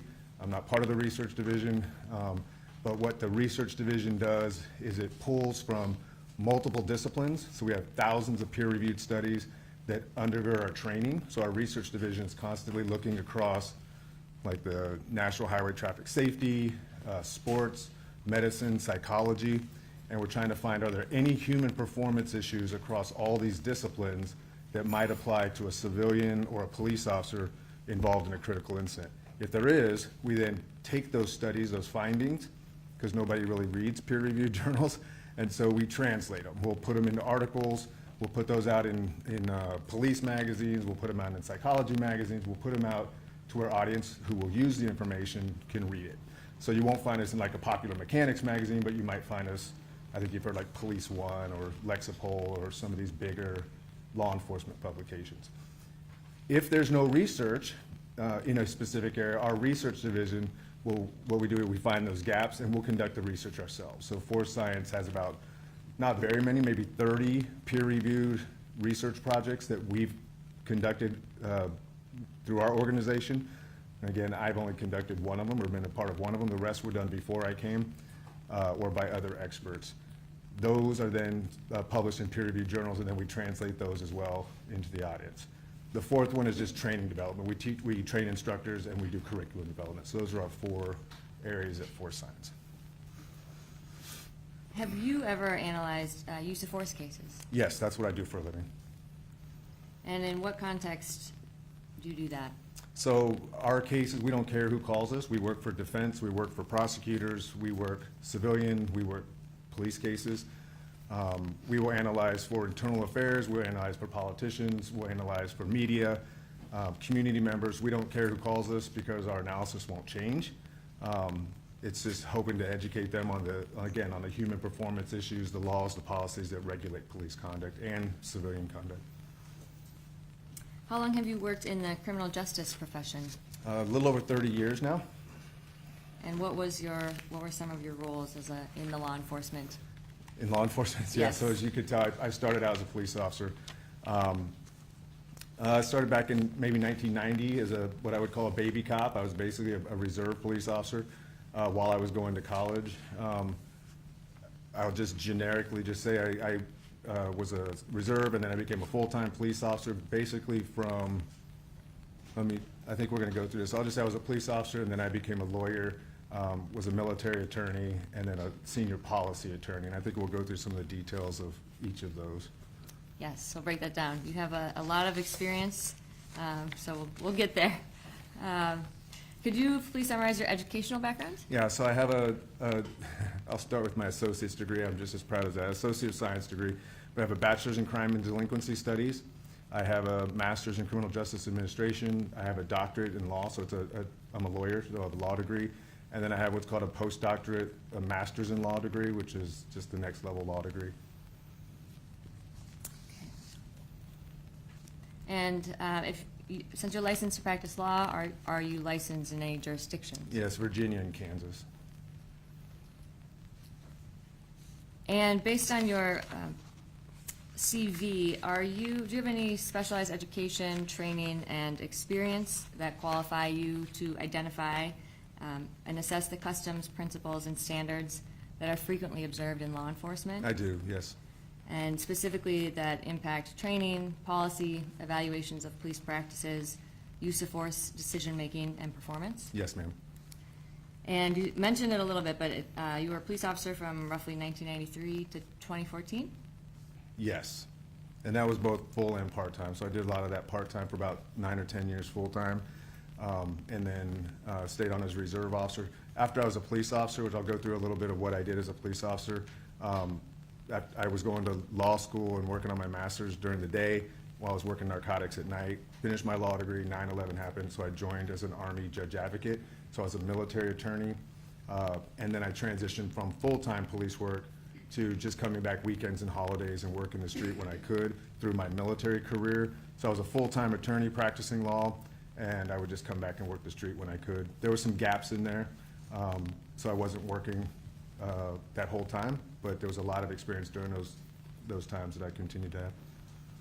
All right, so you're putting us to shame with 3 jobs at once, potentially? All right, so for the job that you attended a police academy for, were you trained in the use of force, foot pursuits, and traffic stops? Right, so my first job as a police officer, you imagine we were trained in in use of force decision-making, all the things you probably continue to hear. So traffic stops, investigative detentions, tactics, as you continue to hear a lot about tactics, and yes, of course, foot pursuits and traffic stops. You were also a field training officer and in-service instructor, where you taught new and veteran officers police practices, use of force, traffic stops, de-escalation. Yes, so my job, after you go on the job for a little bit, you transition to more of a supervisor or training role. In that capacity, I was a trainer, I was a tactics trainer, I was a communications trainer. I don't think I mentioned this, but I was a crisis counselor before I was a police officer, so I also transitioned to become a de-escalation trainer, a communications trainer. I taught tactics. You heard force-on-force training, so I set up and conducted force-on-force training. I ran our defensive tactics program and our de-escalation and our use of force program. So we were seeing not just the brand-new officers, but we were training outside agencies. We were training veteran officers and supervisors, and I led those divisions for a while. You also listed some additional training that you received in your CV, and there's a few that I wanted to ask you about. Can you describe some of these specific courses that you attended? One of them is the FLETC, Police Legal Advisor. Right, so this is more than my legal capacity. The Federal Law Enforcement Training Center had a police legal advisors course, so I attended that course and passed the test, was certified in that course. That just focused on really the federal constitutional standards for policing, which eventually I would spend a lot of time actually teaching and focusing on constitutional policing issues. The FLETC Police Legal Advisors course was the first certification course I went through to sort of prepare me to be a police legal advisor. So ultimately, you may hear that I did that for about 5 different chiefs of police where I was their legal advisor. That's the course that set that up, yeah. Okay. And you also list NLETC, Basic, Intermediate, Advanced, and National Instructor. Can you tell us what that is? Yeah, so that's one was the Federal Law Enforcement Training Center. That was purely academic. It was very heavy law-driven. The National Law Enforcement Training Center is all hands-on. So I was a basic instructor, intermediate, advanced, and ultimately a national instructor for the National Law Enforcement Training Center, doing weapon retention and disarmings, control and defense tactics, ground control techniques. Ultimately, I was a PR-24, which I don't even know if police still use those, but you've seen the side-handled baton with the kind of spinning thing. That I was an instructor for that, and also the straight baton. So these were all through the National Law Enforcement Training Center. That allowed me to train not just our own agency, but outside agencies from across the country. And as a national level instructor, I train the trainers. So my role now is less hands-on for the National Law Enforcement Training Center, and I'm really focusing on the legal aspects of use of force when I come in and teach for the NLETC. And you also list the Force Science Advanced Specialist course? Sure, the Force Science Advanced Specialist course is one we put on. I attended it before I worked for Force Science. It's an 18-week course where they bring in really some of the top experts in the country. They're outside adjuncts that come in and teach for Force Science, and some of these are the most prolific writers in a particular area. It's about 50 credit hours of college credit if you want to put in for it. I don't think I did. It's hundreds of hours of individual study, but the focus of that, and the reason I wanted to include that, is because that's where you really look and learn to apply human performance considerations in use of force encounters. So I want to make it very clear, that doesn't make me a scientist. There's no such thing as force science expert. Force Science is just a company, but what that course prepares you for, and there is no other course in the country like it, it allows you to issue spot human performance issues and the potential influence that they might have on decision-making and performance. If we then need to dig deeper, we would bring in somebody with a PhD or a medical degree or a psychology degree to tell you why those things are happening. This course prepares you to look for those things and to issue spot those things. And it also looks like you have 50 college credits and hundreds of hours worth of independent training. That was from I didn't actually put up those. That 50 college credits is describing the Force Science. the Advanced Force Science Specialist course. Yes, ma'am. And it looks like you have quite a few in here. You've listed over 150 different training courses that you've taught or attended across the country in the last 5 years alone. So could you please explain the variety of audiences that you've trained in? I have a few courses that have kind of I have questions about, but if you Sure. could tell us who you trained. I just wanted to highlight that our training, my training particularly, is for attorneys, it's for civilians, it's for police. We train politicians, we train community members at universities, we train at FBI National Academy Association conferences, we train and consult with DOJ, we work for the defense, we've done training for defense attorneys, we've done training for prosecutors, I've done training for reporters.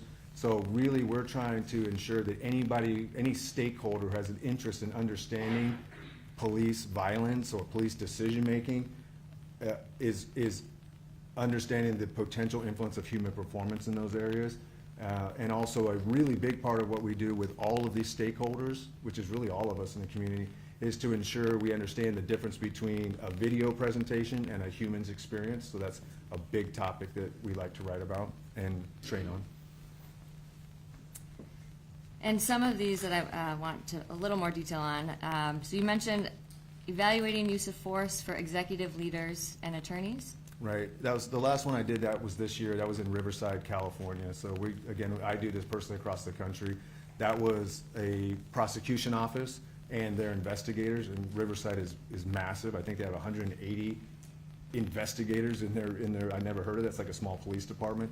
So their attorneys and their investigators attended this, and that one we specifically focused on how to evaluate use of force cases, how to, where the human performance considerations and video analysis fit into a use of force case, and that was a prosecution office. You also list human terrain mapping and behavior pattern recognition. Yes, the reason for that is I just want to give a sampling of the audiences.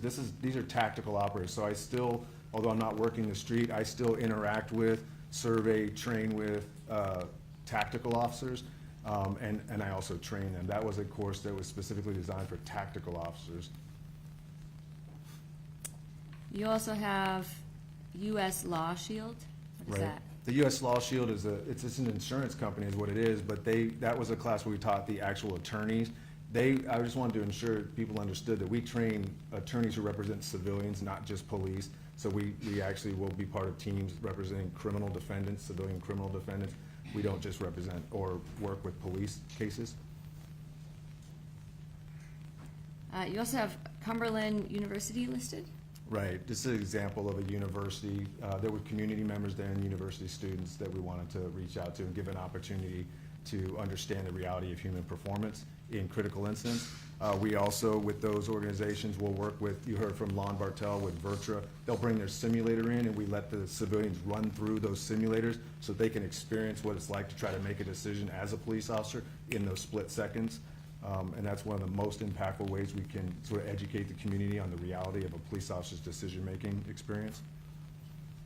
So it sounds like Force Science works with a lot of experts in the field of law enforcement, human factors, like we heard from Dr. Blake and Lon Bartel. Is that correct? Yeah, so as a consultant director, you hear my expertise is police practices, use of force, threat assessments, responses, the potential influence of human performance issues in force encounters, and video. But I do this all as issue spotting. I connect the dots and say this is an issue that needs to be addressed. I'm also the one who says we probably need a psychologist here, we probably need a human factors PhD, we probably need a doctor. I won't do that part of the consulting or the testimony myself. So we have developed a network across the country of some of the top experts, and we try to work with them to fill in those gaps. Are Professor Seth Stoughton or Nicholas Bloomfield part of that network? They are not.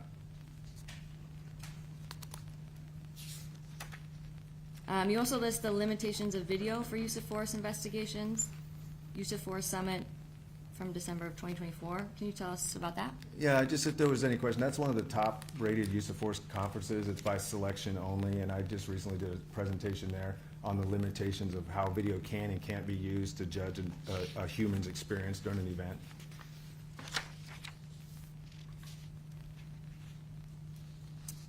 You have many more, but I'm not going to have you go through all of them, Yes, ma'am. just for interest of time.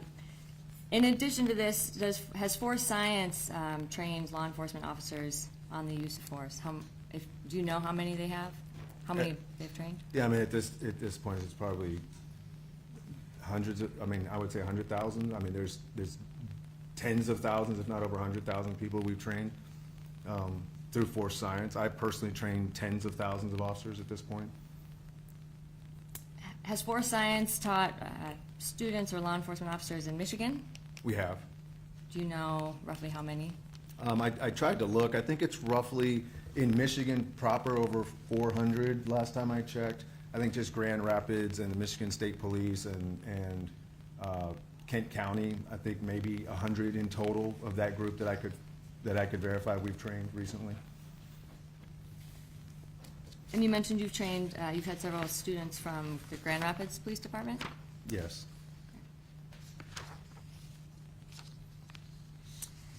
In your current job, are you hired to conduct training and consultation in, I think you already mentioned this a little bit, but police practices, law, investigations, trainings, use of force, and evaluations? Yeah, that's what I do full-time now, yes. And do you do this across country and internationally? Yes, we recently had cases in Ireland. I'm going to Mexico City next month, I think. We've got a couple of cases I've handled out of Australia. So we're retained internationally and nationally. Let's talk a little bit about how you ended up as an expert consultant in police practices, use of force, policy, and training. You have several experiences, and I kind of want to talk now about your law enforcement experience. Yes, ma'am. It looks like you taught defense tactics and use of force. Yes. And I know you mentioned some of this already. Patrol tactics, traffic stops, foot pursuits. Yes, ma'am. De-escalation and communication. Yes, ma'am. You've developed training, we're on a policy review committee, and have wrote use of force policies. Yes, I did. You were also on a high-risk warrant team. Yes, so we had a difference between our SWAT team and our high-risk warrant team. So I spent much more time on the high-risk warrant team, which basically mostly was narcotics warrants. Ultimately, I ended up working for our SWAT team. I did that for a very short period of time. But yes, I worked both those. And you also mentioned you're an attorney. Yes, ma'am. And you practiced law for about 15 years? Yes, ma'am. So I just want to go through some of your experience practicing as a lawyer as it applies to police practices, policy development, and use of force. Yes, ma'am. Looks like you taught constitutional policing, use of force decision-making, and investigations full-time to military and civilian police officers? Yes, at the United States Army Military Police School, I was an Army judge advocate, so I was stationed there full-time for about 2.5 years, where I trained specifically on constitutional policing, which was use of force, Fourth Amendment, Fifth Amendment. So when you could stop somebody, when you could use force, criminal law, criminal procedure. That was both military and civilian police attended those courses, so it wasn't just uniquely military law. But I did that full-time as part of my military duties. Thank you for your service. You were a police legal advisor for agencies, including at least 4 chiefs of police and emergency services directors? Yes, ma'am. And that included the review of training and policies? It did. Did that include the review of use of force cases? It did. And you were also a prosecutor? I was. And you were a senior prosecutor for several years, supervising a legal team? Yes, ma'am. You were also a special assistant U.S. attorney? Yes, ma'am. Where was that? That was in the Eastern District of Kansas. That was not, we had to evaluate, I personally evaluated those cases for mostly constitutional issues. Those cases did not involve use of force necessarily. They were mostly attempted murder and sexual assault cases while I was in that capacity. You were also the senior domestic operational law attorney for a multi-state region in the U.S.? Right, so that's only important in that that's when I started to have to become very familiar with how different states and different jurisdictions handle police practices, because they all do it very differently. And so we had to integrate military with civilian operations for anything that happened in the U.S. And so I had to be familiar with very specific local laws and the federal laws, and then how to integrate those. So I was the senior legal advisor for what was the defense, DCO, Defense Civil Officers, I think was what it was called. Defense Support to Civil Operations is what we was. But I was a senior legal advisor, and so my job was to start to look at how various jurisdictions handled police practices and use of force to make sure we could integrate with them. And at one point, you were also the senior domestic operational law attorney at the Pentagon? Yes, ma'am. So my job there was, again, it seems odd, I'll only explain because it's military. It sounds like, well, that's military, it's not civilian. My job was specifically to understand civilian use of force laws across the country now, because all of our military assets might have to integrate with them, and we had to find out where there was any differences between how we might operate and how they might operate. And so I was in charge, I was the senior domestic operational law attorney. I advised the highest ranking JAG, it was a 3-star, General Darpino, on domestic operational law issues. And it just happened to include a time frame where we had just had a potential terrorist attack in the US, and so we were writing policy very quickly. So I actually wrote Army and DoD use of force policy for that, at that period of time. And so you were also the operational attorney for the Army Criminal Investigations Command? Yeah, what's important about an operational attorney versus, say, a litigator or a consulting attorney? An operational attorney works directly with the criminal investigators. So again, these are the ones where a criminal investigator might be at the scene right then. A police officer might have pulled the car over right away. And so you had to have a very high level understanding of police practices and use of force and constitutional issues, because they needed to have an answer right now. There's no time to study, there's no time to research.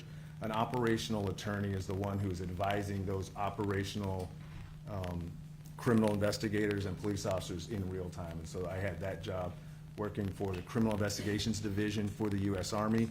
Simultaneously, I was working as for the Terrorism Criminal Investigations Unit, also as an operational attorney, where we just investigated terrorism cases. In addition to your police and legal work, you worked for Lexipol as a senior policy attorney? Yes, ma'am. Can you explain the role of senior policy attorney in the development of model police policies? Yeah, so after I retired from the military, one of my first jobs was for a company called Lexipol. When we started to hear some of these things about model policies and some of these organizations like IACP or PERF, the Police Executive Research Forum, Lexipol is among them. They generate model policies, they generate consideration papers. So my job as a senior policy attorney was to draft, literally write these model policies, and then to customize or work with clients to customize those policies for local application. And so what is important about that is, in my role as a senior policy attorney, I was required to understand the laws, the federal laws, the state laws, the local laws, the community interests, any political or cultural issues that were going on. I had to understand technology that was advancing through law enforcement. I understand reform issues as they were coming up, because we were having to look at what the current state of the law was and compare that to any recommended changes or reform efforts or any recommendations or reform efforts. And then our job was to advise on whether those types of changes would make it into the policy or not, make it into the model policy. So I think we'll talk more about what a model policy is and what it is not, what it's intended for and what it's not intended for a little bit later. But that job for about 2.5 years required me to have a very deep understanding across the entire country of police practices, use of force, and our cultural and technological influences on those issues. Have you evaluated the adequacy of policies in the context of specific incidents or litigation as well? Yes, ma'am.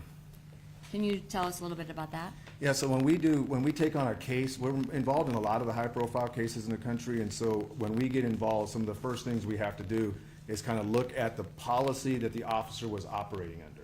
And so we will then look at that policy, and my job specifically is to look for internal and external inconsistencies, because you might have a foot pursuit policy and a car pursuit policy and an investigation policy that we call it wallpaper. So if you wrote one policy and then you wrote the other one, you didn't recognize the same changes, then the officers are kind of confused because they'll end up having two different standards affecting the exact same conduct. So our job when we look at those cases is to look for internal and external inconsistencies within policy. Once we've done that, we look for inconsistencies between the policy and the local training, like the county training, or we'll look at state laws, and then we'll look at federal laws. So what we're basically trying to say is, if we're going to hold this officer accountable to his conduct, we want to make sure that he understands clearly what the expectation was. So when we start to see all these inconsistencies between what's expected of the officer, we have to identify that for our client and say, look, you're going to have real trouble holding him accountable to a standard when he's being asked to follow 3 different standards, for example. And so we look for that. That's the biggest part of our policy reviews when we're trying to engage in what we call honest accountability of officers involved in these critical incidents. Can you explain how your work incorporates human factors into understanding police use of force? right? So we've heard a lot about human factors. We heard about action-reaction or action-beats reaction, auditory exclusion, and auditory blunting. Human performance issues in our job in evaluating cases is really the entire point of evaluating the case, right? Because we are evaluating what an individual officer perceived. And so in order to do that, we're having to look at the bucket of information that the officer perceived, and then what meaning they assign to it. And whether that meaning, basically what cops know, what does that mean to a cop, is what drives their decision, right? When we try to figure out that initial bucket of information that we want to hold the officer accountable to, you have to understand that a human is involved in a critical incident. And so when you're looking at that human, you got to say, what are the psychological, physiological, and environmental influences on their ability to see something, or like we've heard in this case a lot, their ability to hear something. What is their focus of attention, and how is that going to impact their ability to see various different objects in the environment, right? So the human performance side, if we don't consider those in every aspect of a criminal investigation or of a use of force investigation, we've essentially taken the human out of the equation. And then we're just looking, which is obviously what we refer to as unjust or corrupt accountability, right? You can't hold an officer accountable to things that are beyond human performance capabilities. And I don't think anybody disagrees with that. And you mentioned a little bit about action versus reaction. Can you explain how that's incorporated into these? Yeah, so when you heard from other experts on this idea of action and reaction, there are certain human performance issues that almost all well-trained, reasonably well-trained case evaluators or investigators are going to recognize. So these are not things you need a scientific degree to understand or see. We all see them, we all experience them. Police specifically will see them in training quite frequently. So we'll see auditory exclusion, we'll see tunnel vision, we'll have that described to us. And then we, in fact, will actually have to, they're so well known in the industry, we actually have to create tactics to mitigate them. So if I give you an example of that, auditory exclusion, for example, is so well known that if I have an officer involved in a fight with somebody, and we have these new policies, or you might have heard of called duty to intervene, right? So we want other officers to come in, look at the scene and go, hey, I think the guy's unconscious, I think the guy, we have him in control now, we can slow down the use of force. Two things are known to us as trainers. The person involved in the fight might not be seeing it the same way because they're focused on the fight.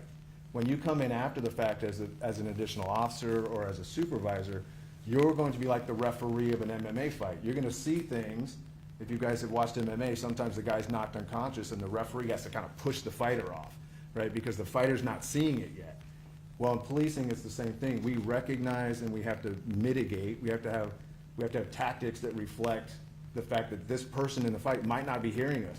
And so we'll actually tap on them. We'll yell their name, you know, we got him, let's slow down, I'm with you. And you have to become a more important stimulus than what they're dealing with. So we know that from a human factor standpoint, auditory exclusion means if I just come in and say, hey, Bob, I can't reasonably expect them to hear me because I know they're so focused, so we develop tactics. So those kind of human performance issues are well known and are part of policy development, training development, operations development, investigations, and then case evaluation. So you're going to see it throughout, and you'll see within the police industry that police practices experts are often the most qualified people to recognize the influence of human performance in a critical incident, even more than the researchers who are typically doing clinical lab studies. We take what they have, and then we're the ones that actually do the application piece. And you mentioned in a critical incident event. Can you explain why that is? Why that is? Yeah. Yeah, you heard a little bit about rational decision-making and heuristic decision-making. I don't like that term. Sometimes judges don't let me say that term, heuristic. But what it just means is rule of thumb. What heuristics is, we all experience it, is there's certain patterns we see throughout life, and we basically go through life. You haven't A, qualified as an expert. B, now he's talking about heuristics when he testified earlier that he can't talk about psychological things. That's why he brought in another doctor for it. So I think you're going beyond whatever he can testify to. I'm still going through his qualification. I mean, he has I've tried to cut out the most important parts, but he has a lot of qualifications that I would like to put on record. Talking about his qualifications is okay. Delving into definitions of things, I believe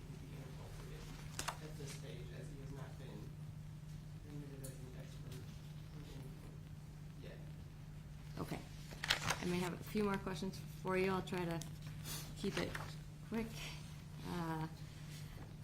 You also list that you've published approximately 75 published articles, Yes, ma'am.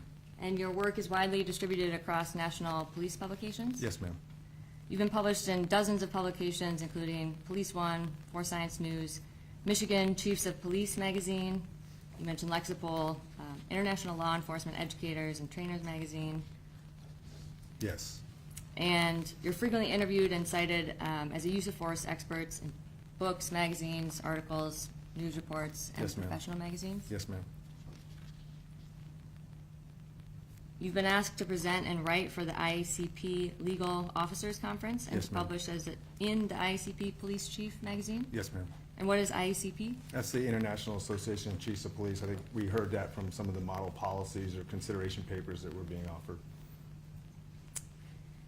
You've recently presented at the Axon Taser Conference. Yes, last week, or 2 weeks ago. You've been asked to present legal considerations for the Taser Master Instructor course. Yes, ma'am. And you have several organizations on your CV.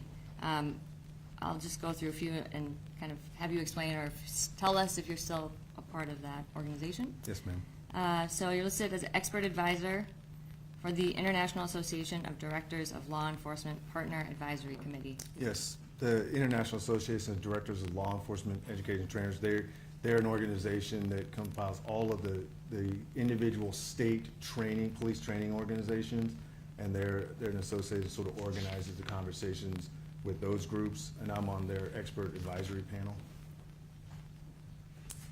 And you also are, looks like a member of the Board of Directors for the Association of Force Investigators, Yes, and a national level instructor at the National Law Enforcement Training Center. yes, ma'am. It looks like you're a member of the American Society of Evidence-Based Policing, Yes, ma'am. and an instructor at the International Law Enforcement Educators and Trainer Associations. Right, so the ILETA, an International Law Enforcement Educator Training Association, is just what it sounds like. It's an association that brings together annually the law enforcement trainers from across the world. They hold a conference every year, and they also have a publication that they put out to basically train the trainers is what it is.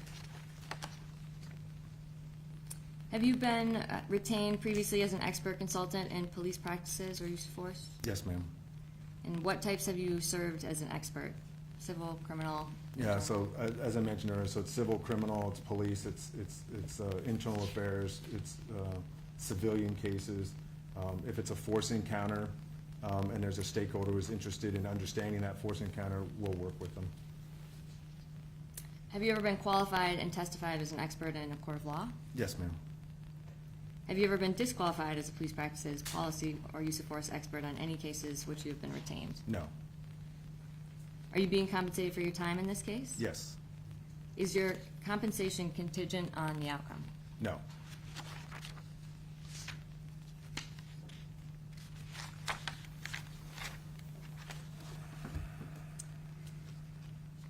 When evaluating police conduct, what methodology do you use? Yeah, that's, so the first thing we do, so we look at how do use of force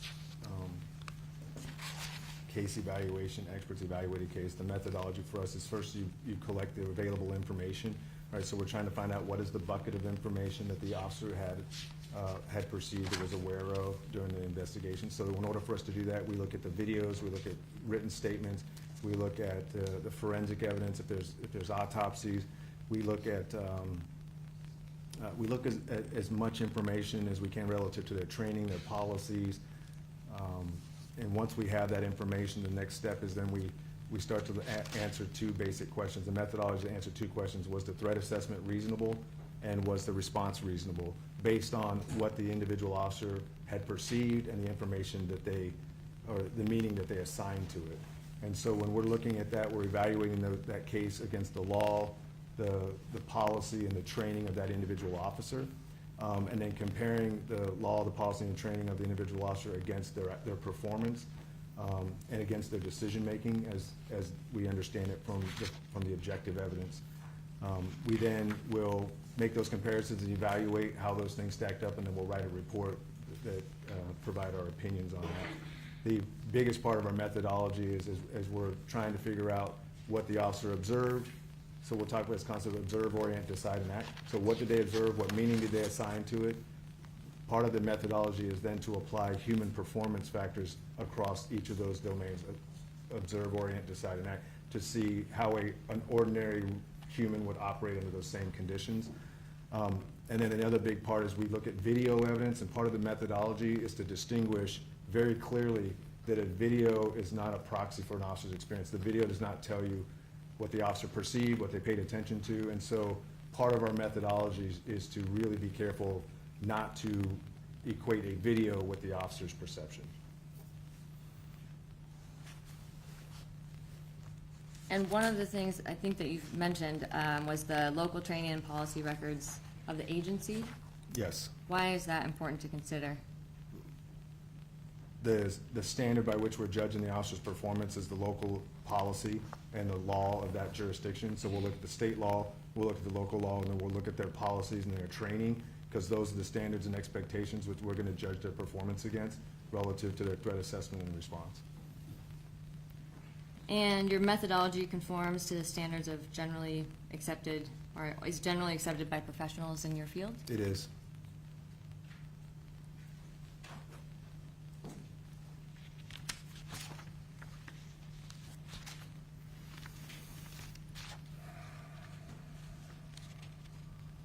And you've talked a little bit about human factors and officer decision-making under stress as widely understood and incorporated by reasonably trained police practices and use of force experts. Part of your analysis here will include some of those factors, but your testimony will be limited to what you've talked about so far today, right? Right, so when I talk about any human performance issue, I'll talk about it in the concept of what a police practices expert and use of force expert would generally understand about the incorporation of those factors. I'm not a scientific expert. Like I said, I think that I can't talk about the concepts. Well, I will likely talk about the concepts as any other police practices expert might. I think we heard from the other experts talking about some of those general concepts. The distinction between me as a police practices expert and a scientific expert is that I will tell you what we typically see in policing and what we expect during the investigations. But if you need to know why those things are occurring, or if they specifically occurred in an individual, that's not something that I or any of the police practitioners or witnesses can tell you. Oftentimes, only the individual officer can tell you whether they're experiencing something. Our job is essentially to say, relative to human performance, if one side says there was a sound and the officer must have heard it, and he's lying if he says he didn't, we would simply say there are other explanations that could also explain that phenomenon. We're not saying which one applied, that's up to you guys to believe, but we're gonna say if you're gonna hold out that the officer has to be lying, we're gonna say, well, there are other human performance issues that could also explain that phenomenon, and we're just gonna make sure that the trier of fact is aware of those as well. And in some of your reviews of other cases, have there ever been instances where you found that's not the case? What's not the case? That they, based on the review, that there may not be other things that play into how the officer is conducting himself in a use of force incident. Yeah, so if there's ever the impression that we only defend cops or that there's no cop we're not willing to defend, there are a lot of cases we review where there's no human performance issue or police practices issue that's going to explain an excessive use of force. So our analysis will not change, and there are plenty of cases we evaluate where a human performance issue is not going to help explain a bad police decision or an excessive use of force. And have you reviewed Professor Stoughton and Mr. Bloomfield's report in this case? I have. And do you agree with their methodology? I guess I'm gonna have to object. He hasn't been qualified in anything. We've been here. I don't know what she's doing. All of this is same, doesn't matter if you agree. Okay, Your Honor, I would move for admission of Mr. Kleen as an expert in police practices, police tactics, policy, and the use of force. No objection. I would move for admission of Mr. Kleen as an expert in police practices, police tactics, policy, and use of force? All right, and there being no objection, I will consider an expert in those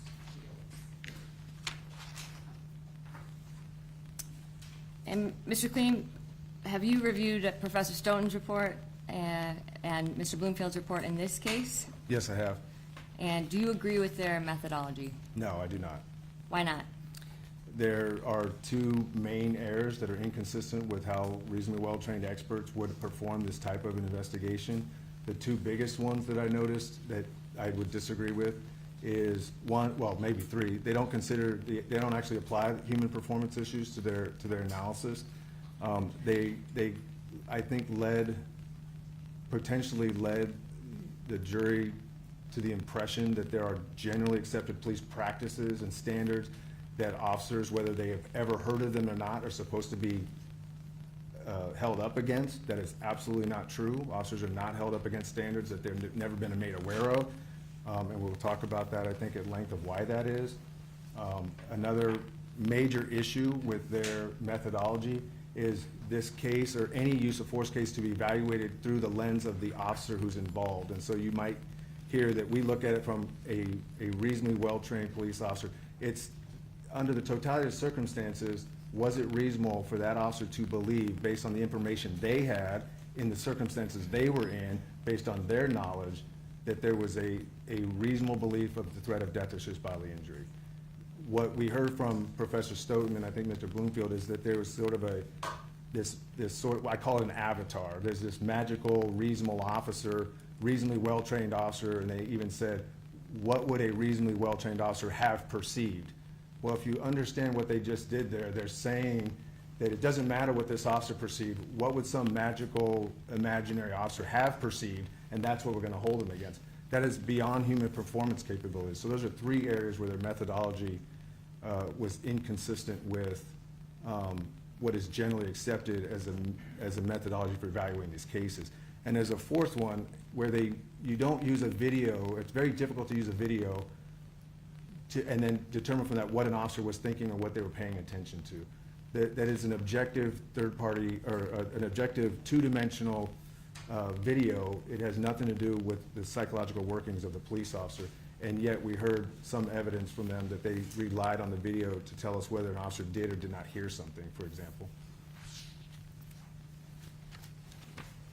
Have you, and you mentioned some of Professor Stoughton and Mr. Bloomfield's testimony. Have you also been watching this trial since Monday? I have. Why haven't you been here in the courtroom with us? Objection, what's the relevance? Who cares? I guess I can move on, but if the jury hasn't seen him, I just wanted to explain why. But we don't have to. We, okay. Well, if you need to drink water or anything, you can. Thank you. Feel free. All right. So, have you reviewed the incident involving Officer Schurr and the use of deadly force against Mr. Lioya? I have, yes. And what have you reviewed in this case? I have there's an extensive list. So I looked at the videos, I looked at the officer statements, I looked at the autopsies, I looked at the Michigan laws, I looked at, this case has been working its way through courts in various levels, so I've looked at the basically the appellate record, the record of the case to kind of figure out what the law is. I've looked at the local policies, I've listened to the testimony of the experts, including the trainers. I think I've got a much longer, extensive list attached to my report, but those are basically the things I relied on. Based on your review of those and your expertise, is it your opinion that a reasonable officer in Officer Schurr's situation believed that deadly force was necessary at the time it was used? Yes, after evaluating this case, I think it was not only reasonable for an officer to believe that he was facing, in his situation, was facing a threat of death or serious bodily injury, but after listening to that testimony, these officers are specifically trained to believe that, based on the testimony you heard from your Axon experts, your Taser experts, and the Taser warning labels. These officers are actually trained to believe that they were facing a threat of death or serious bodily injury when someone has taken their taser from them and is in a condition to use it against them.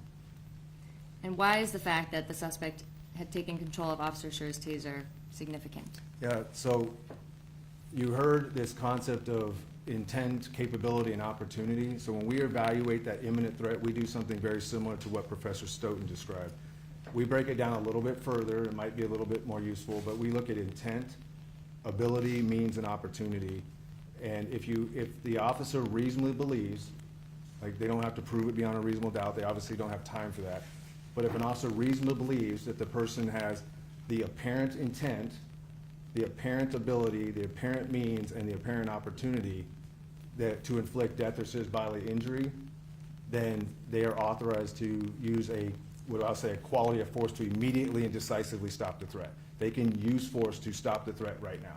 So in this case, when you look at physical ability, he's moving, he's wrestling, he's gripping. I don't think there's any serious contention that he had the physical ability to use that weapon. The means is where the taser come into play. So when we're analyzing the means, that's the weapon itself.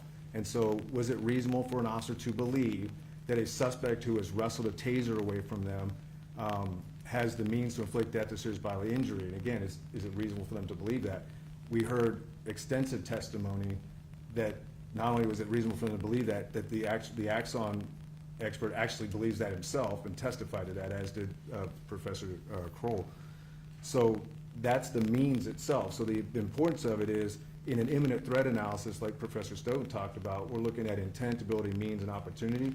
The taser itself was the means. So what we're left with is the opportunity and the intent. And we can talk a little bit about why I believe those things were present in this case. And again, why do I believe it would be reasonable for an officer to believe they were present in this case? We can talk about that, but right now I'll just stop with the means itself.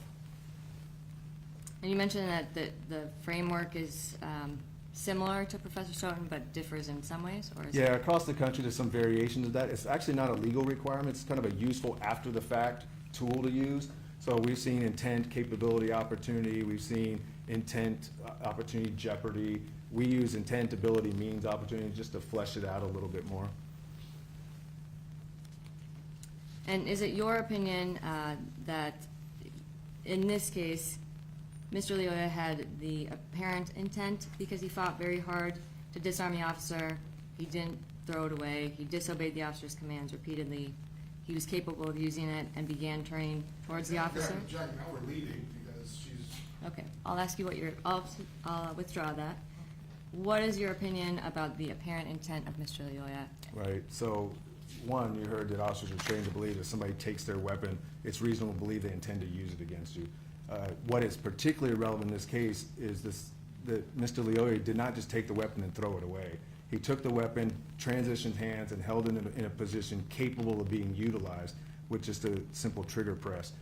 Is it reasonable for an officer to believe that someone who has struggled that hard to take your weapon has the intent to use it when they've taken the time to transition it to what is typically a dominant hand, and to hold it in a manner that's consistent with its use and also does not throw it away? So based on that and his earlier failure or his refusal to obey lawful commands, the aggressiveness with which he resisted the arrest, those things to me would fall, a similar situated officer in those conditions, not only would it be reasonable for them to believe that, as a trainer, we would actually train them to believe that, and I think that was consistent with the training we heard Officer Schurr received. In your opinion, would it be reasonable for an officer to believe that Mr. Leoya, by displaying the apparent intent, ability, means, and opportunity, posed a threat that could cause a person in Officer Schurr's situation and position to fear death or serious bodily harm? Yes, again, it's just a reasonable belief. He doesn't have to actually be correct, but in this case, I believe that he was, or an officer in his position would have been. We've talked about intent, ability, and means. The final thing, part of my opinion, was opportunity, and the question is, would it be reasonable for an officer in Officer Schurr's position to believe that Mr. Leoya could actually turn fast enough and use that weapon against him? That's the opportunity. Was he in close enough proximity? So reaching under his arm or touching his leg, all those things were available from that distance, appeared to be available. But what I focused on as a grappler and a wrestler and a jiu-jitsu guy was how fast can someone in a tabletop position, as you've heard it described, actually spin and become flat on their back such that they're actually facing the officer. And that happens in, I think one officer said a second and a half. It's actually much faster, and that can happen in half a second or faster. So in my experience training grappling and training officers in that tabletop position, or myself, you can actually turn and spin and face that officer faster than they can do anything to stop it. We heard, I think, quite a bit of testimony on action versus reaction. That's what that's describing. Once that suspect decides to start to turn, it's going to be too late for the officer to then engage an amount of force, a quality of force to actually stop him from doing it. So officers are not trained, and nor did I think they were trained from this testimony, specific to this case, to wait until someone points a gun at them, points a taser at them, or begins the assault against them. Is it reasonable for them to believe that if they don't do something right now, that they are an imminent threat of death or serious bodily injury? And based on those 4 components in my analysis of this case, I didn't see this as a close case.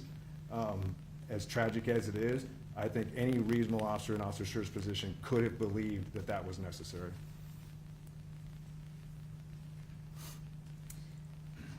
How do police officers, or how are they usually trained to perceive a threat posed by someone in possession of a taser during a close quarters struggle? Yeah, it's what I just mentioned, and we heard that testimony, I think, as well, that officers are trained when someone actively takes your taser, you are trained to believe they intend to use it against you. And these are just reasonable inferences. So I got to make this very clear.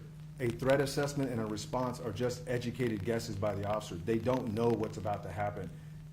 The meaning they assign to all of this totality of the circumstances is based on their training, education, experience, and reasonable inferences, which is why if they don't have training, education, or experience to talk about any model policy they've never heard of, we don't hold it against them. We evaluate them based on their training, their education, their experience, and the reasonable inferences they drew from it. And so based on that, when he was evaluating the ability to turn and use the weapon, I found it was consistent with his earlier testimony and his personal training. And is it consistent with standard police training or generally accepted police practices to use deadly force when facing an imminent threat of a taser being used against you? Yes. Why? Is there anything in addition to what you've already said? Well, I think so when we're looking at an individual officer's decision, the question is, is it lawful for them to use a quality of force to stop the threat immediately? And if it's a threat of death or serious bodily injury, what is the quality of force that will immediately stop it?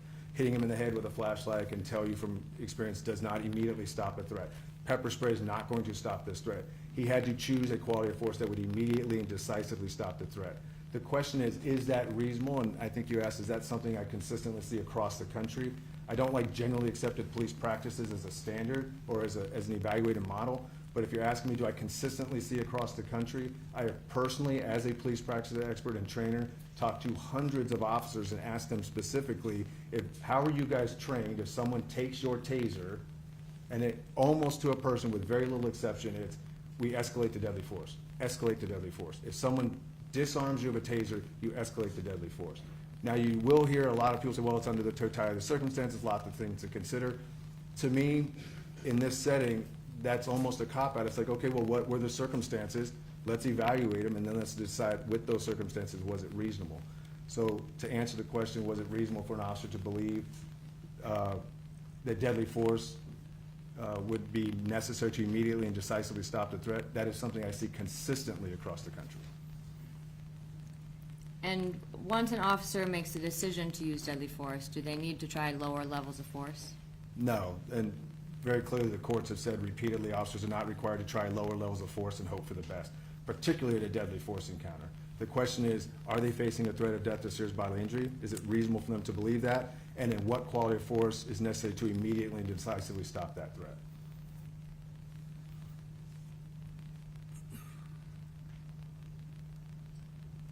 And what are, I know you kind of said that you base a lot of this on people you've trained across the country. Is there anything else that you base this opinion on? Have you relied on anything, or any of the testimony that you've heard in this case that would be consistent with that. Well, I mean, if the question is, was it reasonable for an officer in Officer Schur's position with his knowledge and training and understanding of his own policies? I also would rely on the trainers of the agency that trained him and the policies that he was being subjected to determine whether or not his belief was reasonable. And so I also considered that.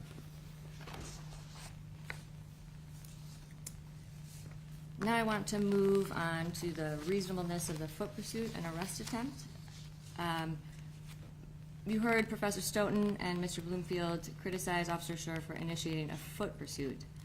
Based on your review of this case and the Grand Rapids policies, procedures, the culture, was the pursuit within the standard of law enforcement agencies across the country?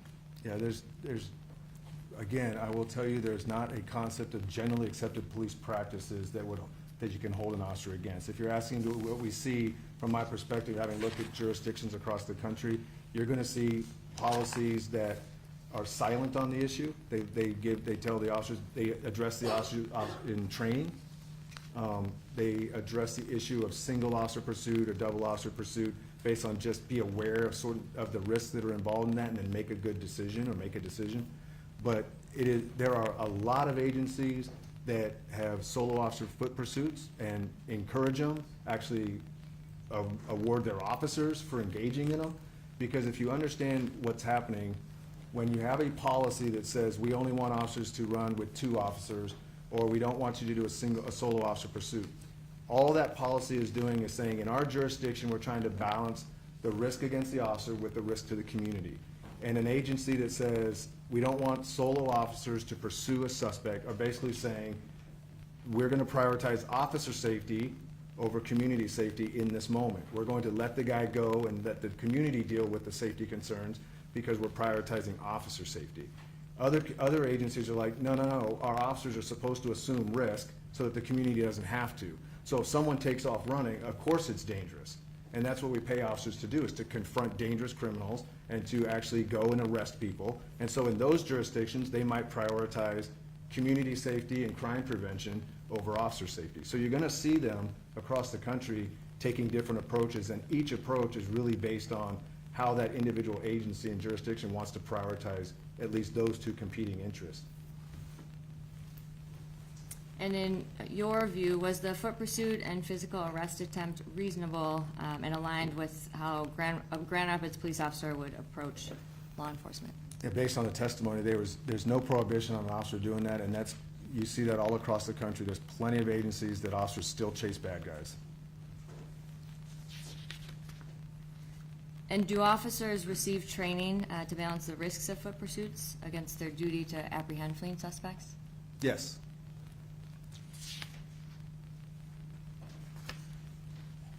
And what are some of the things that you see? Yeah, so what is understood in law enforcement training and tactics is tactics are discretionary. There's not a single tactical solution, there's just tactical options. And when an officer is facing a tactical scenario, they have to make their decisions based on risk, benefits, and trade-offs. And they're the ones that do it in real time based on some things just like their confidence level. Are they tired that day? Are they injured that day? The officer gets to decide because there are so many variables, and I know this is true in Grand Rapids. They consider there are so many variables, they're not going to write a policy on foot pursuits because they need the individual officers in that moment to make those decisions. And so when you look at the types of things that officers consider in that risk, benefits, and trade-offs, you do look at, well, how tired am I? How far is my nearest backup? Am I going to chase? Am I actually going to catch the guy? Is he bigger, stronger, faster than me? What do I know about the area relative to crime? What time of day is it? There are so many variables that go into that quick decision that a lot of places don't have a specific policy. And here's what's really important. All of these considerations and the totality of the circumstances of every decision, right? You keep hearing that. Do I chase or not? Well, it depends on the totality of the circumstances. Understand the totality of circumstances are things that we consider in a classroom setting and we talk about them, and then we go into a training room and we operationalize them, we implement them, we do it in training so that they become aware of them. Once you're out on the street, you're not doing a math problem where you're counting the number of people and looking at the time of day. You're looking at it very quickly and saying, I've seen this before, and you make a decision. That's the heuristic decision, a rule of thumb decision, right? So we don't ask, and the courts don't require this, for officers to engage in this sort of library scholar approach to the totality of circumstances in that moment. The totality of circumstances are things we incorporate in training and in lecture, and then we look at after the fact in the evaluation. But in the moment, we expect in a critical incident, this is also in Stoughton's book, so I don't think he would disagree with this, that officers are expected to engage, are not expected to engage in slow, deliberate, rational decision-making during a critical incident. They're expected to engage in what we call fast and frugal, system one, fast, heuristic decision-making. Why that works for cops is because all those totality of circumstances are things that we put in training. And so you heard their trainer say, we try to develop realistic training so that when they're on the street, I think he said I don't think he said automatic, but it's conditioned, it's automatic. Because you do not have time to do that math problem in real time, in many cases. And I think you asked that question, we'll come back to it later, but there are times when you can do slow, deliberate, rational decision-making. I think one of the experts talked about that, and there are times where that's just unrealistic to expect of any human. And is talking about some of these tactics, are officers trained to follow a single tactical response? No, like I mentioned, it's risk benefits trade-offs, there's tactical options, there's not tactical solutions. Sometimes you're actually encouraged to engage in agile thinking and thinking outside the box, and you're looking at a novel situation and you come up with some weird tactic and you go, hey, that actually worked. Tactics are basically feedback loops. You try them, you get feedback, you might alter and try something different. But this is happening in real time and it's happening very quickly. And it's really important to understand that tactics, almost after any event, we could always go back in hindsight and say, oh, I might have done that different, I might have done that better. Officers are not required to try the optimal solutions. They're required to use a reasonable solution. After the fact, it is widely understood in the tactics world, you can always improve it. And using this court as an example, the attorneys will go back after this and do an after-action review and say, I shouldn't have asked that question, or maybe I was a little bit too aggressive with that witness, and they said, I probably should have handled that one a little different. Every single real-time decision-making event, which is what's happening here in real time, requires you to do risk-benefit and trade-offs very quickly.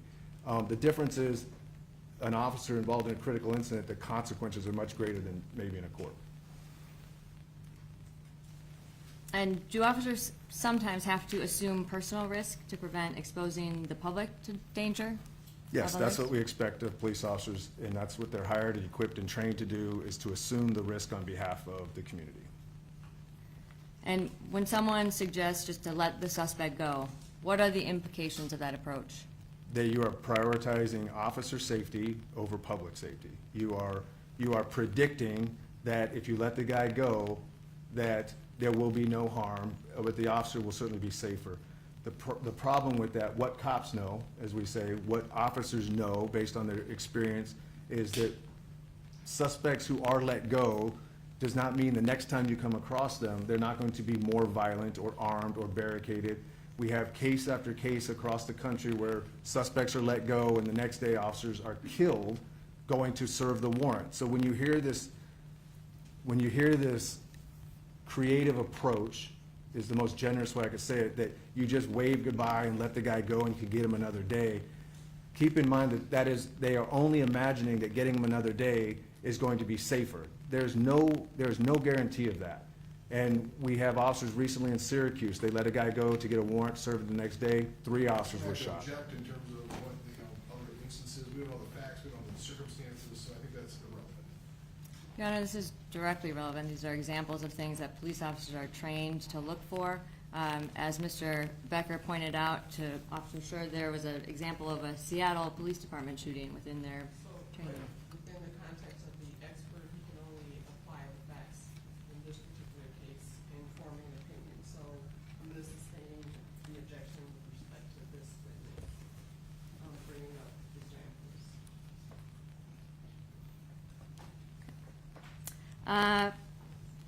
Based on your review of Grand Rapids policies and training, I believe in your, did you create a report in this case? I did, yes, ma'am. And I believe you pointed this out in your report.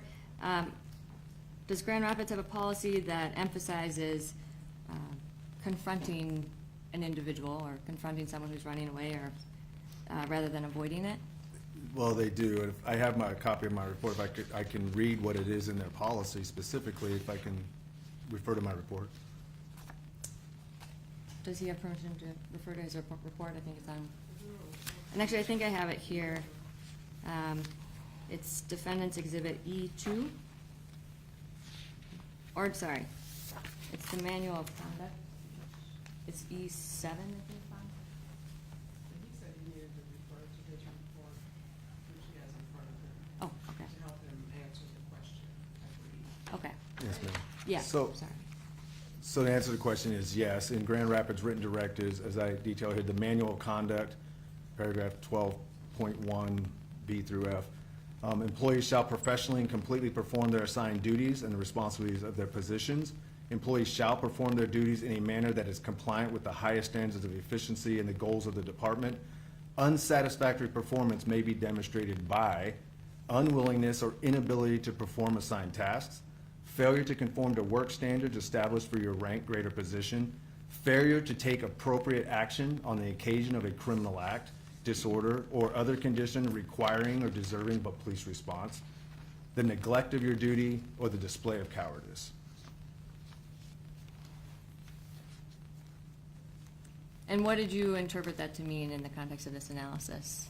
Or how did that apply here? When Grand Rapids police officers are making decisions on whether they pursue or not pursue a criminal, or whether a criminal has decided they want to be arrested or not to be arrested, that they have this guidance that they are actually being encouraged to take appropriate action on occasion of a criminal act. They're being encouraged to actually enforce the law and to not shirk from their responsibility to act just because it's dangerous to them.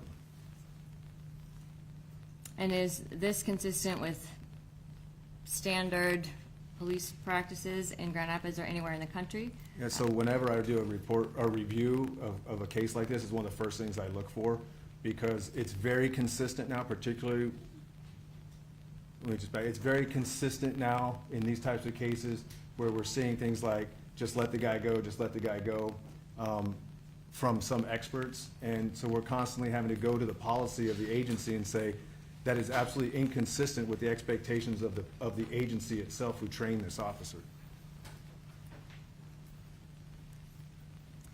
And I know there's been this generally accepted police practices term that's been thrown around. And I guess we'll talk about that in a little bit. But is it consistent that a police officer's tactics, if a police officer's tactics are imperfect, that they lose the right to self-defense? No, nowhere in the country are officers been trained that if their tactics are suboptimal or imperfect or don't comply with some concept of generally accepted police practice, that they lose the right to defend themselves or that they lose their law enforcement authority. And in your opinion, does choosing not to engage in a threat shift the risk from the officer to the public and to other officers who may have to confront the suspect in the future? Right, so that's what I mentioned earlier, that when you stop, when you pull back for officer safety, for safety yourself, you're basically deferring the danger to the next person who has to confront this person and actually arrest them.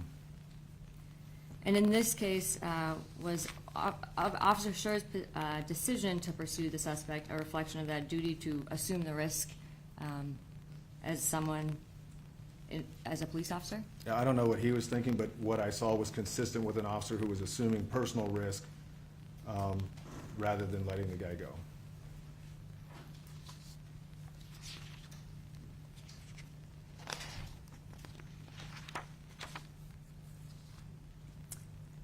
And throughout this trial, did you hear Professor Stoughton and possibly Mr. Bloomfield say that Officer Schurr's decision to deploy his taser at a close range was inconsistent with law enforcement training?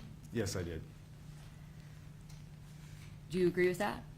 No, and I think we heard plenty of testimony at this point that it's a close-range cartridge. It's designed to be used in close quarters. There's no prohibition on using it there. If it's used and it doesn't work immediately, there's a third point of contact. I have not ever heard that it's not. I think part of the argument was that he stood too close and allowed him to take it. And again, that's shifting consequences of the suspect's behavior to the officer. an officer can stand where he needs to stand, it would be tantamount to saying if an officer gets punched in the face, he shouldn't have been standing so close and therefore he's responsible. That's the logic behind that. Deployment in close quarters was unreasonable because it allowed him to deflect and allowed him to take his gun. It's just a use of force. That's what it looks like. They're imperfect and they're ugly, and after the fact, you might have wished you stepped back or you might have wished you stepped closer, but there was nothing that made that unreasonable, even according to the Taser guidelines. And the suggestion from some of the opposing experts suggests that the officer should have disengaged at that point. Are officers trained to disengage when a suspect is attempting to disarm them? No, and what I noticed about that is, as long as Officer Schurr was fighting for that Taser, then he was not facing a risk of death or serious bodily injury, so long as he maintained possession of that Taser. He was fighting to avoid, I'll say he was fighting, I don't know why he was doing it. What I saw in the video and what I heard in his testimony was consistent with an officer who is fighting to maintain possession of that Taser precisely so he doesn't have to escalate to deadly force. He's fighting to not have to shoot this guy. Because as we heard, once he gains sole possession of that firearm, we go back to intent, ability, means, and opportunity. Right now, if you can infer intent, ability, and opportunity, the only thing he didn't have was the means. And Officer Schurr fighting to prevent him from accessing that means meant he didn't have to shoot him. And based on your review, was Officer Schurr's attempt to retain his Taser and get it back consistent with a reasonable officer's effort to avoid having to resort to deadly force? Yes, it was. Have you ever been tased? I have. Can you tell us about that? How did it feel? The experience of being tased with probes was, for me, I challenged the guys. We all did this. You're going to tase. I've been tased multiple times, and I say, if I get to you, I get to hit you, right? It gives you that mindset of I'm really going to try hard. And I couldn't move. I got tased. I couldn't move. You're just stuck. You can still see, but I was totally immobilized, and I had people catch me. That was not the worst experience. It hurt. It stopped me. I couldn't defend myself for sure. The worst one was I was grappling, not in a fight, was grappling almost in a training scenario, when another officer drive-stunned me on top of the head to break up the grappling match, and I had that experience, and it was brutal. You heard from Dr. Kroll, it's the first time I heard that explained. Everything stopped. My eyes slammed shut. There was electricity that I saw. They told me it wasn't actual electricity, but everything stopped. I could not think of anything. My hands went straight up. The benefit was he just did it and stopped. He didn't hold it on there. But it felt like a stake was being driven into the top of my head, and there was nothing else important in the world other than to make that pain go away. And it made it worse, as Dr. Kroll pointed out, because I didn't know what it was, I wasn't expecting it, and it was a pain like I'd never experienced before. And once you felt that pain, what happened? What happened? Were you able to do anything else at that moment? During that pain, no. Until it was done, there was nothing else I cared to do other than make that thing go away.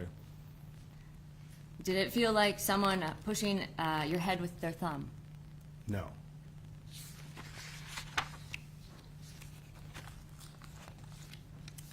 We talked a little bit about this term, but can you explain the term generally accepted police practice in the profession? Yeah, I can tell you what it's not. The generally accepted police practice is not a national standard. There were certain, if you're looking at things that we see consistently across the country, yes, there are certain things that are consistent, but that's not a standard by which we hold officers accountable to. They're generally accepted police practices are just things you might see consistently. When you heard about, for example, PERF and IACP and DOJ consent decrees and Lexipol, all of these organizations might have sort of model policies, sort of maybe procedural policies, and some of it's going to overlap. And all that stuff that overlaps, you can say, yeah, this is pretty consistent across the country. These are things you see frequently. What is critically important is that those organizations frequently do not agree on what those practices are. Some of those organizations, like the Police Executive Research Forum, Their whole purpose is to elevate policing beyond the US legal standard, beyond the constitutional standard. They want it to be harder for police, and that's their stated purpose. And so they're gonna make certain recommendations that are consistent with that. IACP is probably the largest body of model policies, and they're trying to be able to write policies and considerations for the broadest range of police. And they're very attuned, because I'm on their legal officers section. IACP is very attuned to the cultural and political pressures that are on police, but they're also very dedicated to focusing on operational and tactical realities. And so if you look at history, you're gonna find that what was being told to you are generally accepted practices. Those very organizations have had very strenuous debates about what is and isn't an acceptable or generally accepted police practice, or what the standards should be. DOJ civil rights, you heard this little idea about generally accepted practices will percolate up from the industry and that these organizations merely reflect that. That is not how that works. Those organizations some of them are activist organizations, some of them are political organizations, some of them are educational organizations and associations, professional associations, and they all have different priorities. What they're trying to do is from the top down influence the industry. DOJ consent decrees, for example, they're the opposite of generally accepted police practices. They're actually trying to get organizations to adopt certain standards under threat of litigation. These are standards that aren't generally accepted by police, but that the DOJ civil rights consent decrees can force them on organizations under threat of litigation. So if you're looking at generally accepted police practices, the only thing you really need to take away is they are not national standards, and they are not a standard by which you would judge an individual officer's performance who has never even heard of these standards. And did you hear Professor Stoughton's definition of what he believes generally accepted police practices are? I did. And without going into all the weeds of that debate, do you agree with them? No. Why not? Again, what he was imagining is that all of these various international organizations and associations somehow has some consistency among them that create a national standard. But each of those organizations have documents within the organizations that specifically say these are not intended to create a national standard. Local agencies are only to use these for consideration in developing their own policies.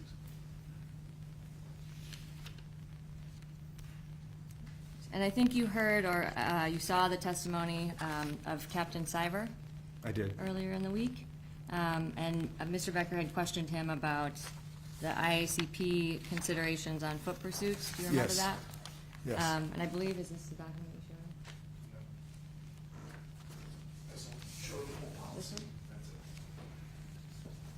Okay, so this is the foot pursuits July 2019 IACP considerations packet. On this, it talks about the considerations, concepts, and issues and need to know.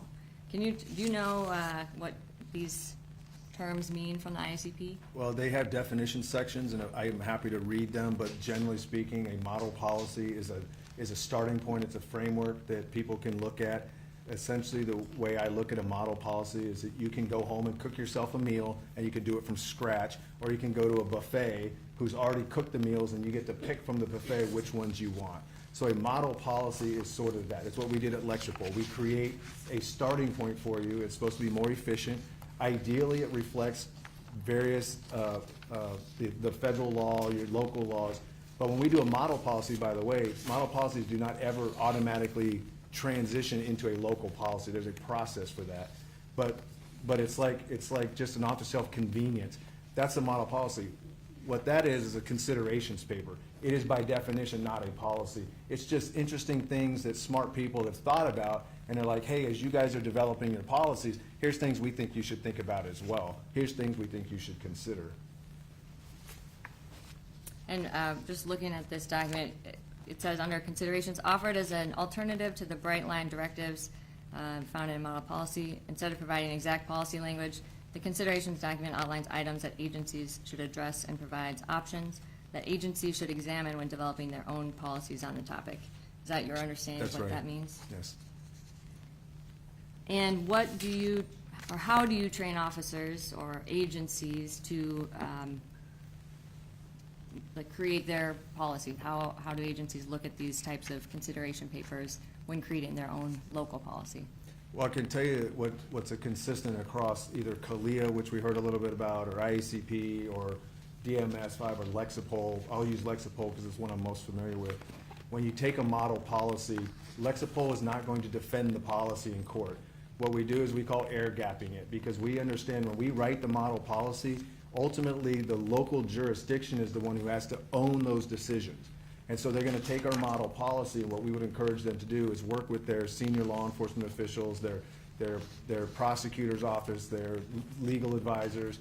We're gonna ask them to talk to their politicians. We're gonna ask them to talk to their officers. All of those stakeholders are going to become part of what in this model policy do we think reflects our culture and our capabilities and our resources, and what do we just absolutely reject? We don't like that at all. And there's plenty of examples within each policy of things that they can choose from. So some people don't like the carotid neck restraint. They just think it looks bad, and so they don't want to have it in their policy. They'll say, we'll keep that at deadly force. Other ones like, nope, it's incredibly safe, we're going to put it down there with pepper spray. Fine, those are their choices to make. So when we look at this idea of the stakeholders meeting to decide what in the model policy do we like, what are we going to incorporate, we expect it to involve their legal advisors, we expect it to involve their police officers. Once they've done that, we also would like it to include their community members. And so you'll have community listening groups, or you're going to present these policies. I recently did this in Bakersfield, California. So you'll have the ACLU there, you'll have community members, you have your local police, and then you'll have someone like me to come in and talk about what are generally understood concepts and concerns about use of force investigations or use of force in practice. And then in those listening groups, the community then gets to say, we like that or we don't like that. That's where you might see a community says, we don't want you chasing bad guys. We don't want you chasing them through our cities. Other ones are like, we absolutely want you chasing them through our cities. And that's where those policies are ultimately shaped. Once the local government, right, whether it's the chief of police or their politicians, however they decide to approve it, they decide how they want to craft it based on their resources, their risk assessments, their insurance requirements is a big part of it. They will then adopt it, and we call it air gapping it, because once they adopt it and they own it and they sign it, Lexipol's no longer on the hook for the decisions they made, because they made those decisions based on their local considerations.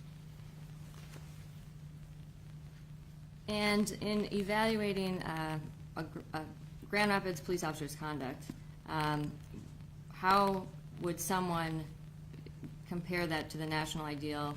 Would it be something that would be compared to these national standards or the department's policy and constitutional law? Now, ultimately, when they're doing the crafting of it, when they're taking these model policies and they're bringing it down to their local, that's where those discussions are being had and those considerations. But once they've made their decisions, the binding policy, the binding expectations on the officer is what they're trained against. And again, we have a concept called operationalizing policy. We can't hold an officer accountable to their performance on the street simply because a piece of paper has words on it. What has to happen, once that piece of paper with words on it is approved by the local jurisdiction, it then has to get incorporated into training. Then they have to train against that policy. Sometimes they have lectures, and then they put it in their training. And then when they get out on the street, it's become operationalized, so long it was good training. Then they know how to incorporate that policy. National standards or these national policies that haven't been incorporated, haven't even been approved by the local jurisdiction, certainly have not been operationalized. The officers may not even know about it. And this is something I have to remember, is I deal with this every day across the country looking at all these. A local police officer has a hard enough time just knowing their own policy and trying to conform with their own policy. I've not seen where local police departments with their own policies have suddenly decided to hold an officer accountable to a policy they've never even heard about, and certainly doesn't apply in their jurisdiction. So when a department like Grand Rapids adopts a use of force policy reflecting its specific legal, political, and operational realities, I think you said, is that in line with generally accepted police practices or standards across the country? Yeah, so we like best practices or generally accepted police practices when it comes to processes and procedures. We don't like them with tactics. Like, tactics is too much variety. But if you're asking me, is it generally accepted as a policy development practice? It absolutely is, yes. And just to reiterate, based on your understanding of the Grand Rapids Police Department policy, Michigan law, and the circumstances, is it your professional opinion that a person similarly situated with the knowledge of Officer Schurr could have reasonably believed that he was in fear of serious bodily injury or death after he was disarmed of his taser after fighting for over 2.5 minutes until he could not fight any longer? Yes. Thank you. You want to take another break here? I said we're gonna take 2:10, and it's already 10 to 4, so I.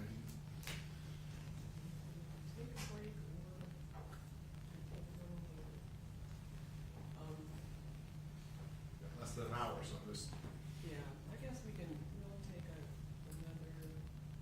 10-minute break like I promised. So we'll come back at 4. So meanwhile, please remember, your notes upside down in your chairs and not discuss the case with each other or with anyone else. I also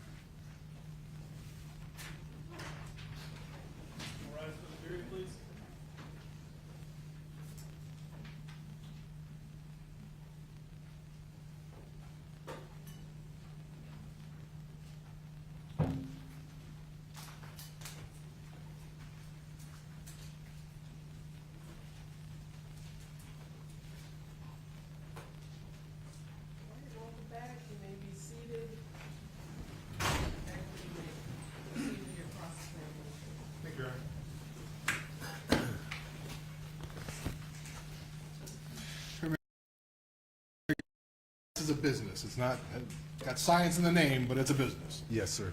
And business is trying to make money as a business. It's not a nonprofit, right? It is not a nonprofit.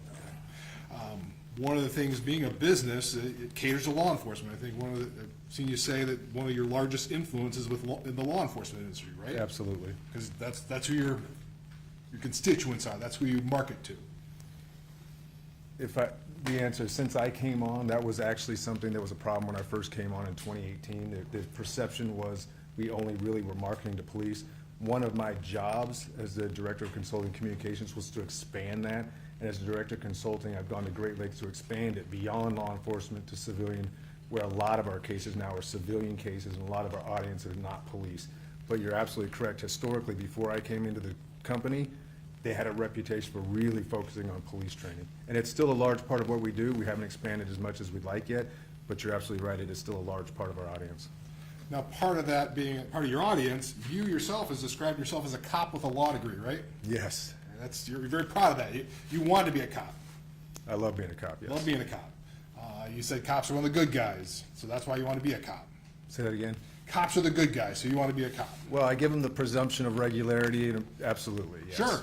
Well, that was one of my other questions, because you go on a number of websites. When you start, you give police officers a presumption of regularity, of the benefit of the doubt, if you will. Yeah, so when we start, we give them, especially in a case like this, we give them the presumption of innocence. That's the first thing. And then we give them also a presumption of irregularity, and then we start to look for deviations from that.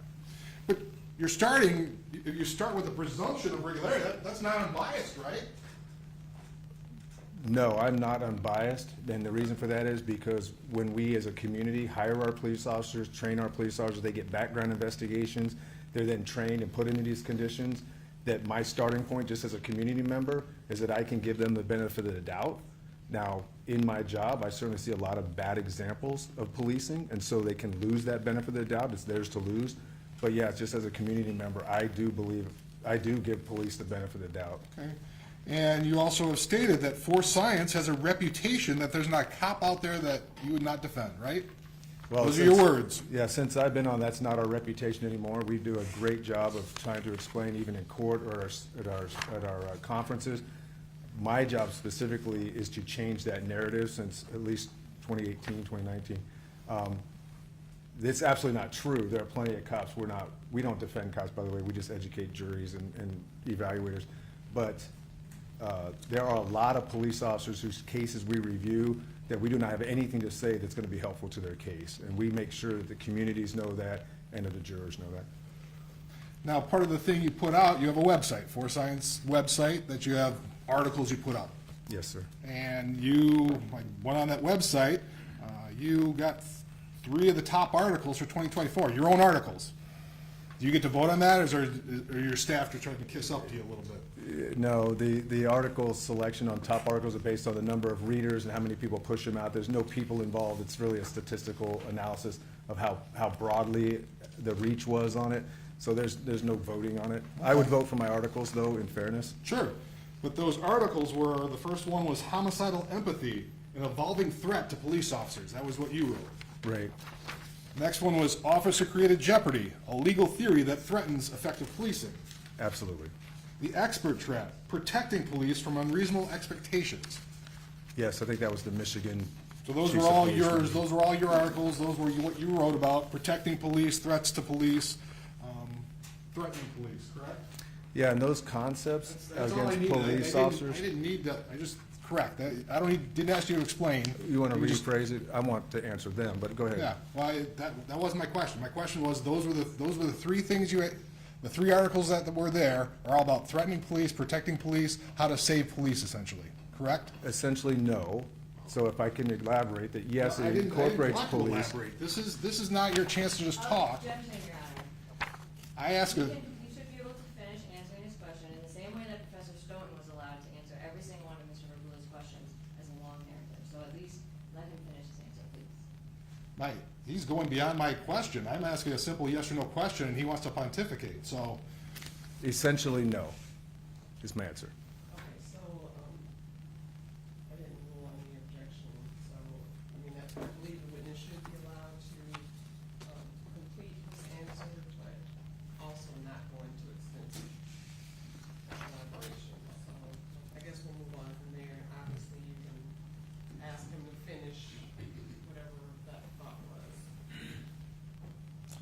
One of the other articles in 2024, maximizing the officer's recollections before the big interview.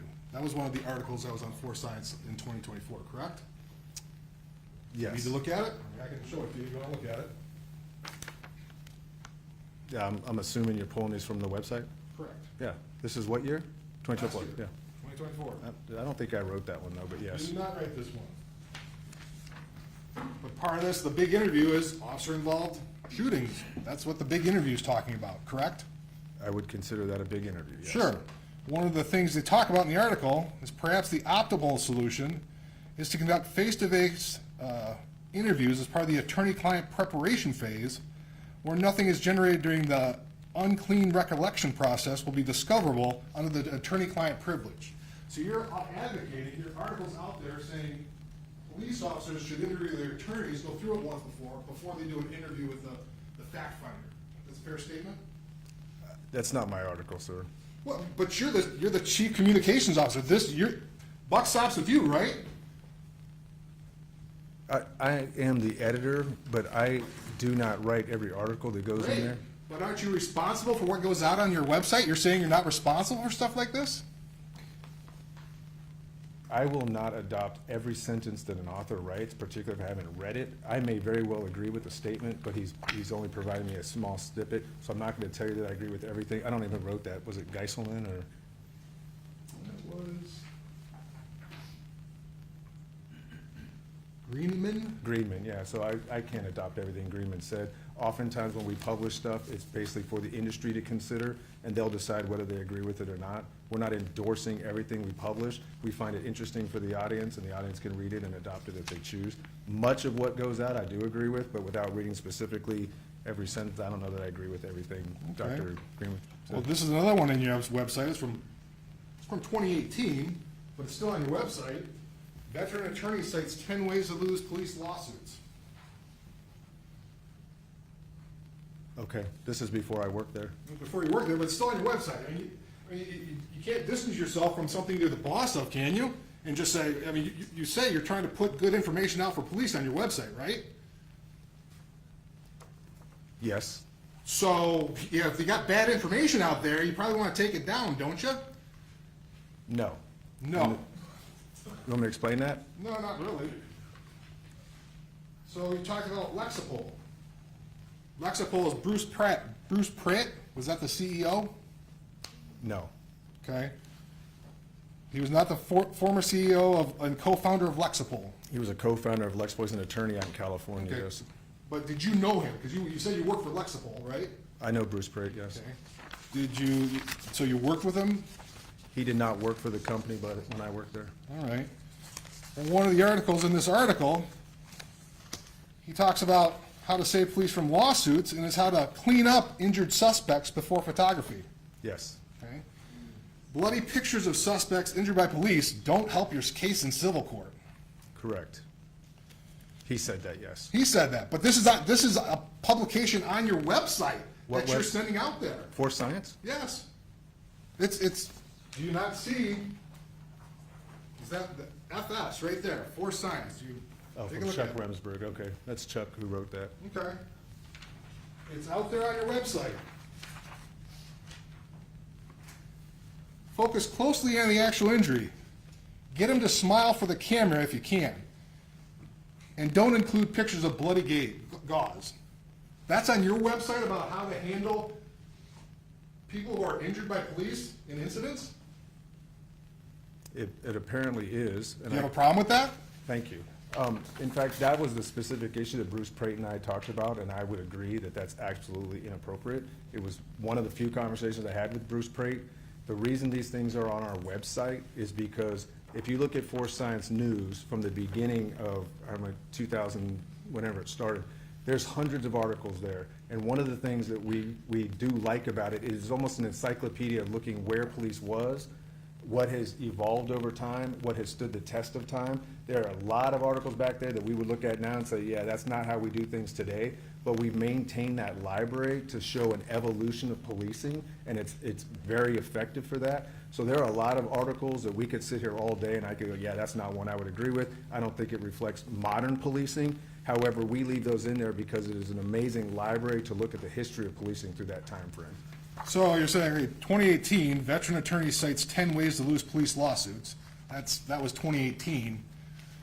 But in 2024, we have evolving threat to police that you wrote, legal theory that threatens effective policing, and protecting police. So where's the evolution there?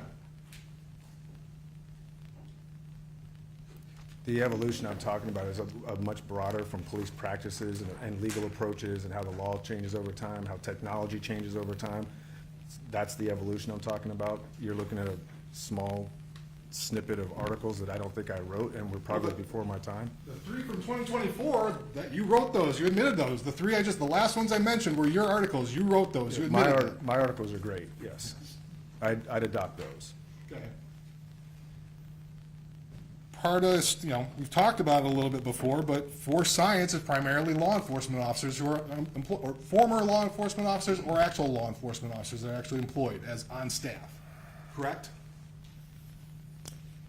I don't know that that's, we have 1, 2, 3, 4, maybe 4 of 8 people, or actually more than that, say 1, 2, 3, 4, 5. The answer to that's no. Okay, I went on the website, we can pull it up if we need to. Well, you You've got did- five staff instructors, correct? Oh, you want staff instructors or Staff employees? instructors, 5, okay, let's go staff instructors, the people who are instructing, 5 of you, right? That sounds right. Okay. Mr. Lewinsky, now he's Never- not law enforcement. Never police. Never police, but the other 4 are. You and there's 2 other commanders, the other 4 are former police, correct? It's likely. We definitely are looking for highly educated former police officers to help educate the population we're interested in, yes. And then you have 19 partnering instructors. 9 are retired police, and 1 is a lawyer, Laura Scary, and her work was defending police officers in civil and criminal suits. Is that a fair statement? You'd have to ask her what the bulk of her work is. You don't know? I mean, you work with her, don't you? I mean, she's listed on the website as a staff instructor. Yeah, to understand, I don't work with any of these instructors. I mostly teach them, I said, Nicole Florese and I teach quite a bit. The rest of them are off teaching classes. I'm the director of the consulting division. The classes I teach by myself or maybe with Nicole. Every now and then I might partner with one of them, but I'm not part of our, what I call off-the-shelf training programs. So who's currently teaching, I'd have to look, and I might be surprised at who our new staff is as well.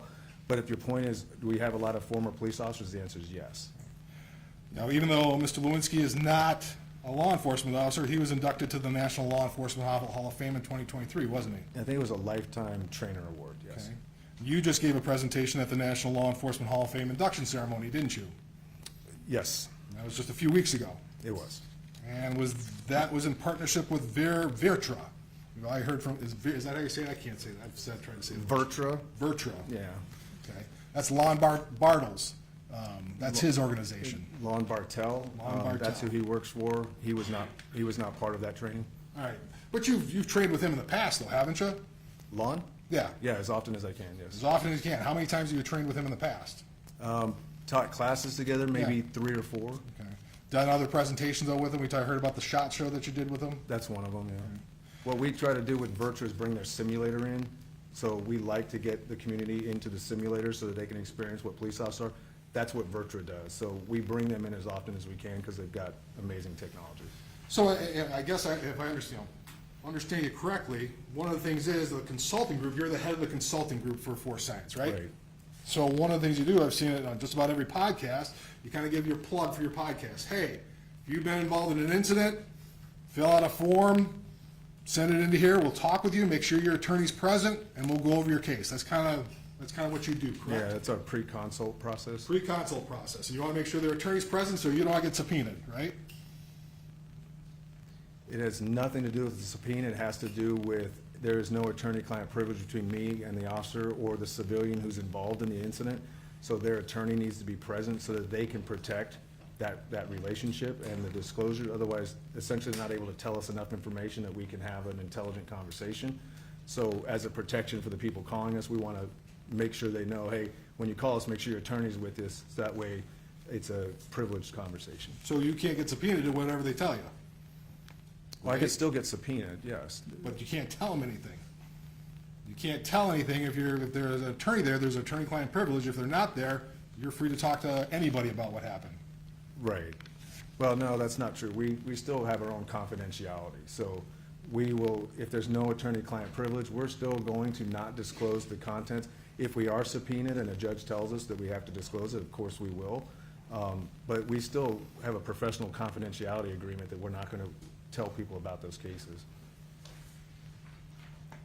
Now, in terms of that consulting, isn't it true that you've said 98% of the cases you see in Force Science are absolutely professionally well-done cases, officers not at fault?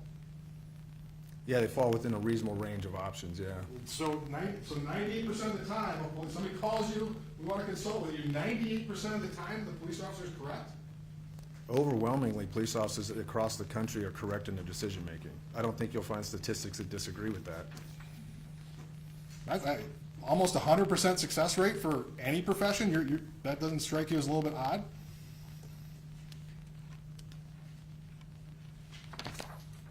No. I mean, 98%, I don't have an exact percentage, but I'm But telling you, those on are the your cases words. we see, right? But that, I'm just quoting your words. It was on one of your podcasts, remember, Law Enforcement Today, choir practice, some guys, a bunch of bourbon in the background, two guys. Those were your words. 98% of the cases we see are absolutely professionally well-done cases. Those are your words. Yeah, that sounds about right. What kind of put you on the map was a 2000 article in Police Marksman, why the subject is shot in the back. That was kind of one of your big articles that kind of put you on the map, didn't it? Not me, no.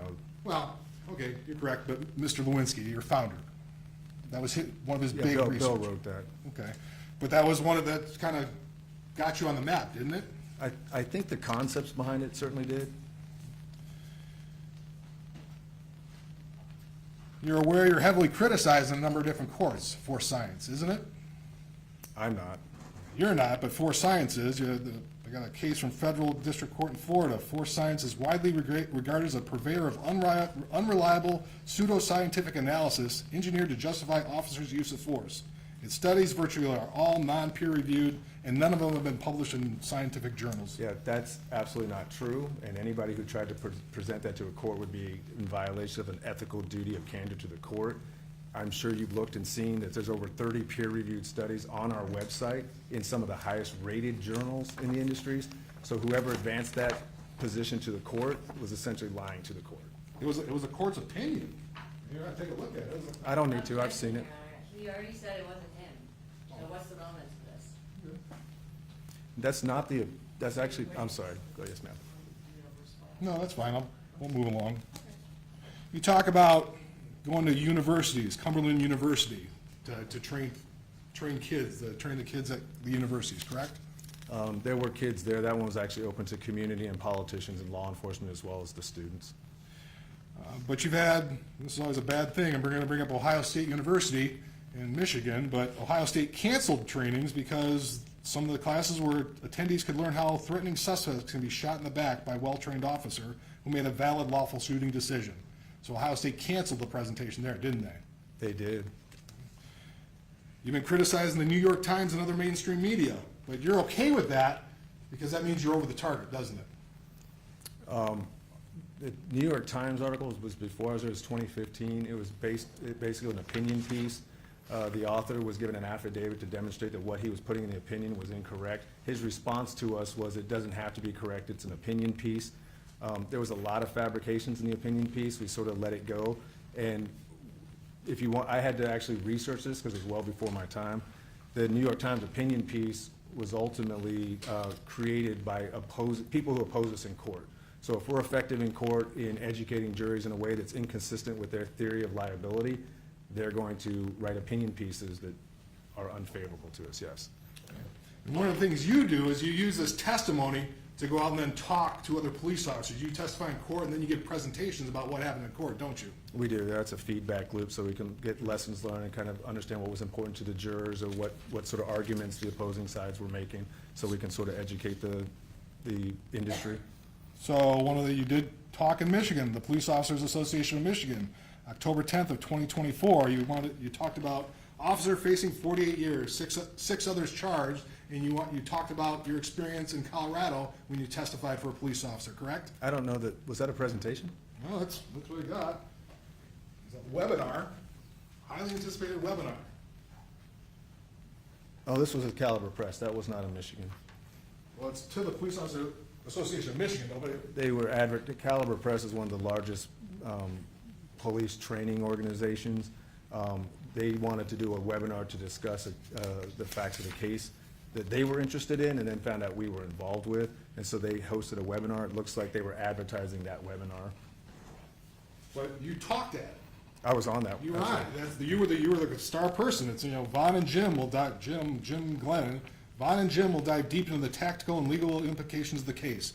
So you talked about it, you went to the police on a webinar and spoke about it, right? Yeah, this was a high-profile national case where Caliber Press Don't- itself didn't understand the facts of the case, so they brought in somebody who was familiar with the facts.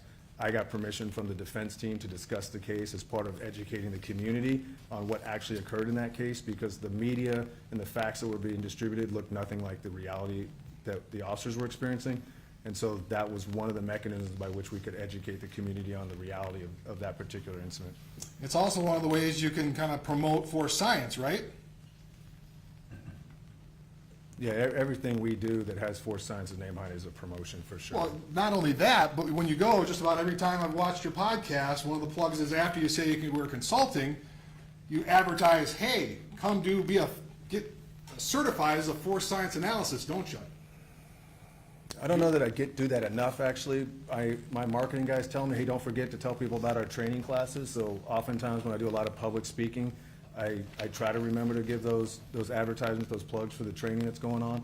We think we have a very good product that's important to the community and to the attorneys, and we want to make sure they're aware that those products exist so that they can take advantage of them.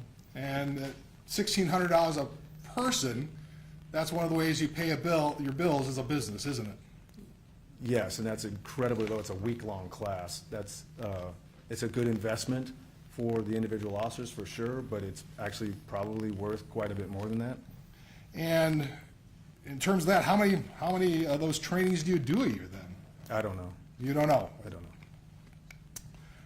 Going into those trainings, I did find an article about somebody was saying how wonderful your training was. It was on Force Science, but you had Laura Scarry, an expert in police litigation and management. Her expertise reflected insights that can only come from representing over 100 police officers in moments immediately following their critical incidents. Why do you need a labor attorney representing something that's Force Science that's supposed to be teaching about, psychological behavior, psychological factors, behavior, and memory? Yeah, so Laura Scarry is an operational attorney as well. So when an officer is involved in a critical incident, she's the attorney who actually shows up to the scene.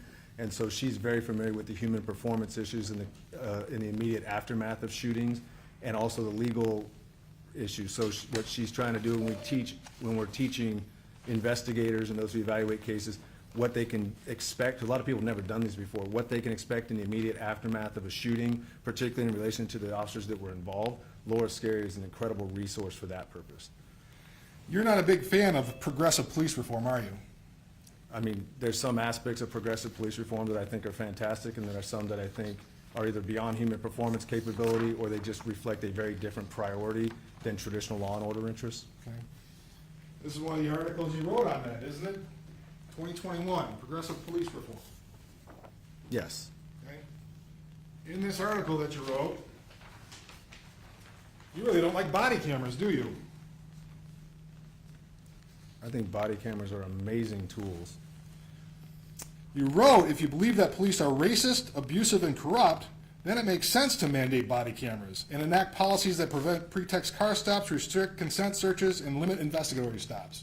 That doesn't sound like it's an amazing tool to me if you think the way you're mandating them is because their police are racist, abusive, and corrupt.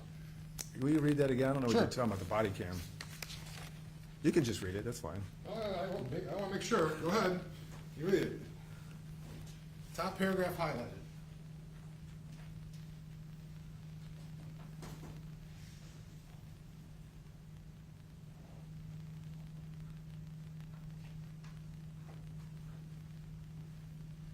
I think you need to read the entire article. In fact, I would encourage you to. I've read the entire article, but that's your line you wrote. It makes it, if you believe that police are racist, abusive, and corrupt, then it makes sense to mandate body cameras. That's your sentence you wrote. Correct? I wrote that. Okay. You also wrote that if you believe that the police profession is illegitimate and untrustworthy, then it makes sense to construct and empower layers of civilian oversight. So you don't like civilian oversight of police, do you? No, I do like, well, civilian oversight, yeah, I do like civilian oversight and political oversight of the police. Would you like me to read the entire article? It'd be great. No, not really. I suspect not. We just need that one sentence. I mean, I don't know how you can put it in a better context, but no. Have me read it and it'll be a better Sure. context. Well, you're okay with civilian oversight of police? You said. Yes, I think civilian oversight, one of the things we learned about civilian oversight, there was a risk, or there was a belief that when you bring civilians in to evaluate police, the first thing you have to do is get them to see the world through the lens of the police officer. And so that required training. It required them to actually go through what police officers go through the simulators, and to understand the law, and then we put them in a sim to understand the reality of it so they could feel it. Then they could actually engage in honest accountability. Civilian oversight, people got nervous because they thought civilians were going to be harder on the police. What had ended up happening is civilian oversight actually was a lot more liberal with police performance than their actual police officers were. And so any concerns about civilian oversight really came down to, are the civilians who are conducting oversight doing it through the lens of a reasonable officer, or are they coming in to conduct civilian oversight and actually intentionally not allowing the officer's view? Civilian oversight in the progressive reform area, there were some examples of it where they would say, if you want to belong to the civilian oversight board, you cannot have been a former police officer, you cannot be related to a police officer, and you could not have gone through specialized training for police officers. And so when we started to see that, we would push back on that kind of reform effort, because it was actually having people, civilians, evaluate police without actually doing it through the lens of the officer, which is what the law required. So these are debates that are happening across the country. So to ask, do I like them? My answer would have to be, well, which one? Well, you made sure that when you have a son that's a police officer, correct? Well, to be, It goes right to his statement about, I got a quote regarding civilian police. His son? You can do the quote, but ask him about his son. Well, it pertains to his son. You select, I'll sustain that objection. your comment, you selected a department where politics hadn't infected the agency or civilian leaders for him. Isn't that true?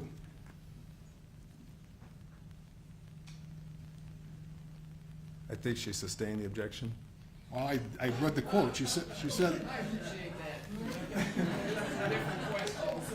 well, it's a different question. The quote is, you made sure that politics hadn't infected the agency or civilian leaders where your son became a police officer, right? Objection, Your Honor. This is the same topic, so. What? It's the same topic, but. About his son, that how is wasn't his the son question. relevant? So, you asked a question, she objected, I sustained the objection, you asked another question. rephrased it. About his And son. then he said, oh, you sustained, but he didn't mention son the second time. Then the third question, now here's the son again, so. But this goes to, You can ask the second question again, and then you can bootstrap that to make it relevant, Well, but whether or not his son is a police officer, I think is beyond. correct. But There is an the thing is where he goes, why he chose where his son went. And that's what his quote was, that civilian review boards where civilians had not been infected. Right, so the second way that you phrased the question was fine. Okay. So you made sure that politics hadn't infected the agency or civilian leaders, correct? Yes.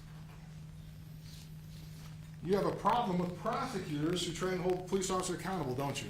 No. No. Do you remember talking in once again, Betsy Brainer Smith? I think that's how you say her name, nationalpolice.org, NPA? Yes. Do you remember telling her you have a problem with prosecutors who charge police officers where you lost the gatekeepers? Progressive reform activists trying to hold officers accountable are doing it unjustly if they don't know what they're doing, or corruptly if they do.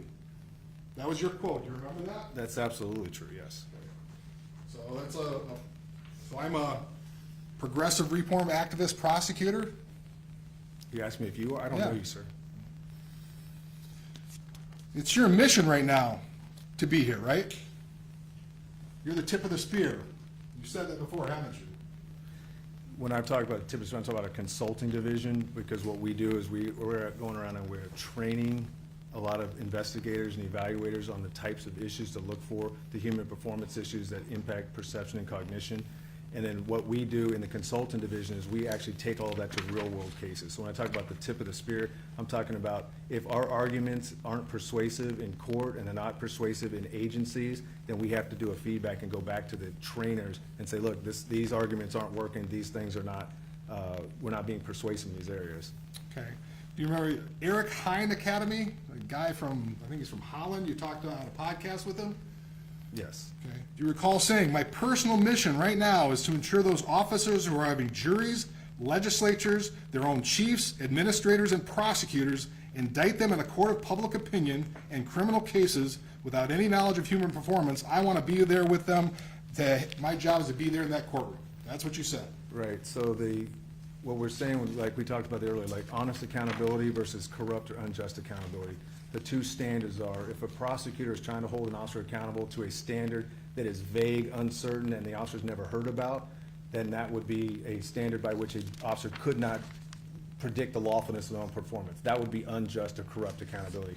If a prosecutor is attempting to hold an officer accountable to a standard that is beyond human performance capability, that no human could do, then that is also another example of what I said is, if they do it unknowingly, just because they don't have an understanding of human performance, then that's unjust. If they do it intentionally, then that's corrupt. My job and our job is to ensure that the triers of fact understand the reality of human performance in critical instances so that we have honest accountability, not unjust or corrupt accountability. So we are 100% committed to honest accountability of police officers, and that is part of our mission statement. Going to your actual report, one of the things you talk about, you kind of very similar to Professor Stoughton. You talk about when you look at a use of force event, there's got to be intent, means, ability, and opportunity. That's how you phrase it. Correct. All right. And intent means somebody wants to do it, right? They're willing to, yeah. Willing to. Means they have a weapon system, Right. as I think you just said it. Ability means physically upright and mobile. And opportunity is a position where the weapon system could actually reach you. That's Right. how you phrased it in one of your podcasts. You don't like, in terms of determining that, you don't like the American Law Institute, new standards where they talk about necessary. Officers struggle to understand necessary, proportional, and minimum force standards, right? Right. Okay. But one of the things you did in this case is you said Patrick had intent because he had disproportionate resistance, right?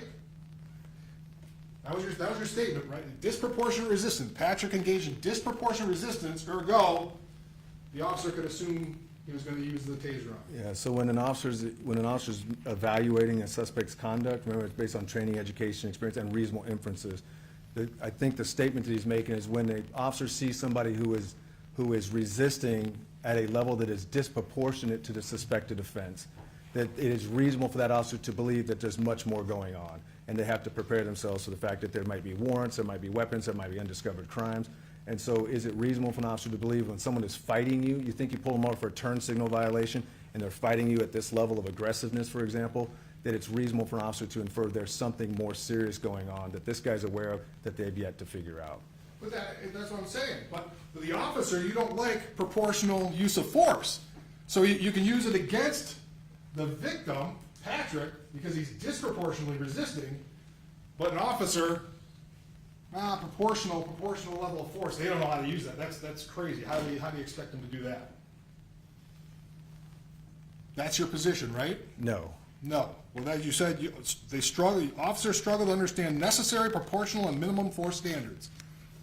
Right, so these are not standards that are typically involved in constitutional policing. These are not standards that officers are trained against when we talk about. In fact, Stoughton and his academic colleagues have written articles to try to incorporate these standards because the current standard doesn't. So they're advocating that necessity and proportionality and minimum force necessary. So if you imagine for a second, again, it is beyond human performance capabilities for a human to look at another human and know what is the minimum force necessary to arrest this person and overcome resistance that they've never felt. And yet we'll see that language sort of incorporated because it sounds great, right? But we wouldn't ask a firefighter to put out a fire with minimum water necessary. We don't ask wrestlers to pin somebody with minimum force or football players to tackle with minimum force because a human cannot possibly know what that is in advance. So this was the argument I was making and trying to point out that these vague standards that have not evolved through case law, officers don't know what they mean. And so we have these conversations. These are the academic debates we spend an awful lot of time. So, welcome to the debate. These are things that are not well settled. These are things that academics want to have to wrestle with, and they're wrestling with them in courts as we speak. And so you don't like them. That was my point. You don't like minimum standards. You don't like proportional use of force, right? You don't like putting that standard on an officer. I don't like any vague standard that doesn't allow an officer to predict the lawfulness of their own behavior. So if you tell an officer you can only use minimum force, and they would call me when these new standards for, again, a lot of the progressive reform efforts were coming after, they were coming fast. And so agencies would call and say, hey, we got this new policy, officers have to use minimum force or use only force that's proportional. What does that mean? And we would say, that has not been decided yet. We don't know. And so until those things are fleshed out, either defined in terms, this is what we discussed in Bakersfield with the ACLU, they were using terms that police officers had never heard before. And so, and I got them to agree that we cannot have standards that don't allow officers to predict the lawfulness of their own behavior. They're like, of course not. That's a due process violation. It's absence of notice sort of thing. If the officer doesn't know what's illegal, we can't hold him accountable for violating it. And so my objection was when we start adding all these new terms, and I've got a slide with like 15 different terms I've seen, officers don't know what to do with them. So that's what I was pushing back against. But in my academic capacity, those are just discussions we're having until those things get fleshed out more, either in courts or through legislation. But it's okay for an officer to determine disproportionate resistance from a person. Absolutely, yes. One of the other things you said, the basis for why this was justified is that you even talked about it to the jury, MMA, right? You said, in real-world combat sports and law enforcement experience confirms that suspects can turn explosively from the prone position. In wrestling and mixed martial arts, MMA, fighters routinely explode from a prone position to reverse control over their opponent. Yes. Okay. So you're comparing Patrick to an MMA fighter. You gonna react like that? I've seen that in jiu-jitsu, not just MMA, with brand-new kids who've never been trained before, or adults who've never been trained. It's a human I'm comparing to another human. So even though MMA fighters go through 3 hours of training every day, 2 hours a day, 6 hours a day, that's a very different thing than Patrick, who's an African immigrant with his pants falling down and barefoot out on a grassy front yard, right? Yeah, completely unrelated, yes. One of the other things you talked about was his superhuman resistance. That was your words in the report, right? Yes, I think I used the word superhuman as what it was perceived to feel like, because all of the efforts that the officer was putting into it was unable to overcome the resistance. So what that's often is like, it feels like it's superhuman resistance. Superhuman, it's not a legal term of art. It's a lot of resistance. So you're taking that inferences from his statement, that suspect's superhuman resistance. Yeah, it's a characterization of the level of resistance an officer in that position might have characterized it as. So what Patrick did was beyond human, having a higher nature, greater powers than humans have. That's what you saw in the video? If you're going to read that word literally, I suppose that's what the dictionary would say. That was not how I intended it, You're a certainly. lawyer, right? I am. Lawyers use words, right? We do. And so words have meaning, right? They do. So you put in a report that a guy who stood up and walked across a yard was superhuman, right? Well, the characterization of that force would feel like that. He didn't have superhuman speed, though, did he? Because clearly got caught. He did not have superhuman speed. But just superhuman strength to be able to stand up, right? The literal definition of superhuman, I suppose if I go back and rewrite it based on this cross, I would use a different word just to avoid this, but the concept's the same, which is when you're trying everything you can to overcome the resistance, and this guy's standing up, you're an adult male, and another adult is standing up with you repeatedly, and there's nothing you can do to stop it. I use the concept of, it would feel like, almost like superhuman strength in that moment. Like, this is not consistent with my understanding of past practices on trying to control a human.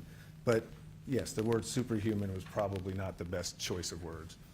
Your Honor, I got maybe a few more. I don't know if you want to stop now. I think I could wrap up here relatively within the next 5. Well, I can stop there. I don't want to get into a minute, so I can wait till Monday.